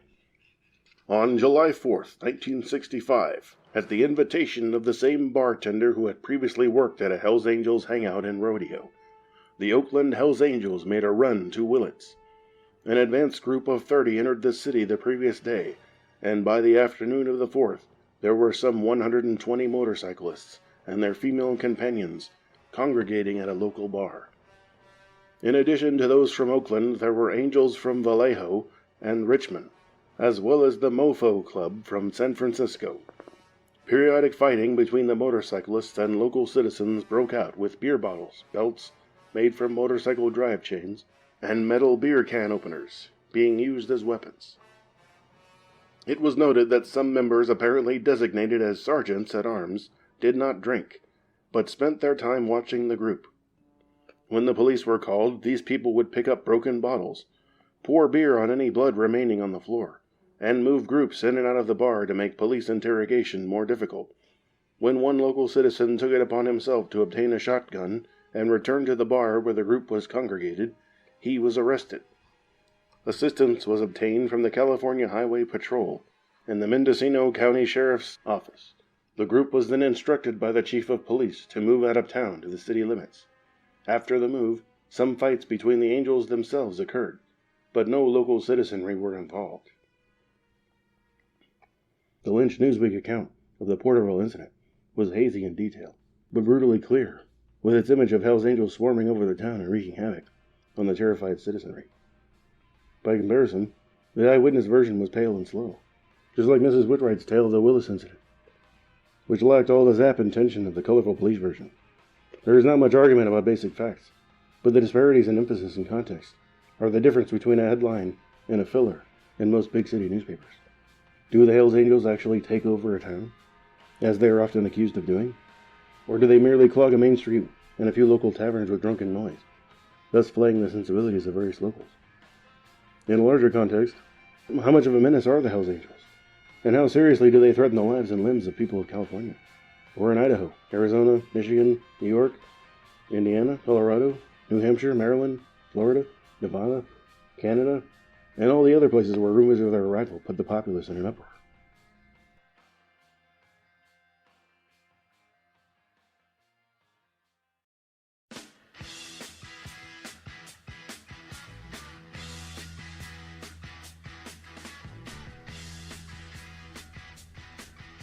Hells Angels, The Strange and Terrible Saga, by Hunter S. Thompson.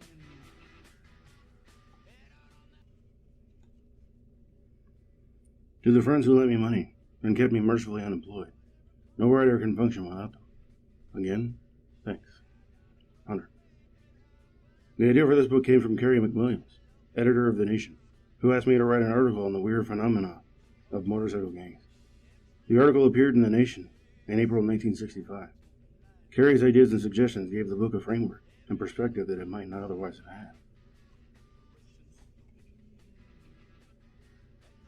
In my own country, I am in a far-off land. I am strong, but I have no force or power. I win all, yet I remain a loser. At break of day, I say good night. When I lie down, I have a great fear of falling. Francois Villon. 1. California, Labor Day weekend. Early, with ocean fog still in the streets. Outlaw motorcyclists wearing chains, shades, and greasy Levi's roll out from damp garages, all-night diners, and cast-off one-night pads in Frisco, Hollywood, Purdue, and East Oakland, heading for the Monterey Peninsula, north of Big Sur. The menace is loose again. The Hells Angels. The 100-carat headline. Running fast and loud on the early morning freeway. Low in the saddle. Nobody smiles. Jamming crazy through traffic. And 90 miles an hour down the center stripe. Missing by inches. Like Genghis Khan on an iron horse. A monster steed with a fiery anus. Flat out through the eye of a beer can and up your daughter's leg. With no quarter rest and none given. Show the squares some class. Give them a whiff of those kicks they'll never know. Ah, these righteous dudes. They love to screw it up. Little Jesus, the Gimp, Chocolate George, Buzzard, Zorro, Hambo, Clean Cut, Tiny, Terry the Tramp, Frenchie, Moldy, Marvin, Mother Miles, Dirty Ed, Chuck the Duck, Fat Freddy, Filthy Phil, Charger Charlie the Child Molester, Crazy Cross, Puff, Magoo, Animal, and at least 100 others. Tents for the action. Long hair in the wind. Beards and bandanas flapping. Earrings, armpits, chain whips, swastikas, and stripped-down Harleys flashing chrome as traffic on 101 moves over, nervous, to let the formation pass, like a burst of dirty thunder. They call themselves Hell's Angels. They ride, rape, and raid like marauding cavalry, and they boast that no police force can break up their criminal motorcycle fraternity. True, The Man's Magazine, August 1965. They're not bad guys individually. I tell you one thing, I'd rather have a bunch of Hell's Angels on my hands than these civil rights demonstrators. When it comes to making trouble for us, the demonstrators are much worse. The jailer at the San Francisco City Prison. Some of them are pure animals. They'd be animals in any society. These guys are outlaw types who should have been born 100 years ago. Then they would have been gunfighters. Bernie Jarvis, a charter member of the Hells Angels, who later became a San Francisco Chronicle police reporter. We're the 1%ers, man. The 1% that don't fit and don't care. So don't talk to me about your doctor bills and your traffic warrants. I mean, you get your woman and your bike and your banjo, and I mean, you're on your way. We punched our way out of 100 rumbles, man. Stayed alive with our boots and our fists. We're royalty among motorcycle outlaws, baby. A Hells Angel, speaking for the permanent record. The run was on. Outlaws from all over the state rolled in packs towards Monterey. North from San Bernardino and Los Angeles on 101. South from Sacramento on 50. South from Oakland, Hayward, and Richmond on 17. And from Frisco on the Coast Highway. The hardcore, the outlaw elite, were the Hells Angels. Wearing the winged death's head on the back of their sleeveless jackets and packing their mamas behind them on big chopped hogs. They rode with a fine unwashed arrogance, secure in their reputation as the rottenest motorcycle gang in the whole history of Christendom. From San Francisco, in a separate formation, came the Gypsy Jokers, 36 in all. The number 2 outlaw club in California. Starved for publicity, and with only one chapter. The Jokers could still look down on such as the Residents, Road Rats, Night Riders, and Question Marks. Also from the Bay Area. Gomorrah, with Sodom 500 miles to the south and a vast mad bowl of Los Angeles. Home turf of the Satan slaves. Number 3 in the outlaw hierarchy. Custom bike specialist with a taste for the flesh of young dogs. Flashy headbands, and tender young blondes with lobotomy eyes. The slaves were the class of Los Angeles, and their women clung tight to the leather backs of these dog-eating, crotch-busting fools as they headed north for their annual party with the Hells Angels, who even then viewed the LA bunch with a friendly condescension, which the slaves didn't mind, for they could dump with impunity on other southern clubs, the Coffin Cheaters, Iron Horsemen, Galloping Gooses, Comancheros, Stray Satans, and a homeless fringe element of human censors so foul that not even the outlaw clubs, north or south, would claim them except in a fight when an extra chain or beer bottle might make the crucial difference. Over and over again, I have said that there is no way out of the present impasse. If we were wide awake, we would be instantly struck by the horrors which surround us. We would drop our tools, quit our jobs, deny our obligations, pay no taxes, observe no laws, and so on. Could the man or woman who is thoroughly awakened possibly do the crazy things which are now expected of him or her at every moment of the day? Henry Miller, In the World of Sex, 1,000 copies printed, by J&H, for Friends of Henry Miller, 1941. People will just have to learn to stay out of our way. We'll bust up everyone who gets in our way. Hell's Angel talking to police. On the morning of the Monterey Run, Labor Day 1964, Terry the Tramp woke up naked and hurting all over. The night before, he'd been stomped and chain-whipped outside an Oakland bar by the Nine Diablos, a rival East Bay cycle club. I'd hit one of their members earlier, he explained, and they didn't appreciate it. I was with 2 other angels, but they left a little bit before me, and as soon as they were gone, these bastard Diablos jumped me outside the bar. They messed me up pretty good, so we spent half the night looking for them. The search was futile, and just before dawn, Terry went back to Scragg's small house in San Leandro, where he was living with his wife and 2 children.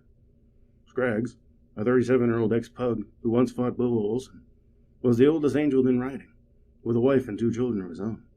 But when Terry came down from Sacramento that summer to look for a job in the Bay Area, Scraggs offered a bed and board. The 2 wives got along, the kids meshed, and Terry found a job on the assembly line at a nearby General Motors plant. In itself a tribute to whatever human flexibility remains at the shop level in the American labor movement. For Terry, at a glance, looked hopelessly unemployable, like a cross between Joe Palooka and the Wandering Jew. He is 6 feet 2 inches tall, 210 pounds heavy, with massive arms, a full beard, shoulder-length black hair, and a wild, jabbering demeanor not calculated to soothe the soul of any personnel specialist. Beyond that, in his 27 years he has piled up a tall and ugly police record, a multitude of arrests from petty theft and battery to rape, narcotics offenses, and public cunnilingus. And all this without a felony conviction, being officially guilty of nothing more than what any spirited citizen might commit in some drunk or violent moment of animal weakness. Yeah, but that rap sheet's all bullshit, he insists. Most of those charges are phony. I've never even thought of myself as a criminal. I don't work at it.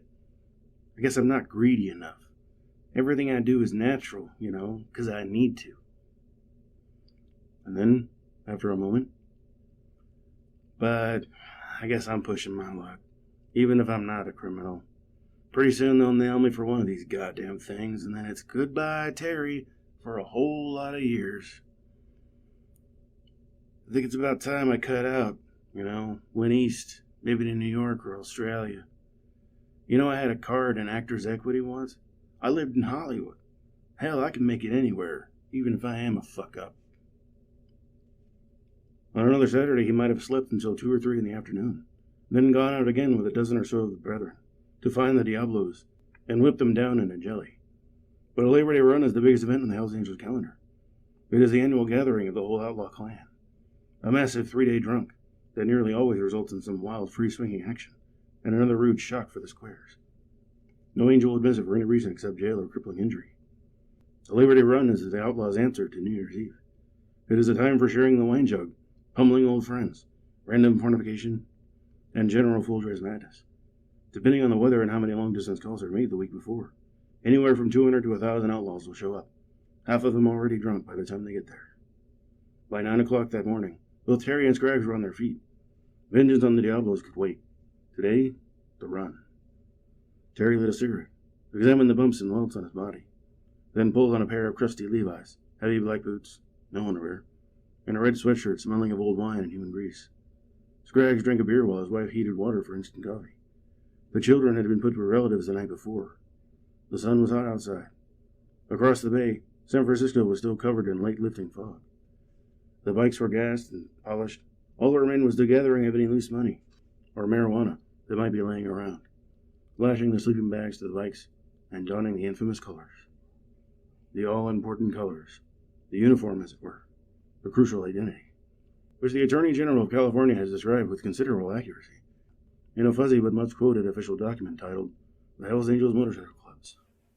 The emblem of the Hells Angels, termed colors, consists of an embroidered patch of a winged skull wearing a motorcycle helmet. Just below the wing of the emblem are the letters MC. Over this is a band bearing the words Hells Angels. Below the emblem is another patch bearing the local chapter name, which is usually an abbreviation for the city or locality. These patches are sewn on the back of a usually sleeveless denim jacket.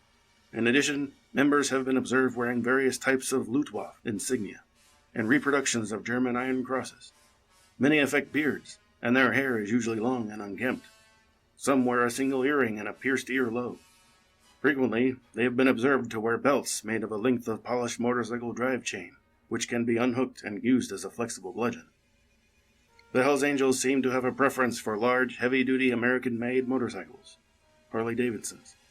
Club members usually use a nickname, designated as their legal name, and are carried on club rolls under that name.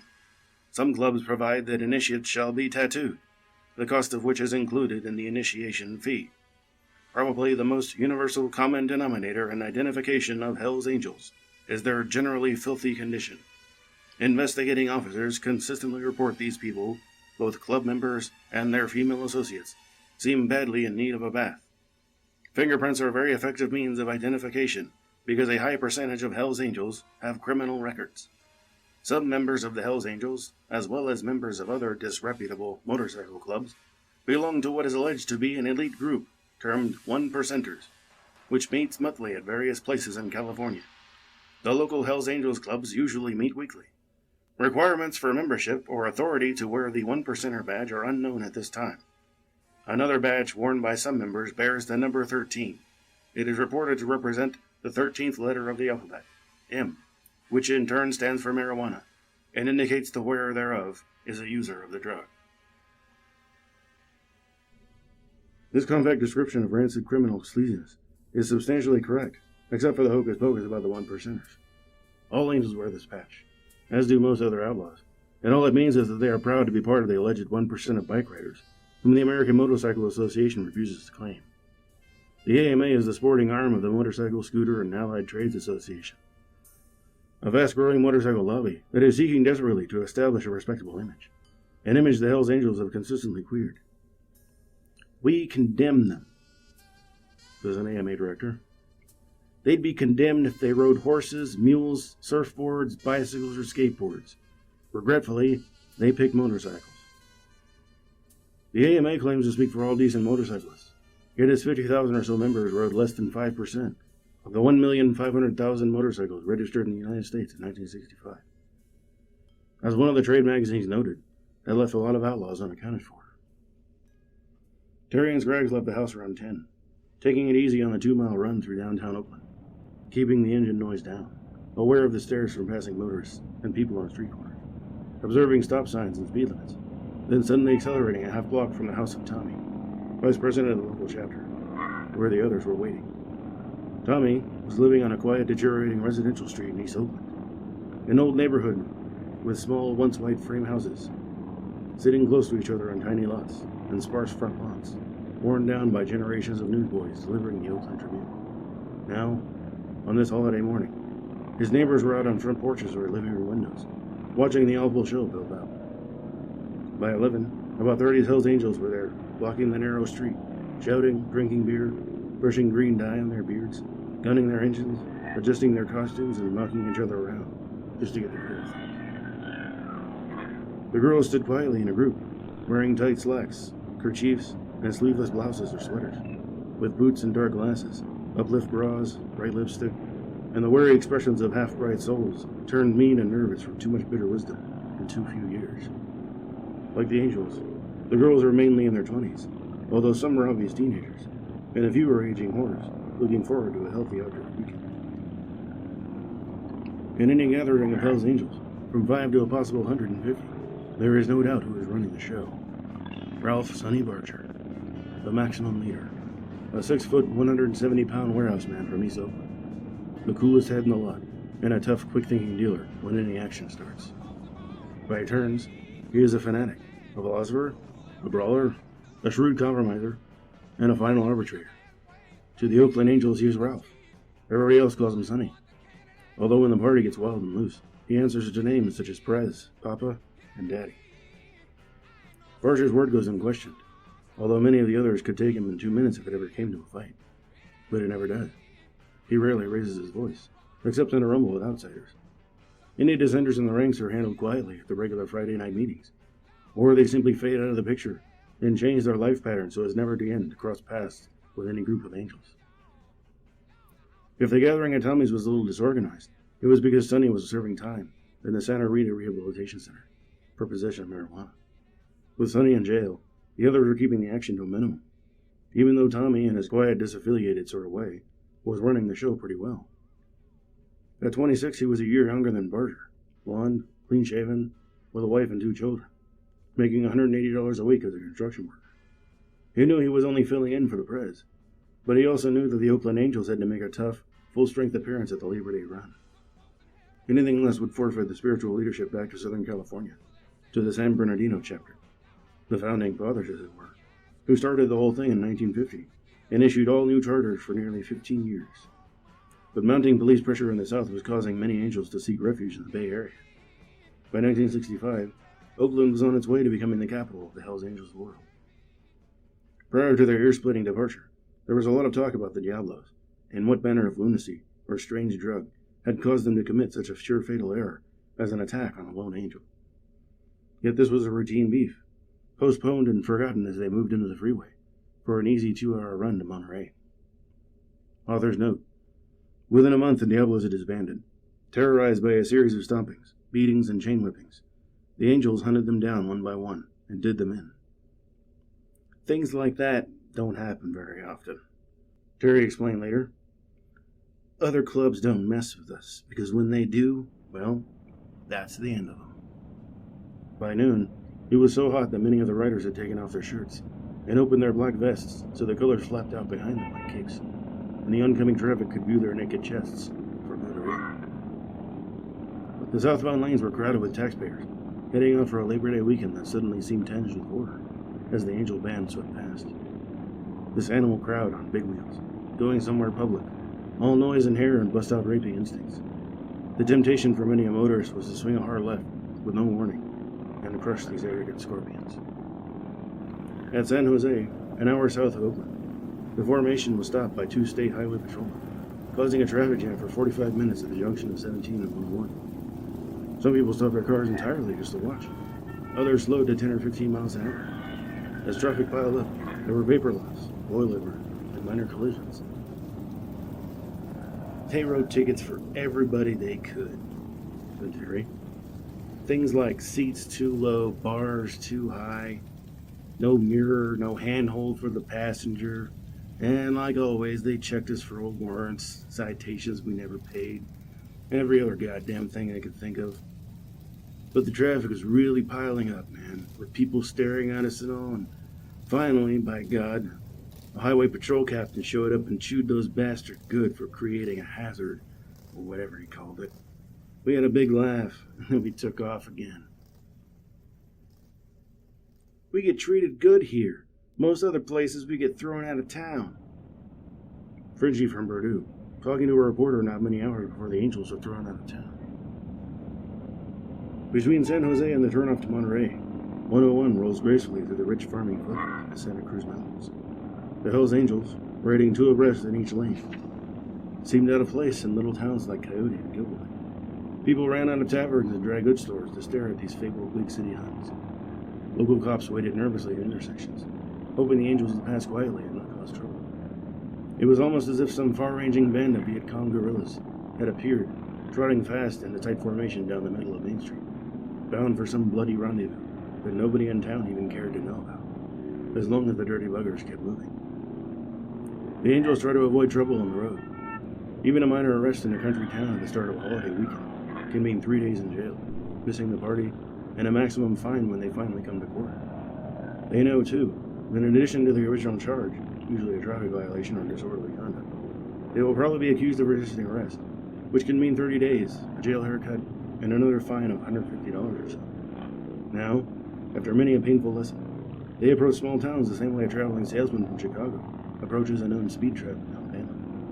The idea, after all, is to reach the destination, not to lock horns with hayseed cops along the way. The destination this time was a big tavern called Nick's, a noisy place on the main drag called Del Monte, near Cannery Row in downtown Monterey. We went right through the middle of town, recalls Terry. Through the traffic and everything. Most of the guys knew Nick's, but not me because I was in jail the other time. We didn't make it till about 3 because we had to wait in the gas station on 101.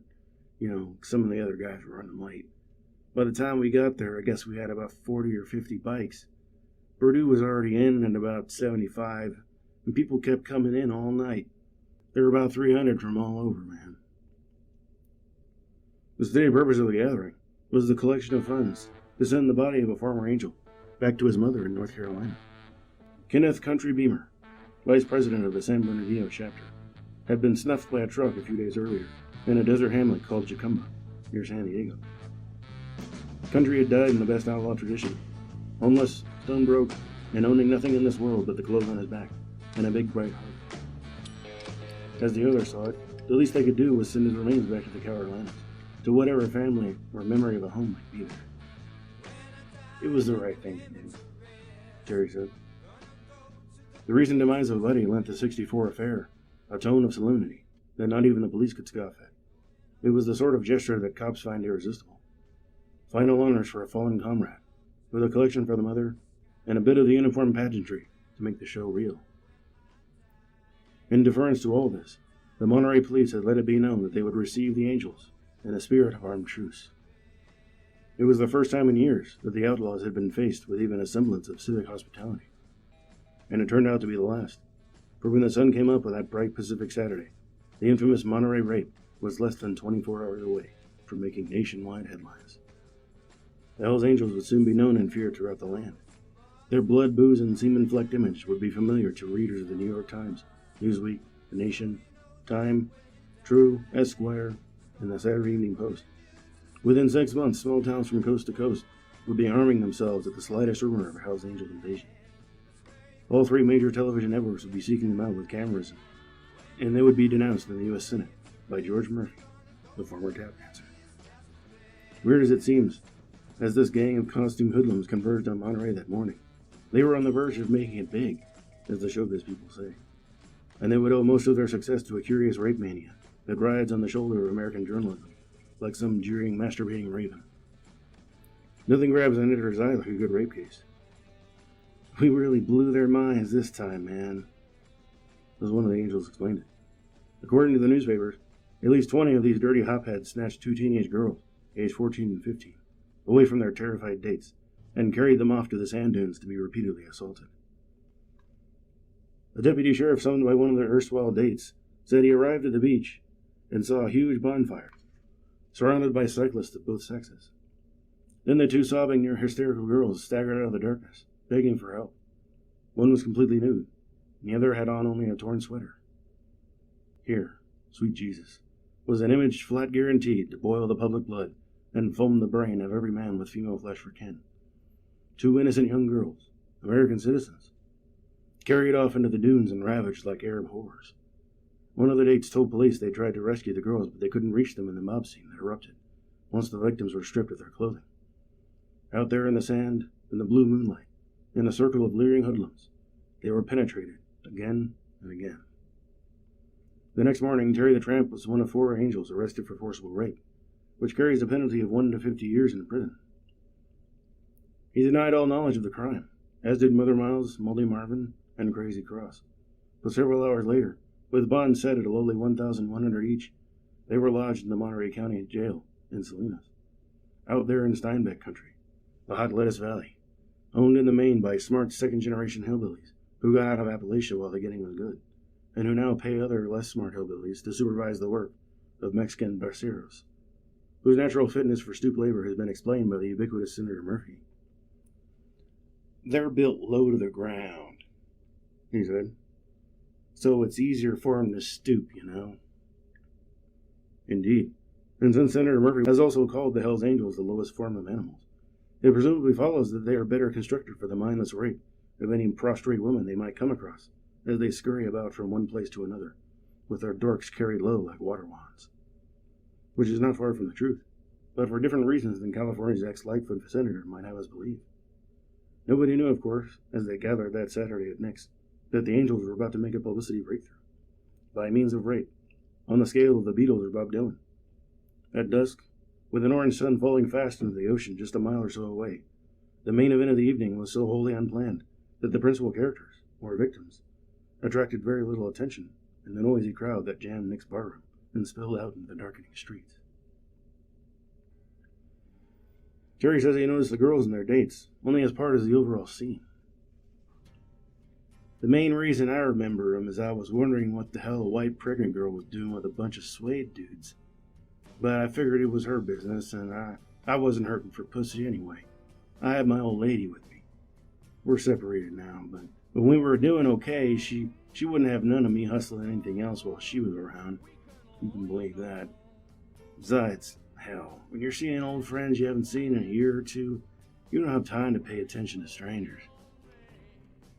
The only thing Terry and all the other angels agree on, in relation to the victim's first appearance, is that they sure as hell didn't look no 14 and 15, man. Those girls looked every bit of 20.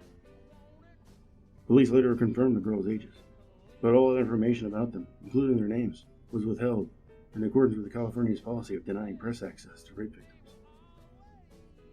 I can't even say if those girls were pretty or not, Terry went on. I just don't remember. All I can say for sure is that we didn't have no trouble at Nick's. The cops were there, but only to keep people away. It was the same old story every place we go now. Traffic piling up on the street outside, local badasses prowling around, young girls looking for kicks. A bunch of Nick's regular customers just digging the party, man. The cops did right by staying around. Everywhere we go, there's some local hoods who want to find out how tough we are. If the cops weren't there, we'd end up having to hurt somebody, Hell, nobody wants trouble on a run. All we want to do is have some fun and relax. It is said, however, that the Hells Angels have some offbeat ideas about fun and relaxation. If they are, after all, the lowest form of animals, not even Senator Murphy could expect them to gather together in a drunken mass for any such elevated pastimes as ping pong, shuffleboard, or whist. Their picnics have long been noted for certain beastly forms of entertainment, and any young girl who shows up at a Hells Angels bonfire at 2 a.m. is presumed, by the outlaws, to be in a condition of heat. So it was only natural that the two girls attracted more attention when they arrived at the beach than they had earlier in the convivial bedlam at Nick's. One aspect of the case overlooked in most newspaper accounts had to do with elementary logistics. So how was it that these two young girls happened to be on a deserted midnight beach with several hundred drunken motorcycle thugs? Were they kidnapped from Nick's? And if so, what were they doing there in the first place, aged 14 and 15, circulating all evening in a bar jammed wall to wall with the state's most notorious gang of outlaws? Or were they seized off the street somewhere, perhaps at a stoplight, to be slung over the gas tank of a bored-out Harley, and carried off into the night, screaming hysterically, while bystanders gaped in horror? Police strategists, thinking to isolate the Angels, had reserved them a campsite far out of town, on an empty stretch of dunes between Monterey Bay and Fort Ord, an Army basic training center. The reasoning was sound. The beasts were put off in a place where they could whip themselves into any kind of orgiastic frenzy without becoming dangerous to the citizenry. And if things got out of hand, the recruits across the road could be bugled out of bed and issued bayonets. The police posted a guard on the highway in case the Angels got restless and tried to get back to town. But there was no way to seal the camp off entirely, nor any provision for handling local innocents who might be drawn to the scene out of curiosity, or other, darker reasons not covered in police training manuals. The victims told police they had gone to the beach because they wanted to look at the cyclists. They were curious, even after several hours at Nick's, which was so crowded that evening that most of the outlaws took to pissing in the parking lot rather than struggle inside of the bathroom. Hell, those broads didn't come out here for no sing-song, said Terry. They were loaded, and they wanted to get off some leg. But it just got to be too many guys, To start with, it was groovy for 'em. Then more and more guys came piling over the dunes. Yeah, pussy. That kind of thing. And the broads didn't want it. The suede dudes just split. We never saw them again. I don't know for sure how it ended. All I knew then was that they had some mamas out there in the dunes. But me and my old lady went and crashed pretty early. I was so fucking wasted I couldn't even make it with her. No family newspaper sought to quote the Angel version. But 6 months later, playing pool in a San Francisco bar, Frenchie remembered it this way. One girl was white and pregnant. The other was colored. And they were with 5 colored studs, They hung around Nick's about 3 hours on Saturday night, drinking and talking with our riders. Then they came out to the beach with us, them and their 5 boyfriends. Everybody was standing around the fire drinking wine. Some of the guys were talking to them, hustling them, naturally. And pretty soon somebody asked the two chicks if they wanted to be turned on. You know, if they want to smoke some pot. They said yeah. And when they walked off with some of the guys to the dunes, the spade went with a few guys. And then she wanted to quit. But the pregnant one, she was really hot to trot. First 4 or 5 guys, she was really dragging into her arms. But after that, she cooled off too. By this time, though, one of their boyfriends had gotten scared and gone for the cops. And that's all it was. The next morning, said Terry, I rode in with somebody, I don't remember who it was, to some drive-in on the highway where we got some breakfast. When we got back to the beach, they had a roadblock set up with those 2 broads sitting in there in the cop car, looking at everybody. I didn't know what was going on, but then a cop said, "You're one," and they slapped the cuffs on me. Those goddamn girls were fucking giggling, righteously laughing. You know, ha ha, that's one of them. So off I went to the bucket for rape. When we got to the jail, I said, "Hey, I want to be checked out. Let's see a doctor. I ain't had no intercourse in 2 days." But they wouldn't go for it. Marvin and Miles and Crazy Cross were already there. We figured we were deep in the shit until they told us bail was only $1,100. Then we knew they didn't have much of a case. Fucking bastards. Meanwhile, out on Marina Beach, the rest of the Angels were being rounded up and driven north along Highway 156 toward the county line. Laggers were thumped on the shoulders with billy clubs and told to get moving. Side roads were blocked by state troopers, while dozens of helmeted deputies, many from neighboring counties, ran the outlaws through the outlet.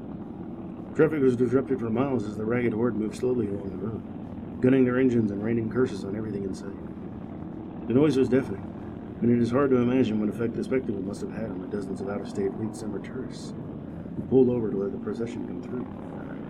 Because of the proximity to an army base, they undoubtedly thought they were making way for a caravan of tanks, or at least something impressive military. And then to see an army of hoodlums being driven along the road like a herd of diseased sheep.